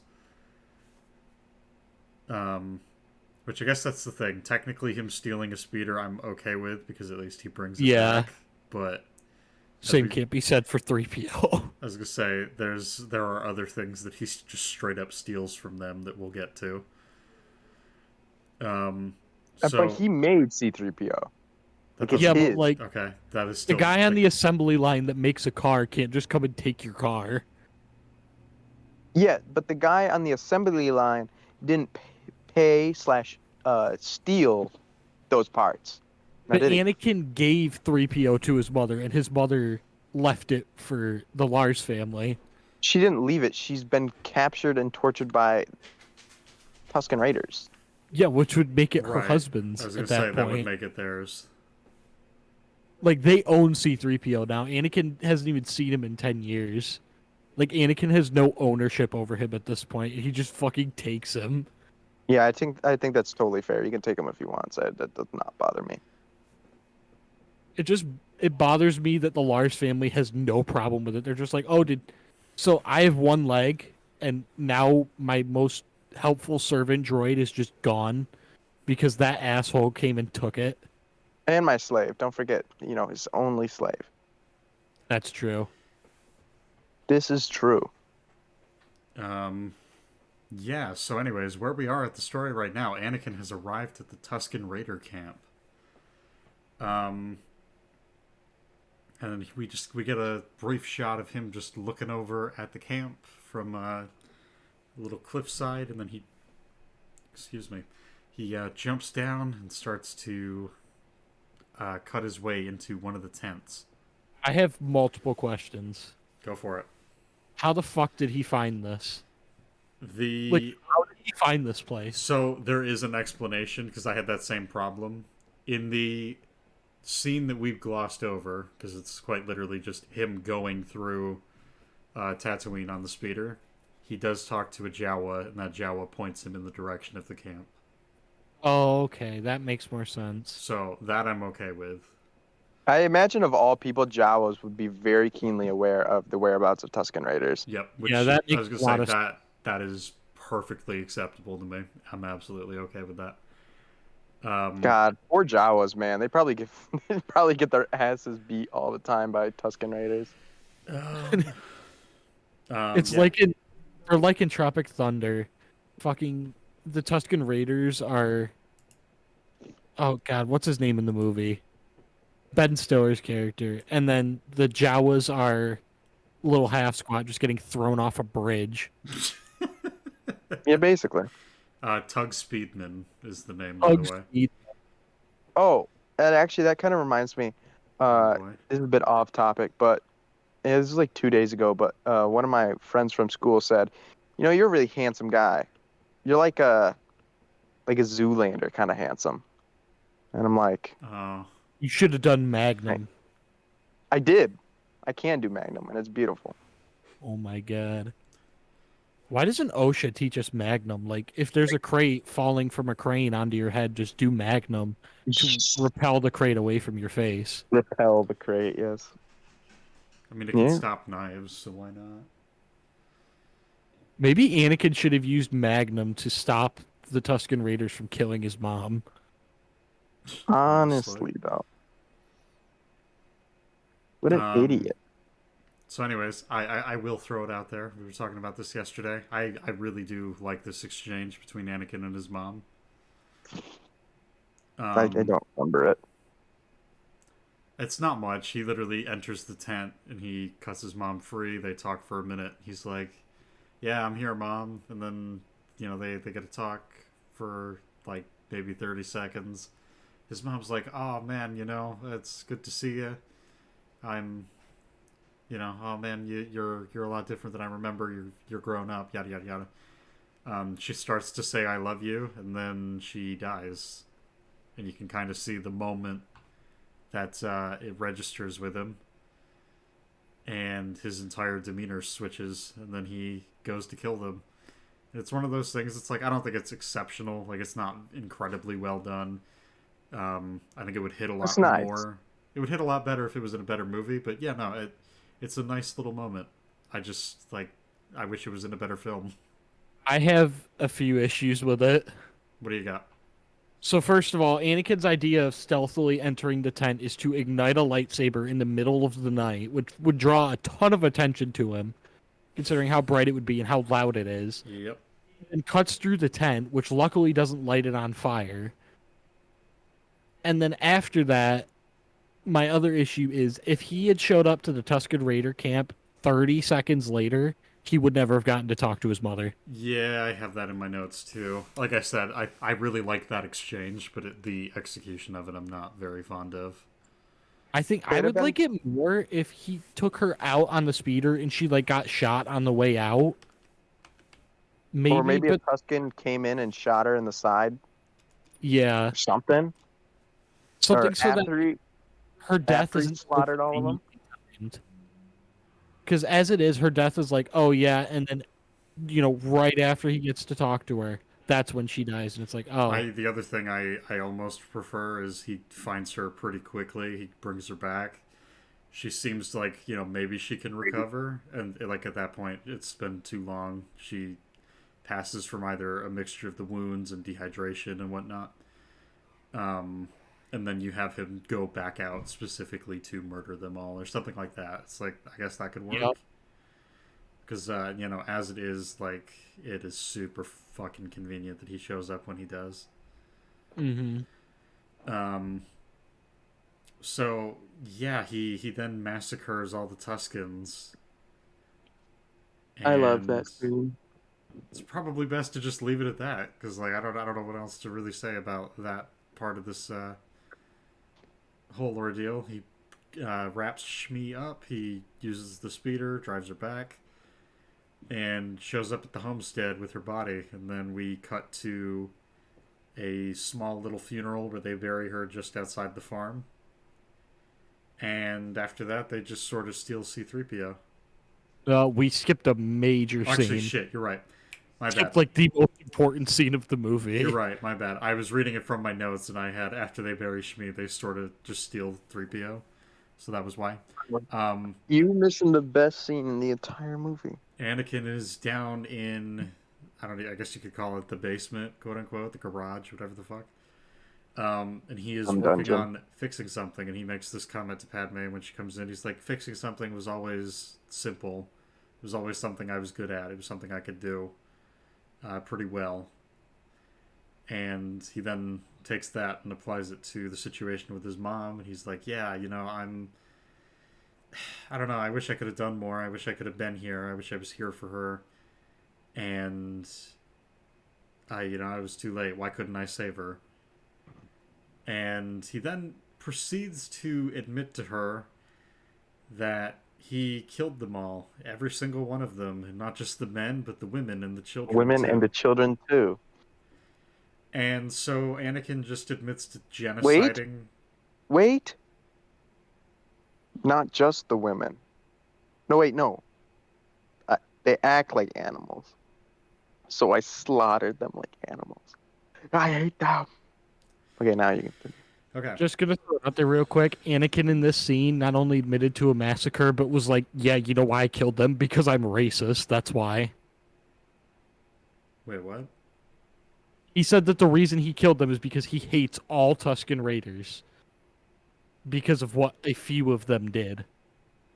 I guess that's like the definition their of name quite literally has the word raider in it, and this is what they've been shown. Like, the behavior they commit to throughout the films that we see them in is atrocious.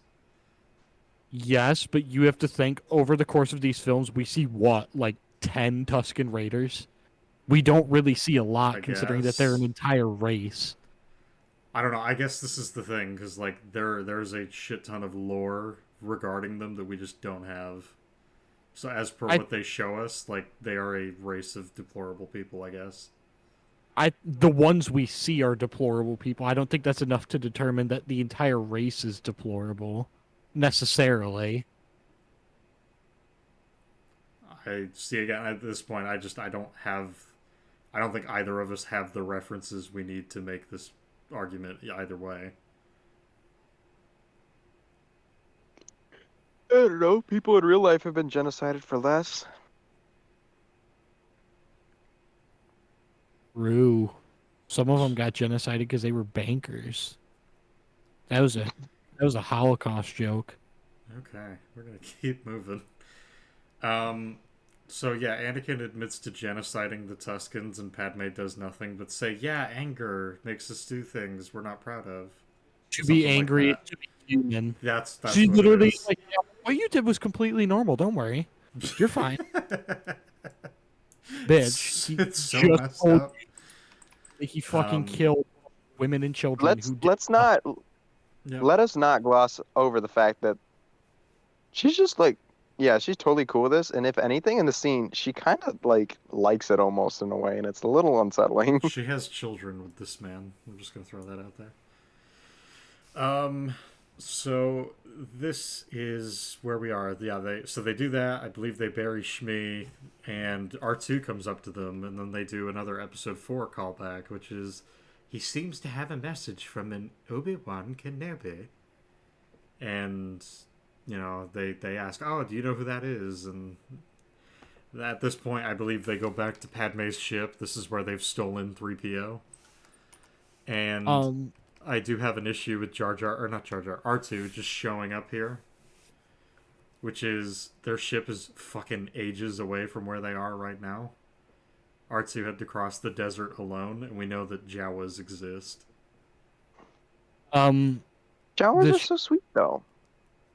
Jawas are scrappers. I love Jawas. They're like my favorite. Their ship is like not that far away from the house, or are they not near the house right now? They're at the house. The house is a ways away from Mos Eisley.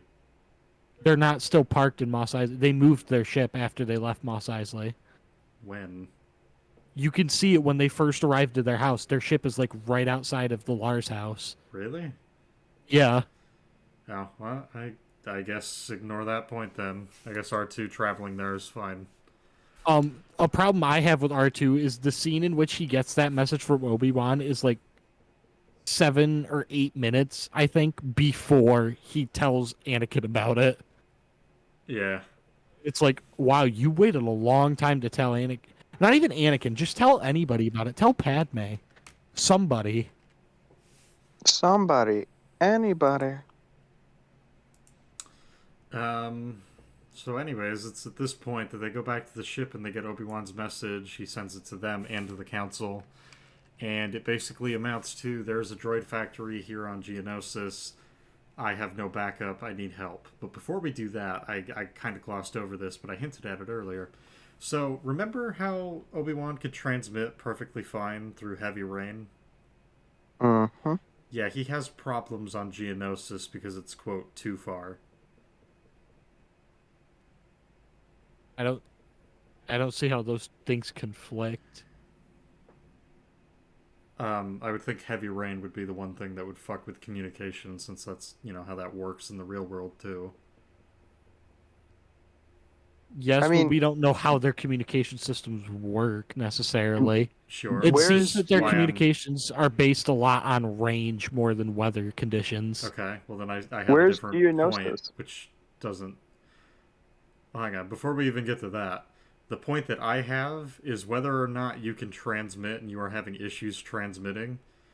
If you had issues on one planet that is in the outer rim, which is arguably the furthest away from Coruscant that you could get, if I'm understanding proximity correctly, you could transmit that far away through heavy rain, but you can't do it here. Seems a bit odd. And on top of Yeah, I was that gonna fact, the issue that you can't transmit because you're on the planet, leave the goddamn planet. No one is there. No one knows you are there. Leave. That's way too much work for a man with a single digit IQ, Chris. So anyways, I was- Obi-Wan transmit... What? I was gonna say that's my thing. Isn't they? Where's Geonosis? Does it ever reference where it is in the galaxy? I don't think the reference for pretty much anything is in these movies. I believe if we're going based on what the film says, I believe Geonosis isn't that far from Tatooine because I believe they say it's only a parsec away. Yeah, so that doesn't make sense. Because they were just in the Outer Rim, which is obviously meant to represent a farther distance. Weird. Okay, continue. Yeah, okay. Actually, I just looked it up. So Geonosis, Tatooine, and Kamino are all near all in the Outer Rim. So you can transmit from Kamino with no real problems, but you can transmit on Geonosis just barely. It's like, okay. Yeah, makes no sense. So, anyways, Real quick, there is another thing. Okay. I just want to throw this out real quick. When Anakin admits to Padme that he killed the Tusken Raider people, during that conversation, he says himself that he blames Obi-Wan for what happened. He blames Obi-Wan for holding him back from being powerful enough to stop his mother from dying. Yep. In that scene, he blames Obi-Wan. That will never, ever come up again. Nope. Never once does he ever think that. He says it then, and it's just dropped. What the fuck? Maybe it's supposed to be foreshadowing. Like, not good foreshadowing, don't get me wrong. It's bad foreshadowing, but it could be foreshadowing, I guess. Like, what is it foreshadow? Sad. What would it be? The entire next episode? What do you mean? Nothing that happens in the next episode has to do with him hating Obi-Wan for his mom dying, though. I don't know. That Yeah. and in Anakin's next scene, he is disobeying the orders of the Jedi Council to go save Obi-Wan's life.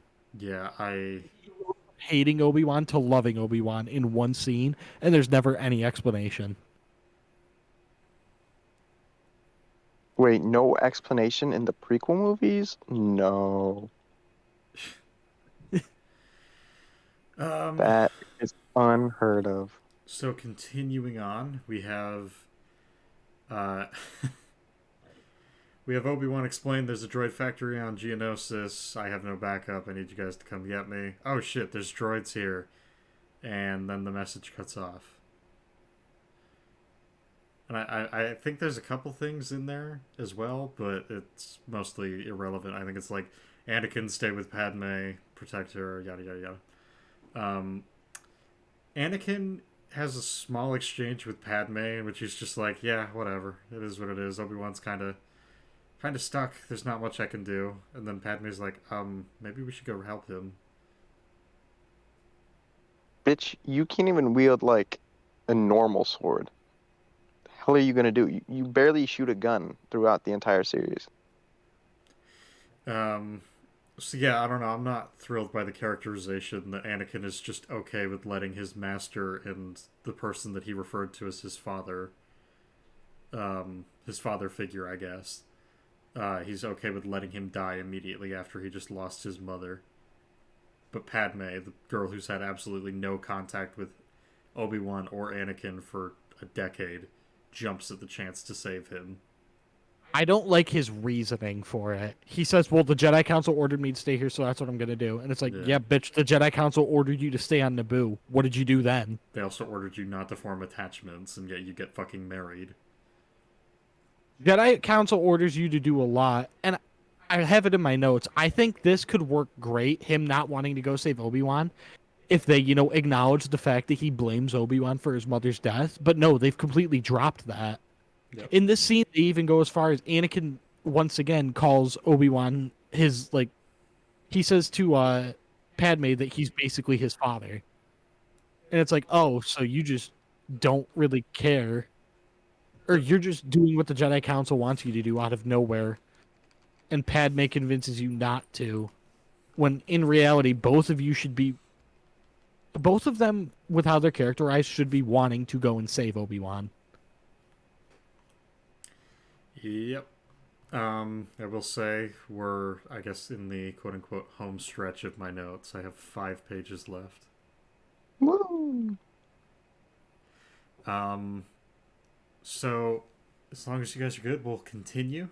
And I have Dooku's intro and Obi-Wan being held as a prisoner next. So I don't have a ton to say about this scene.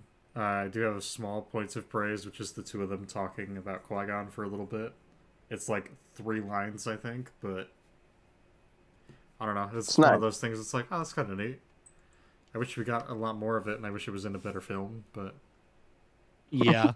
like that's about it. Um, do you have anything, Cam, Nash, either of you? No, No, I not like for it. that scene.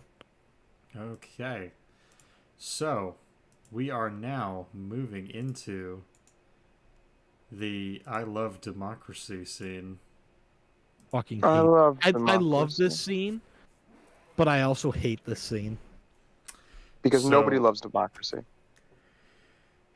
Democracy is a basically, lie. the setup for this scene is Palpatine got a bunch of senators in a room and was like, "Man, it'd be cool if we could like make an army for the Republic so we could help Obi-Wan." I think that's at least I think it's to help Obi-Wan if I'm not mistaken, right? He's basically like, I can't remember exactly. I think it's like, yeah, the Jedi like really need an army right now. We are in, Yeah. we are potentially going to war, and because you guys have wanted to stall this vote, we now don't have an army to help the Jedi. Mm-hmm. And I do like earlier in the film, they basically are like, well, maybe we can get an army in time to help Obi-Wan if, someone were to call for a vote to give me emergency powers. And then Palpatine says something like, well, without Senator Amidala here, I don't know who would be brave enough to do that. And then he gives a little glance over at Jar Jar. Mm-hmm. And it's like they're kind of, I guess, peer pressuring him into doing it. Like, I don't know. I thought it was neat, them, the way Palpatine doesn't outright say it, but kind of guilt Jar Jar into doing what Padme would never do. I see. If I remember correctly, I do think the stare happens, the small like glance at Jar Jar. It's one of those things like I feel like it's a little bit too much to do that. But I do like the moment of being like, man, if only we had someone that would, be brave enough to do this. And then you just I think that's meant to just, like, for them to kind of almost intimidate Jar Jar in terms of, we need someone to do this. You're pretty much the only senator who will be brave enough to propose this. Like, they're Brave kind of enough, telling quote him, unquote. yeah, they're like, you really don't have a choice. We need you to do this. I still think what would have like in a better movie, what they would have done is we would have seen the conversations between Jar Jar and Padme before this point about, what are the pros and cons of making an army for the Republic? Why is Padme definitively on this side? What does Jar Jar feel about it? Does Jar Jar, later in the film when he's asked to fill that role, maybe he takes it personally. He's like, you know what, I will do exactly what you asked. I will not, when the vote comes up, I will make sure that I vote the way you wanted. And then you get to a scene like this where he's like, maybe they're a little less overt with the "you are the person that can turn the tide." Maybe you leave it as is, whatever. But it kind of he comes to that realization in this moment. It's like, yeah, this does right on me. What decision do I make? Do I betray the person that I just told hours ago or days ago, however the timeline of this fucking movie works? Do I break the promise that I made to her in order to protect two of my friend, or do I potentially let my friend die to honor what I told Padme? It's like, I don't know. I feel like that would be something that you could potentially do instead, but it doesn't. It's not here, and I don't think it takes much to set up either. Yeah, I think that would be neat, and it would give us some character for Jar Jar. I mean, like, actual character, not, Yeah. bare minimum of character. Yep. Because again, that's the thing. It's like I don't think it takes much to salvage Jar Jar or this situation. I just you need to lay some groundwork. It's not much. The last note I have for this scene is apparently based on Mace's comment to Yoda after the vote is passed. Apparently, they just didn't deploy any Jedi to Geonosis to go help Obi-Wan. I didn't like that. I have a much, much bigger problem with this scene. Okay, go for it. Jar Jar proposes giving emergency powers to Palpatine. Yep. He then just is granted emergency powers. There is no Yep. vote. There is no discussion. He suggests that he proposes it, and then it just happens. I see this. I almost chalk it up to the same bullshit is what happened to Valorum in the first movie, where you have someone that's not a senator call for a vote of no confidence. And it's like, can you do that? Well, it's just like, this is something that, of all things, no matter how pressing the issue is, this needs to be voted on. Yep. There is no world in which I believe the Senate would not vote on this. Even if it was very, very clear that everyone was in favor of it, you are talking about giving a man a temporary dictatorship. Yep. This needs to be voted on. Well, and that's the thing. Like, in the scene that I proposed that they do instead, it's like, you can potentially fix that problem by having Jar Jar be... Maybe he's the last person to vote. He's the holdout vote, whatever. And you can have the verdict comes in with his vote. He votes, it passes, and then... You can have Mason Yoda be like, okay, we got to figure out how we're doing this. Well, I'll make sure we dispatch everybody to Geonosis. You go get the army.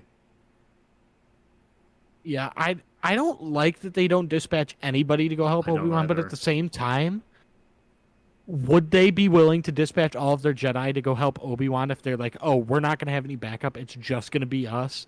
Do we really want to send the entire Jedi Order into what very well could be our deaths? For one Jedi? I guess that's fair. I mean, it literally... It kind of plays out that way anyways, all things considered. Yeah. So, I mean, I guess it's kind of dumb no matter what way you slice it, the way that they do this.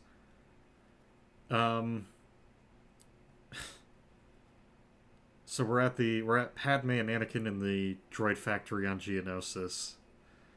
And at this point, it's a fuck ton of notes. I don't even know if there's a point in really breaking every little one down. Like, should we just... Yeah, no. So, I'd say we just stick to the basics. I say at this point, just rapid fire. So, would it not make sense for them to find or track where Obi-Wan's ship was and then find the droid factory instead of just identifying the exhaust port and then landing there? Yeah, they just happen to land in the right spot. We get no reason as to why Padme thinks that that's an exhaust port. She just sees steam coming out of the ground and is like, that's an exhaust port. Yeah. Nash brought it up earlier. I mean, hell, the three of us have said it probably 15 fucking times throughout this. There's still no security here. Yup. Which, I mean, even I guess at this point... Yeah, I mean, I guess at this point it's consistent that there's no security here, but fucking Christ.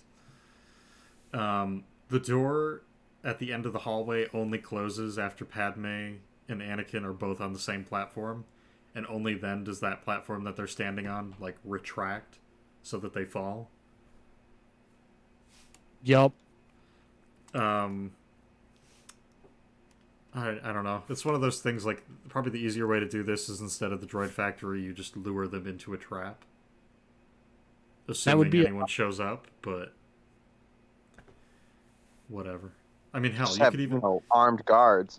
You could like, literally... the millions of B2 battle droids you have. Like, you literally have... You're producing millions of them. You couldn't put, like, 3? I don't think it takes much. I mean, we see fucking, like, 3 dozen Geonosins are just standing in the hallway waiting for them. If you do that, battle droids, Jango, maybe you have some of the Separatists are there waiting for them, too. It's like, you can pretty much use Obi-Wan's ship because of where, assuming they track it, you could literally use Obi-Wan's ship to lure them pretty much anywhere. Like, I don't know, whatever. You cannot have an intimidating villain. Don't you know how these movies work? Yeah. You would.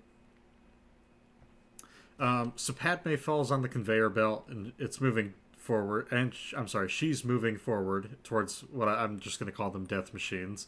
And instead of moving away or running in the direction where there are no machines, she stands where she is and just looks at them, and then proceeds to run through them like they're a fucking obstacle course or something. Walk away from the direction the conveyor belt is going, and guess what? Suddenly you don't have to deal with the conveyor belt sending you into death traps. Yeah. Yeah, you can see it on the sides. There's like, not railings, but things that you could grab on, stand still, and she doesn't grab those. It's Anakin's still up on the door by the time she falls, and then he jumps down. Why doesn't he just pick her up with the Force? I I had thought about that too, but he is, at the same time, he's still barely hanging on to that door. Of course, I think the easier thing to do is, instead of hanging on, he falls too, but whatever. No, that would make too Um, much. So yeah, the next thing I had was if you move to the left or the right, you can grip what is essentially a wall, and you do not have to move into the death machines. Like you just said. Thankfully, there was a droid that caught C-3PO when he fell. Why did R2 push C-3PO to begin with? Because C-3PO was in the way. Yes, but we see later that he obviously, like, R2 voluntarily walks into an active war zone to save C-3PO. Yep. He obviously has an attachment to him. Why would he just push him to his death? Not a clue. Thankfully, there's a Geonosian that grabs Padme while she's on the conveyor belt, and it's a good thing he doesn't have a gun, because otherwise, like, that's it. Anakin jumps up onto a platform and gets hit by a machine. So I guess I'll back up. So he reaches the end of one conveyor belt, then decides that the best course of action is to jump up to another one. Now, I would assume when you jump up to a different platform, you would want to be mindful of the surroundings that you are now jumping up to, especially since these are conveyor belt death machines. But no, he just jumps up, he gets hit by a machine, and that leads to him getting his hand caught on metal. So if he doesn't jump up to that platform, this doesn't happen, nor does it happen if he has better awareness of the machines that are around him up there. And his hand doesn't get caught if he falls any other way or if he picks himself up. And while his hand is caught in the metal, he refuses to use his lightsaber that is also trapped in the metal. It all makes no sense. The entire arm trap thing makes no sense. Yeah, you and I were talking about it earlier. He legit has to fall a hyper-specific way for the metal to go around his hand and for his hand to be stuck. And at the same time, he has the fucking metal-cutting lightsaber in his hand that is trapped. Yeah, just ignite it. Step, bro. My hand is trapped. It makes a hell of a lot more sense if the lightsaber's in the other hand, where he can still, try and protect himself, cut the machines as he needs, but he can't cut the thing because of where it is on his hand. You still have the issue that it going around his hand in the first place is super contrived. Yeah, but I don't know why the machine would do that. Also, if it's not a perfect fit, his hand wouldn't be stuck, and it's not a perfect fit. Yep. So he could just slide his arm out, but he doesn't. He also doesn't try to use the force to push the metal or anything either. Before it's welded down, does nothing. He just sits there. Sits there and shits there like a good little werewolf boy. Well, I think that's the worst part. It's never welded down. I didn't even think about that. It's just sitting on the track. He could just pick the metal sheet up and take his arm out. They do weld it after, because I'm pretty sure it gets slammed down, and then shortly after that it gets welded. But he never does anything until after they weld it. What would they weld it to? The conveyor belt? I have no idea. Maybe there's another sheet under it. There isn't. I don't remember this scene, so I'd have to look at it again to know. Either way, I'm willing to concede it doesn't make sense and it doesn't matter. And then we have C-3PO becoming a battle droid that gets split into two parts. I don't like this because it's quite literally done because, hey, it's funny, and it's also done to just fuck around. I don't know. I really don't enjoy this at all. Yeah, I don't like anything to do with C-3PO in this movie. People complained about Jar Jar in the first movie. I fucking hate 3PO in this movie. Yeah, I think I'm in the same camp. Whatever. Of course, and I had brought this up. I'm pretty sure 3PO, when he gets disassembled in Episode 5, he can only be powered on when he's, he has his head and his torso together. So the idea that he's still, I guess, quote unquote, alive and active when it's just his head. That kind of fucks with things a little bit, but maybe I'm wrong. I don't understand how he would be fully active. Like, everything you need to make 3PO have his personality and shit is just his head. Then what is all Yeah, I that was gonna wiring? say, I don't buy that. I don't know. I don't really care about this because it doesn't affect the I plot don't in any either. way. I just bringing it up. Like, fucking Christ, why would you do this? It really is forced humor that's not funny at all. Yep. Worst humor. So, we're now at the Geonosian arena, or we're sort of there. We're still outside. Anakin and what? This was my favorite scene as a kid, and it still probably is my favorite scene from the whole movie because I love the monster designs. By the way, I'm gonna throw it out there. There is a deleted scene of them holding trial for Anakin and Padme. What? I think that should definitely be in the movie, because if that's not in the movie, this means that the Geonosians, the separatists that are watching this execution, found 2 Jedi and just decided to execute them, and a senator, and decided to execute them. That is for sure a provocation of war. Whereas if you trial and find, oh yeah, they violated law and this is just punishment, that's not grounds for starting war then. Mm-hmm. But by executing them on the spot, you're inviting a war. Which I guess that works in the favor of Sidious and Dooku, but the Separatists don't know that. Yeah. So the fact that Separatists go with this plan is really stupid. So the first question I have is, why are Anakin and Padme being carted out? It just seems like a waste. Just walk them out. Who the fuck cares? They're trying to dress it up because this is entertainment for the Geonosian people. I guess. Those two talk. Padme basically is like, yeah, you know what? Fuck it. We're gonna die. I love you. After spending maybe 6 days with you across 10 years, I love you. Just gonna say real quick. So in this movie, Anakin advocates for dictatorship and fascism. He commits a massacre and then admits to it, says that he doesn't regret it and that he did it just because he hates them. He blames somebody completely unrelated for the death of his mother.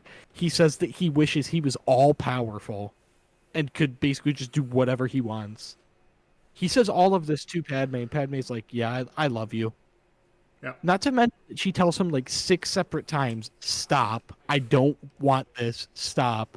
Like, this is not happening. Stop. And he continues to be a creep. Mm-hmm. I wish we just got even the teeniest justification of why. Why do you love him? Not a clue.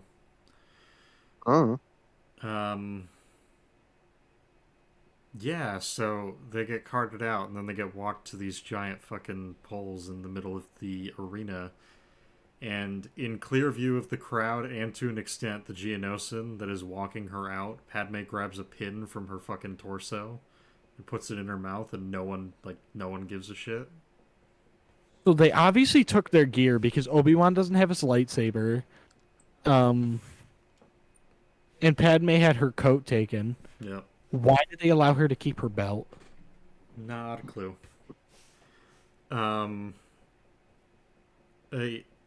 Imagine if they just executed the 3 of them instead of dragging them into a fucking gladiator pit to have them fight a giant praying mantis, a space rhino, and a spider-eyed cat.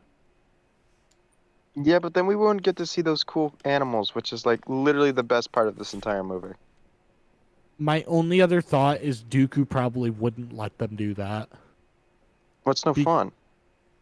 But he has to be under strict orders from Palpatine that at the very least Anakin is not to die under any circumstances.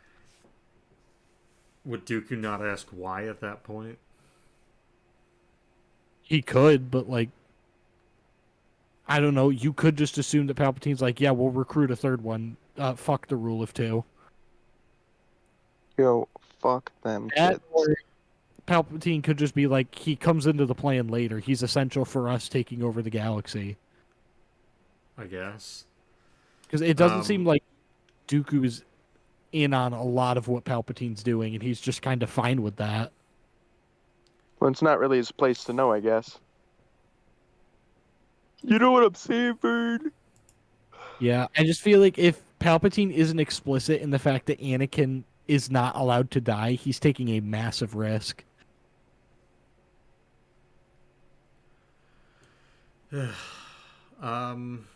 Yeah, why do Obi-Wan and Anakin not really use the Force at all during this fight, except for mind tricking the Rhino? And I'm I think gonna. that's I'm about it. actually gonna. I'm gonna fix the sentence you just said. You mean the movie? What did I just say?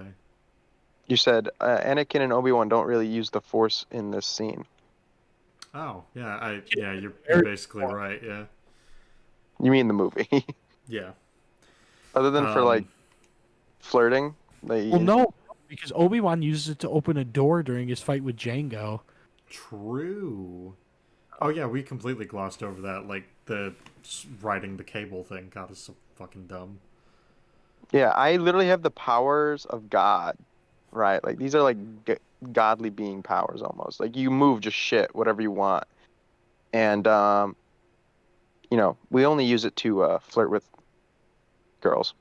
Yeah, Yeah, that's what it's there for. yeah. That's what I'd use it for. I don't see the problem. Um, so Padme just jumps from the top of a fucking pillar onto a rhino. It's not a rhino. Someone did a video. I can't remember exactly how much force it is, but it's like I'm pretty sure the 69 force pounds. withstands from landing on that rhino thing is more than a rocket uses to take off to space. Nice. Not 100% sure, but the math was done. Yeah. When she jumps off of that pole and lands on the rhino, the force that her body takes upon landing is insane. Like she Yeah, would be. but it's not like spaceship levels. That's ridiculous. That's It's a gotta be you lot. gotta be It's missed. a lot of force. Well, no, I'm not doubting that it's an insane amount of force, Look it up real quick. but spaceship leaving orbit is like that's an insane amount of energy just to leave orbit or the ground or whatever. All right, while Cam does that, the next point that I have, the Separatists probably should have just opened with the droidicas. Honestly, you probably should have battle droids carting them out to begin with, since the Geonosians are people. Whereas, battle droids are just kind of tools. And we see, I think Nah, it's the praying battle mantis. droids are people too. The praying It's mantis very thing. clearly. The praying mantis thing kills two of the Geonosians, I believe. Yeah. I love the praying mantis is actually my favorite one. The thing's so cool. I But yeah, no, it can't totally kills a bunch of Geonosians. find it because typing in the word force with Padme just comes up with a bunch of fan articles about CBR.com says Padme was force sensitive. Oh my god. I fucking hate CBR. They're Yep. the cancer whatever BR stands for. I've never even heard of them. They're They just a write shit journalist Oh. site. Cam, you're Wow. breaking all up. They're very shit. There you go. So Mace Windu shows up. He walks slowly down a hallway towards Gunray, Poggle, Dooku, Boba, and Jango. And then instead of doing anything to them, because apparently none of them know he's there, he ignites his lightsaber in front of Jango and then just stands there and talks to them. I mean, if he attacks out of nowhere and kills one of them, he technically just executed someone. As they are in the process of executing 3 people from his side. Yes, but it's against the Jedi code to execute somebody. It's not execution. It's I'm not saying it's a smart decision. I'm saying it's in line with what it's not an execution, I guess, but like you are an attacking execution and just killing someone are two different things. Yeah, I was gonna say I don't know. Execution is something when you kill someone without when they are completely defenseless and unarmed. And they've already lost. That's an execution.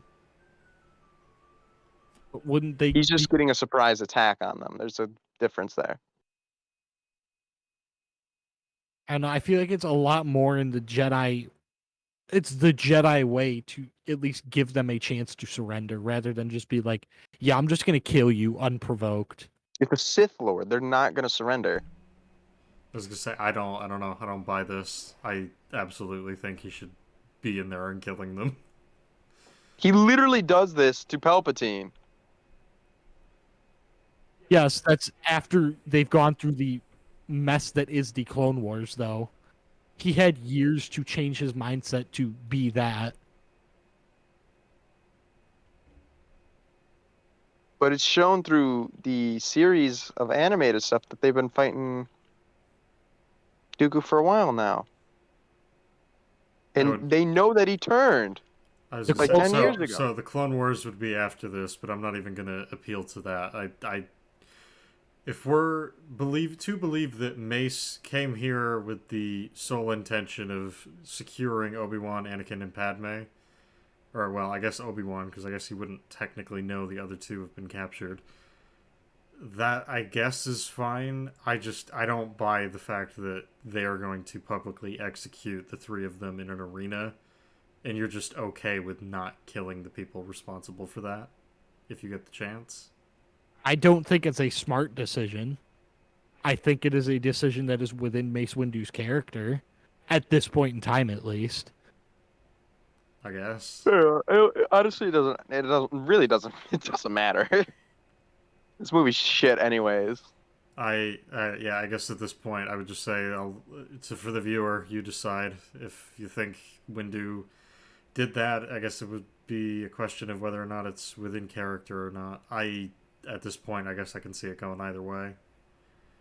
I just think it's really kind of stupid, but whatever. I got other issues with this, which is Dooku apparently didn't sense Windu approaching them. Dooku also didn't sense the growing presence of Jedi that are in the stands. The Jedi also didn't blow their own cover based on the fact that we see them hiding in the stands. The super battle droids weren't up there with Dooku, Jango, and the Separatists to begin with. And the super battle droids know to approach Windu, how would they have known to approach, considering they never saw Windu, at least from what we can gather about this scene? From what? This isn't ever said in the movie. I would just assume this to be the case, since in the first episode we're shown that battle droids aren't really capable of thinking for themselves. They're controlled by other people. I would assume that Palpatine is controlling the droids. Because that would also explain... In the first movie, they have a central tower. They have a central command, yeah, but it's... I was going to say, they're not individually controlled. I'm not saying they're individually controlled. I'm saying you can stop them from doing certain things. This is even Dooku stops them from killing the Jedi in this movie. I assume that would be like an AI thing. I wouldn't assume that's someone controlling them. Right. And there's a point in which they switch from centralized droids to singular droids where they don't need that central thing. I don't know if it's before or after this movie, though. Well, I don't think we're ever told that. We are. That's a specific thing in the series. I don't think that's in this movie, though. No, I don't. If it is in the series, I think it's in the Clone Wars, which we're not counting. Yeah. I don't know. Moving on. I have no idea how the hell Padme would survive this entire thing. I have a big problem in the fact that Anakin does not at all seem concerned with getting her to safety. None of them do. They're like, fuck it. All right, we'll stand in a giant circle. But like Anakin of all people should be very concerned with getting her to safety. Instead, he's like, you know what? Nah, this is fine. You could just stay out here and, put your life at risk. I'm fine with that, I guess. Well, and the one time that they seem to be somewhat safe is when they have a carriage that tips over so that they can use it as cover. And probably it's because I think, if I'm not mistaken, they get surrounded. Probably the better thing for them is that they have someone probably Anakin, move that thing with the Force and put it up against the wall, and then progressively you have the Jedi get backed into a corner, literally. Well, I guess not literally. It's not a corner, but you know what I mean. Mm-hmm. Yeah, because it's a round arena. They are not going to be completely surrounded. Of course, that also makes it harder for the gunships to get in, so I don't know. Maybe you just don't do this to begin with. Yeah, I don't know. I don't know how she survives this when dozens, if not hundreds, of Jedi are fucking killed in this battle. At the same token, Anakin, who only had 10 years of training at most, survives this entire thing too. But he's the chosen one. We've also been told that he's pretty much dedicated all of his time to lightsaber combat. That's like the only thing he trains in. Alright, I guess. Fine. After Windu lands, there's legions of droids that pour into the arena behind him and have clear shots at him, but they choose not to shoot him at all. The best faith interpretation I have is that they are too far away to hit him, and even if they could, he has plenty of time to counter it. But the interpretation I'm coming up with is that the droids don't shoot him because no one... George just didn't think about that, so... It's a lot of, a lot of droids is big spectacle. This will look cool. Yep. But let's not think about what this actually means. Yep. Yeah, I don't know. Let's keep this moving. I want to go to bed tonight. If you gotta take off, you're more than welcome to. We got 2 pages left. Yeah, I can hold out for 2 pages. So, Django jumps into the fight instead of picking off people from afar with his jetpack. Yeah, he decides to fly into an active war zone for fun, I guess. Fucking stupid. And then Windu closes in on him, and Django just sort of gives up instead of using, like, you know, the cables or the flamethrower or, you know, fucking anything that could save his life.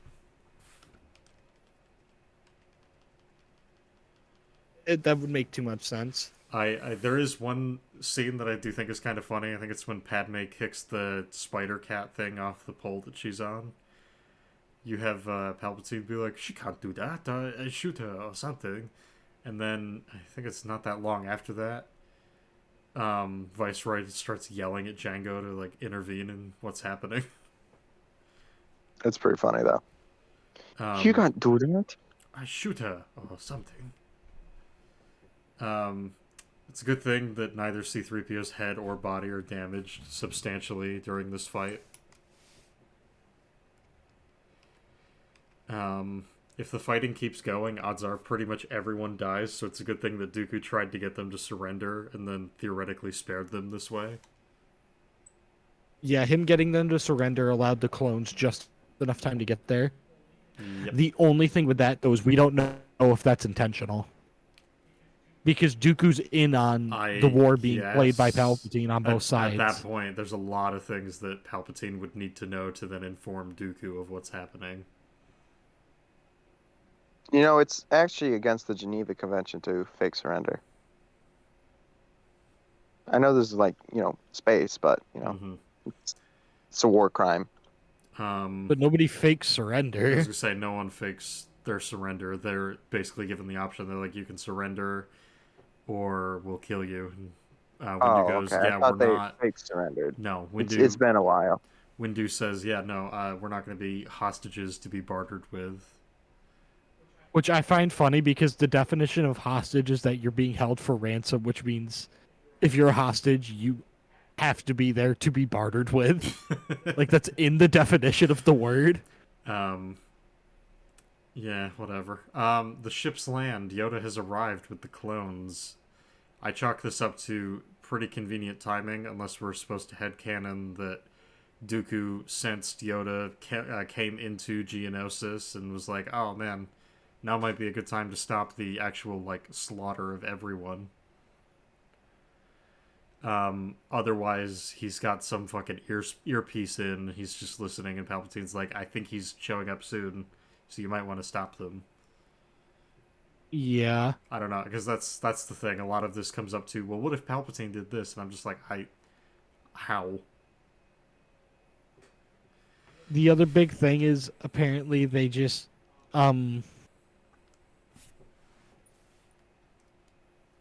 the droids in them never shoot at them when they see the clones coming in. They just are like, oh yeah, you guys can just come in. Yep. We won't shoot the Jedi that we have surrounded. We won't do anything about them. Just come on and bring all the troops in. Let's have a little party. Yep. It's a lot like the hostages in episode 1, where they just have armed people show up to stop them and stop the droids and free them, and the droids are just like, oh well, fuck it. Yeah, this is just happening. I guess. I don't care about the unarmed hostages that I had. I will not kill them. I'll shoot at the people with weapons. It's like, the hostages are probably your biggest bartering tool, but alright. Nah. So yeah, we have several Jedi turn their backs on the droids that are shooting at them while they board the Republic gunships. And on top of that, you have several Jedi, like I think Ki-Adi-Mundi and Windu, their gunship is the biggest perpetrator of this. Or, of course, I don't even know if they're on the same one. Maybe I'm mixing them up. But I know the one Ki-Adi is on is pretty bad with this. They will hold their lightsaber in one hand to deflect shots and then lift people up with the other. And it's like, you probably don't want to be doing both of those at the same time. Yeah, that seems like a little bit of a Oof. little bit of a detriment. Like, that could go wrong very quickly. Just a little bit. Past that, how, or rather, why would the Republic have gunships, tanks, and everything else if they never had an army and never approved of it until a handful of hours ago? I would. The only way they would have those is Camino had to have made them for them. Yeah, I assumed that they kind of. Any other explanation would leave them way too. I was gonna say that's the only explanation I can come up with, which leads to the next question, which is how does Camino have that as a resource? I guess that's a better question. How does Camino have anything? Yeah. I was gonna say it may have just been contracted out somewhere else, but they could have just probably assumed it was the Separatists if they even noticed. You know what I mean? I have no idea how the fuck any of this works. Even Which before is why the Separatists exist, they're known for cloning, though, so the Separatists probably wouldn't be where they're getting at least some, or if not most, of their building materials. I have no fucking idea. Yeah, there's never any indication as to how they're able to do such things. And, the lack of a clear payroll for them is a major issue with the writing, because the Jedi never ask that question. Nope. They're never like, so who paid for this army? Because this can't have been cheap. Never once do they ask that. Nope. Major fucking issue. So, Obi-Wan never holds on to anything in the Republic gunship as it takes off, and R2-D2 and C-3PO are both left behind in the arena. Not only that, but I noticed it on the second watch. After they do, after we cut back to them, R2 and 3PO in the arena, none of the battle droids are there. They're just gone. The ghosts. Magic battle droids. I think the CGI team just gave up because George made them do so much unnecessary CGI. So much of this movie is CGI that just does not need to be CGI. Like, there's a whole scene where Django's CGI, and it's like, okay, why is he CGI? It looks so bad, and I've heard, well, it's because Temuera Morrison couldn't be on set to film. And you want to know the wonderful thing about Django? Is that he's covered head to toe. Yeah, that's crazy. You don't need Temuera Morrison. You need the suit. And you had the suit. Yeah. So anyways, we kind of skipped over it. Mace Windu killing Django. Any thoughts? Funny. Other than, obviously Django doesn't do nearly as much as he should to protect himself. Django, for me, is a lot like Maul and Grievous. Very cool character that I really wish we could have seen more of. I just wish he was I think he's really shafted. He's a lot like Grievous. He's played up to be this badass, but he's super incompetent, like you said. He's hardly in the story, and when he is in the story, he's just being a bumbling moron. Yep.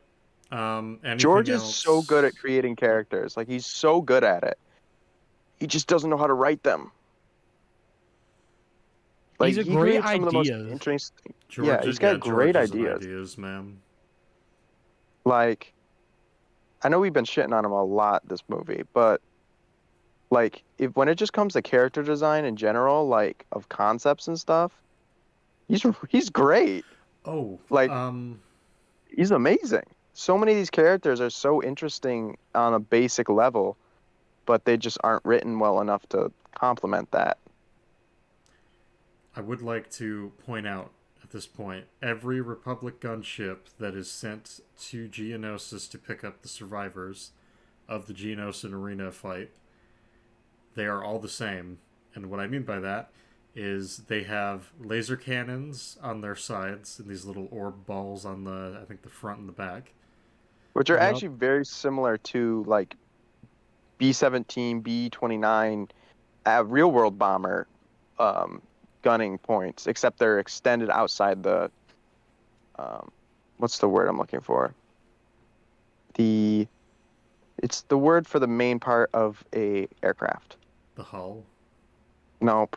That's a ship. The I cockpit. guess that's. Nope. There's a name. It's a funny. It's kind of a goofy word. It's I have no idea. I'm gonna Google it. You can continue. I'll look up the Okay. word. But normally they're in the main part of the So, anyways, aircraft. I just think it's worth noting. So they have laser cannons, at least as far as I can tell, they're laser cannons, and they have regular guns on them, and they have missiles. Just keep that in mind. So we have post Geonosis Arena. We have a bunch of battles here on Geonosis. One of them is of Kit Fisto getting dropped off from his Republic gunship, and he just does two fucking wild swings at nothing, and then The Mhm. fuselage. runs forward. Ah. The fuselage. That's the yeah. Um, Normally they're attached to the fuselage, but and so Cam, you and I, when we watched, we were like, "Oh, is he swinging at blaster shots or something?" No, we went back and checked.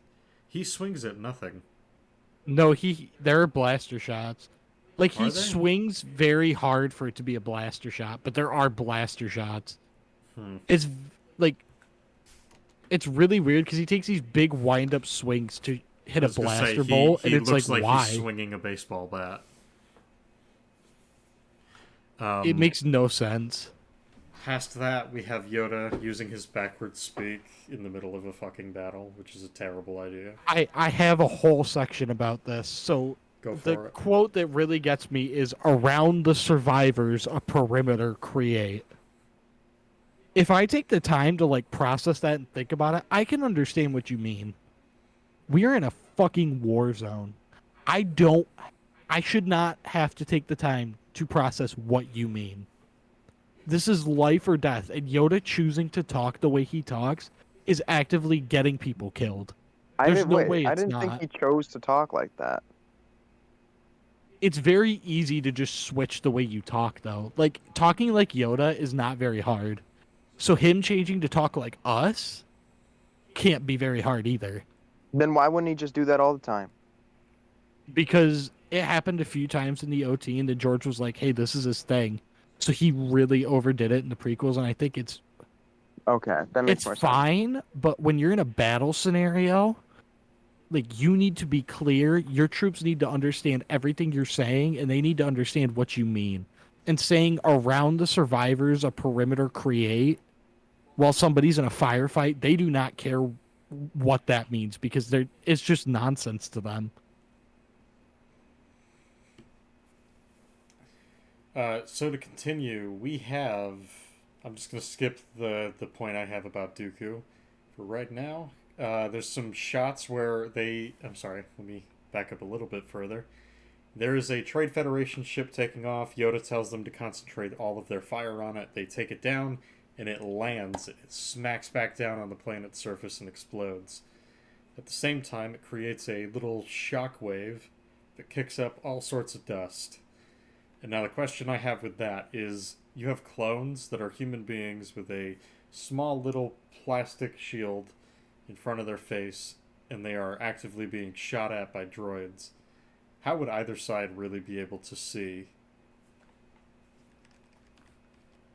They wouldn't. And yet the shots that they present are just them blindly firing.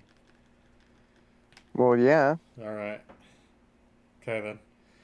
So Like I don't see what's wrong with blindly firing into the fog like that. I guess I should rephrase. They should be blindly firing. They are accurately firing at everyone in this dust cloud. Well, for the droids at least, I feel like that makes sense. I was gonna say, I I mean, think actually, there's potentially an for either, argument you could make, but I don't know. I I don't feel The necessarily clones buy should it. be very concerned about potential crossfire, though. They could end up hitting one of their own guys or hitting one of the Jedi. I was just this is the equivalent of shooting in a sandstorm. It's like I don't think you're gonna hit much of anything. And if you I do hit mean, something, you don't know if you're hitting an ally or an enemy. Yep. for the droids, obviously hitting an ally doesn't really matter. But Yeah. for the clones, I mean, for both factions, I imagine that they have different kind of visor settings so they can see through, thermal, night vision, stuff like that. I imagine there'd be one that could, but obviously for clones, it'd be more suited for drone or droids. I guess at that point would that not be Oh, headcanon though, because the film does nothing to establish that. true. They should Well, have established something like that, but I don't know. That's what I think of at least. But that's also just me. Fair enough. So Dooku travels across Geonosis in a highly unprotected speeder, as opposed to a better protected ship. We see in the next film that being a Force user, by the way, while you're riding a speeder, does little to protect you from being shot by non-Force users. Just want to throw that out there. And so it's lucky that apparently the Republic gunship that can follow him is apparently out of rockets and supposedly has no other way to attack him. Except, I just said, not what, 10 minutes ago, that their ship has laser cannons and like just regular Turrets. guns on it. Like they can still shoot him, but the film forgot that, I guess. So you know, because they have the line, they're like, "Oh, we're out of missiles." yeah, it's Shoot like him. that's Okay. that's cool. And then they You're- have a shot that shows things on the front of the um ships, and it's like, okay, so maybe right after they say that, George, don't show us a shot that establishes that they have things to shoot Dooku well, with. I paid attention in every shot that they show us. It is explicitly the same gunship as the other ones that show up to protect them. So everything that we see the other gunships do, this gunship is capable of doing. The way to account for this is you have to show us that both gunmen in the laser cannons are dead and their guns are damaged or something. Which at that point you got to get super lucky that that plays out that way. And at that point, probably your best option is it would be contrived, but the gunship that picks them up happens to be one that only has missiles. I think I mean, that I would wouldn't. be very contrived. I think so too. But Really, I don't think that it the they just the one that they're in doesn't have their guns are damaged or their pilots got shot or something like that. I mean, you're But like just in an active war zone. the only ship that has a line of sight on Dooku just happens to not have working guns. yeah, I feel like if you had multiple, like probably half the ships just don't have guns on them. I think that would No, I work. mean like they were just destroyed in battle. I think it's less contrived to have them be destroyed in battle than to have them not be there at all. Oh and yeah, get picked up on a for lesser sure. model. The problem is, in order to pull this off, you have to show us and engineer a situation in which their weapons can be damaged, so that I can believe that they have no way to counteract, or well, not even counteract. They would have no way to shoot Dooku whatsoever. Right. Because as it is, he should absolutely be dead. Like, that's it. It's over. Um. Anyways, so Padme and that clone fall out of the gunship and fall onto a giant sandhill, and they are not only not injured by the fall, but it does little but, incapacitate them for like 10 minutes. They should To be be fucking fair, dead. they dropped like 5 feet. They drop like 60 feet. Plus, they're No. going fast enough. They're going in a fucking airplane, pretty much. Like, they've got to be going at least 60 miles an hour. You hit the ground at 60 miles an hour, whether that's sand or not, like, you are not just standing up. I Um, can believe Tab. she could survive, but I don't believe that she could just get up and be I was gonna fine. say, I don't believe they're uninjured, or at least not at all phased by what just happened. So anyways, we're now on to Obi-Wan versus Dooku. And Dooku. the only note that I have for this right now is Dooku doesn't cut off Obi-Wan's limbs, but he cuts off Anakin's. You were the chosen one. Yeah, he seems needlessly brutal when going against Anakin. Like he doesn't cut off Obi-Wan's because it's unnecessary, but that he just cuts off Anakin's, even though that's also very unnecessary. Yep. Then we have Anakin versus Dooku, and the only note that I have for this, well, actually, I'm sorry, I have two notes. The choreography and the close-up shots I find really, really awkward. Yeah, it's really weird. And the other thing is Anakin has absolutely no reaction to getting his arm chopped off. Anakin pretty much stands there and allows it to happen. Another major problem I have with this is when Obi-Wan throws Anakin his lightsaber, Dooku just stands there and waits for Anakin to catch it, and then they Yep. start battling again. Yep. It's like, that's the perfect time to strike. I see that works better if Anakin pulls it to himself, but okay. Yeah, and literally, Dooku is less than 3 feet away from Anakin when he's catching the lightsaber. He just lets him catch it. Yep. Well, and it does nothing to help him either. It gets immediately removed from the battle, and I'm just like, why would you, at that point, why bother? There isn't a point. And then we have Yoda versus Dooku after Anakin gets taken out of the fight. Oh, actually, you know what? Fuck it. Let's back up. So they get here at first. Anakin's like, "Yeah, you're gonna pay for all the Jedi you killed today." And Obi-Wan goes, "Yeah, we'll take them together. You go in from the left," and he goes, "No, I'm doing it now." And then he gets electrocuted and taken out of the fight immediately. Any thoughts? LMAO.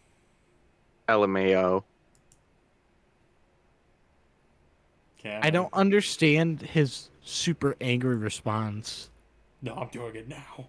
I mean, Padme did just get injured, but her getting injured had nothing to do with Dooku, so I don't see why that would make him emotional. Like, why is he so angry? Well, I don't know. I think probably best faith is that does have him upset because Dooku did technically, not even technically, he did. The two ships that shot at the gunship that caused her to fall out, Dooku was the one that ordered them to shoot. Yeah. Yeah. I don't know. I don't have a ton to say. I don't particularly give a shit about this fight. It's mid. I don't even think it's mid. I just think it's bad. I don't. I just want to say the criticism of Yoda flipping around and using a lightsaber. What the? Do you want him to just let Dooku kill him? What the fuck is he supposed to do?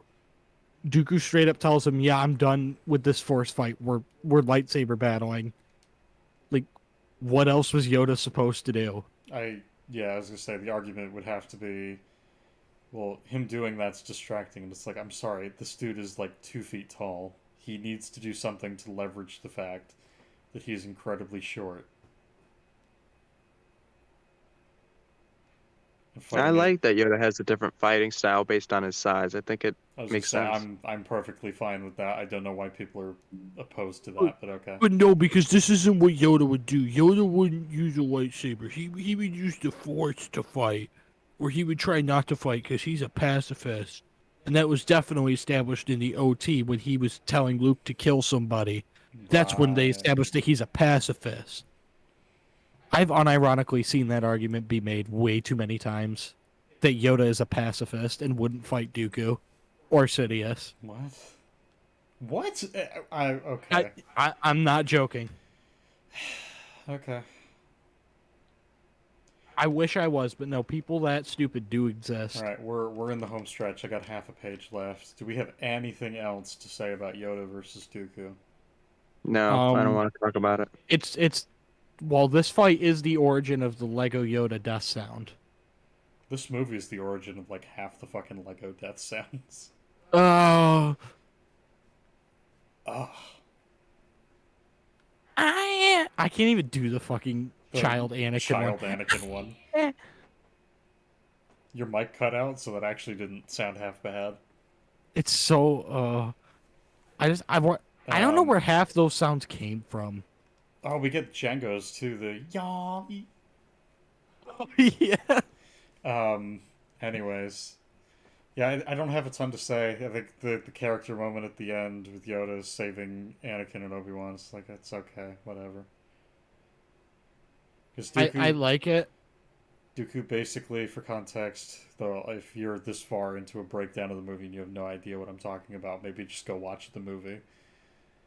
Um, Dooku decides he's done with the fight, and so he drops a pillar on Anakin and Obi-Wan, or he tries to, and Yoda has to make the choice of either pursuing Dooku and stopping him from escaping, or saving Obi-Wan and Anakin, and so he saves Obi-Wan and Anakin. I do love that Obi-Wan and Anakin just sit there and watch the pillar come down towards them and don't try anything. I get that they're injured, but they don't even try to move or use the Force to stop the pillar. They just kind of sit there. Yep. And then we have, as long as you guys are good with that, we'll move on. Dooku meets with Palpatine. And I guess it should have been noted earlier, but Dooku has some subtle manipulation. I guess subtle manipulation would probably be the right word. Right phrase, I should say. He basically manipulates the Separatists into... I can't remember exactly what it is, but it's something to do, I believe, with the clones and how bad they're losing and yada, yada, yada. And Poggle gives him the plans for the Death Star, and Dooku delivers those to Palpatine on Coruscant. I do have a slight thing. I'm not sure if it's a problem, but I don't like it. Okay. Dooku tells Poggle, "Yeah, I'll deliver these to my master on Coruscant," and it's like, oh. I don't think Poggle should be privy to the information of where his master lives. Oh yeah, that's an issue. It seems like something that's not something Palpatine would want out. Nope. Because that severely limits the amount of people who could be Darth Sidious. Didn't he already know he was in the Senate, though? Sure, but that's a plethora of fucking people. Well, where do you think the people who are on the Senate live? Some of them do live on other planets. Coruscant, others would, yeah. Well, yeah, but they all go to Coruscant, and he says, "My master on Coruscant." So he's there, but that's not. I don't feel like that's a revelation. Yeah, I guess it's not. like he's a senator. He's gonna be on Coruscant often. Yeah, he's not saying that he lives on Coruscant, just that he is on Coruscant. No, yeah, Nash is right. I'm always right. No. So we have Obi-Wan, Windu, and Yoda discussing what Dooku said about the Sith controlling the Senate. And the only note that I have is, let's keep an eye on the Senate, but not that guy who was just granted emergency powers by Padme's temporary replacement. Nah. I want to go over real quick the massive trail of clues that point directly at Palpatine, and none of the Jedi suspect it. Yep. Go for it. So, 10 years ago, Palpatine was appointed Supreme Chancellor. The Jedi now know that 10 years ago, the Clone Army began development. In the same day, or the day after Obi-Wan finds out that the Clone Army is a thing, Palpatine is granted emergency powers and is able to utilize that Clone Army to his advantage. They have no clue how this was paid for. They are told that the Senate is controlled by a Sith Lord. Who the fuck controls the Senate? Palpatine. Yep. Like, there's so many clues they have that point directly to Palpatine. I think the most damning one is, oh, so you getting emergency powers and becoming Supreme Chancellor just happened to line up with when this army that we didn't know we would need is created. And suddenly, as soon as you're given emergency powers, you're able to implement this army that was made at the exact same time you came into office. Yep. Just a little fishy. Well, at the same time, this is all this all relies on them using an army that they. I mean, we've gone into it like 4 or 5 fucking times at this point. It's reliance on them using an army that was made by like 7 different people under extremely fishy circumstances, and no one cares. I don't know why they're not skeptical of using an army based on Jango fat.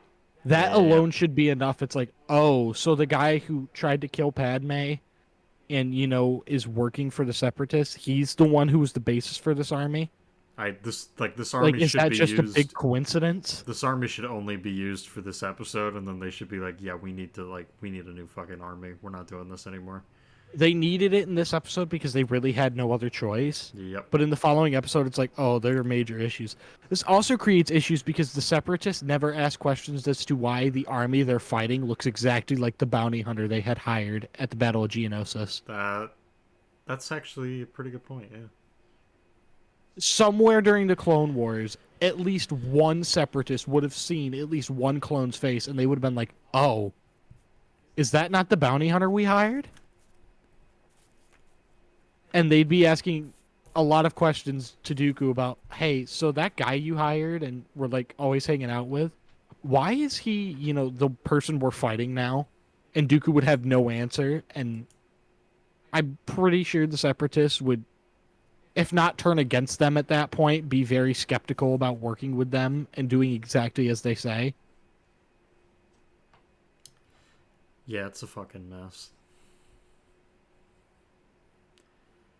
So then next up, we have the clones landing on Coruscant. We have Bail Organa, Palpatine, and some other senators overlooking the clone army as they're doing their thing, I guess. And I have nothing to say about that because there's nothing that happens. Yeah, nothing. So, after that, we have Anakin and Padme have their wedding. And the only point that I have for that is, why would you bring 2 droids to your wedding? But other than that, I got nothing. Me and Nash were talking about that earlier. I think you're taking a big risk.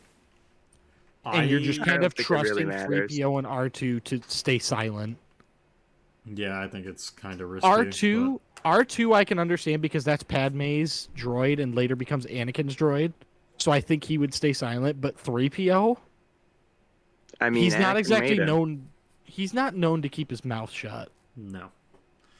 So any final thoughts on the film before we dive into the, I guess we'll say, final assessment of the movie? Nope. Anything we missed? Any criticisms you want to bring up? Anything? I think this movie uses way too much CGI. A lot of it's aged pretty poorly too, as far as CGI.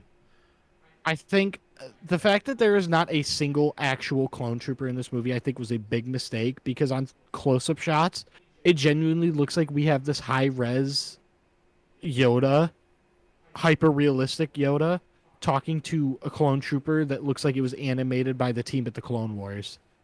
And I'm not saying that the animation that the Clone Wars does is bad, but it's stylized. It is not the style that fits well into a live-action movie. So seeing a hyper-realistic Yoda up close talking to clones that look like they came out of the Clone Wars, it's very jarring. And all it takes is for them to make like 1 or 2 practical suits for those close-up shots. That's a great thing about clones, right? They all look exactly the same.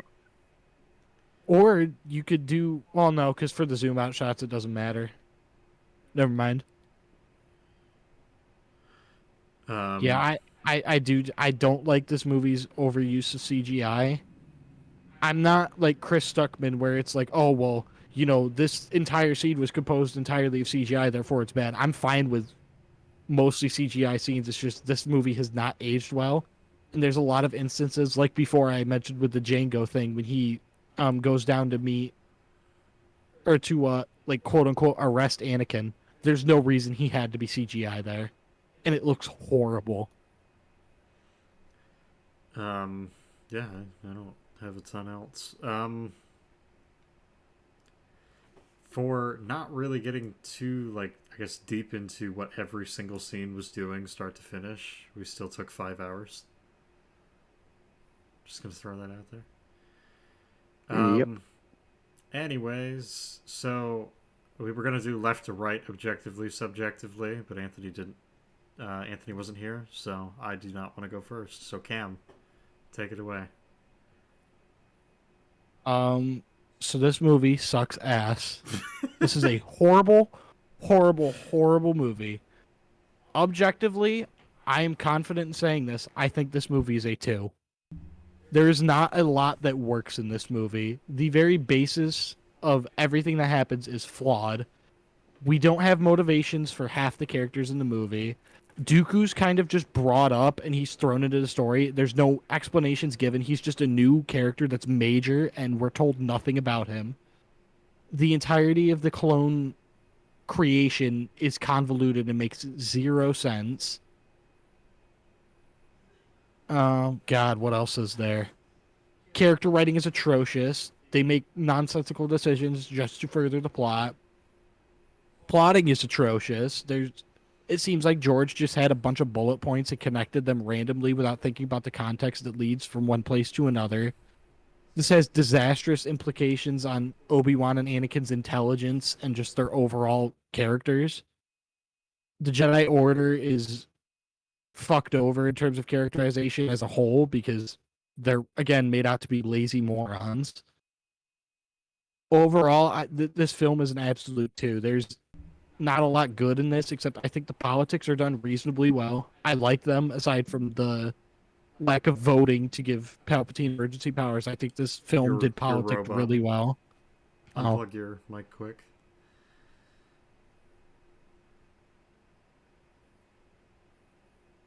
I was...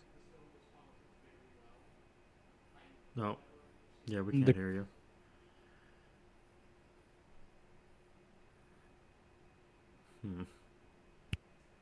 Can you hear me now? Yep. I was saying, I think this film does politics really well. I will never understand the heavy criticism of politics in the prequels because that's what helps us understand the world. The people who hated on politics are the reason why the world building in the sequel trilogy is non-existent. That's why the sequel trilogy is so broken, because they felt like they couldn't explain anything because of the massive backlash that was brought about through inclusion of politics. And overall, just this story is a fucking mess from beginning to end. And subjectively, I am also giving this a 2. I fucking hate this movie. Even with its amazing meme value, I find this movie insufferable to watch. I watched it twice in 1 week, and already I want to fucking down a glass of rat poison. Listening to Anakin talk, watching him do literally anything in this movie, watching Padme just exist next to Anakin, it's all so fucking infuriatingly. I hate this movie.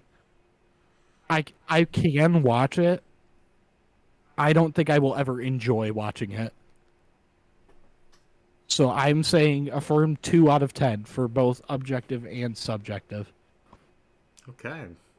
Nash, how about you? I know you said something earlier, but I don't know if you want to walk back on that and change your rating, or if you want to stick with your guns. I'm gonna stick with my guns. That's okay. I think I said a 3. What, a 3 and a 5? I think so. Yeah, I think I'd bring that 5 down to a 4, but still a 4 instead of a 2 because the memes are good. They're really good. Okay. The memes are fucking golden. They're prestigious. They are the prestige. They're the best of the best. All right. Let's hear it, Chris. Yeah, I guess it's me. Objectively, what does this film get right? Not a whole lot. There's a couple ideas that can be salvaged. And I guess that's the thing that's preventing me from putting it in a solid 2, where I would put probably the rest of the sequels, because the sequels fuck pretty much everything up. Conceptually, like I said, I think there's a few things that you can salvage. There's a couple scenes that you could maybe rework a little bit. Like I said, ever so slightly. There's not a ton that you really need to do, and you can change them and fix them. But a lot like the first one, this movie's just fundamentally broken. Um, there is some pretty substantial damage that's done to the characters, and overall, the plot is incredibly poorly paced, and it's full of holes here and there. Well, here and there is not the right word. They're all throughout. Um, we mentioned it earlier. There's some characters that could be cool. There's some plot ideas that could work, but overall, the execution is just not there. I don't know. I found this film really, it was a slog to get through. There's so much that just does not work. Objectively, I'm going to put this movie at a 2.5. Again, the only thing that's keeping it out of the 2 territory is, unlike the sequels, I believe there is some stuff that can be potentially salvaged. And there's some stuff that at least somewhat works. It just needs, like I said, that basically needed one more time through the workshop, I guess, to pretty much work, but whatever. Subjectively, I was going to say a 3, but really, I think a 3 is stretching it. We're probably looking at a 2. I don't know. I do not enjoy this movie. I never have. I don't think I ever will. It's just not my cup of tea. And at the same time, I mean, it's taken us this long to get through this movie, and for good, damn good reason. There is so much fucking wrong with it. I think you're missing something, though. Yes. The meme potential. Okay. This is very important. I think you guys are underselling the importance of memes.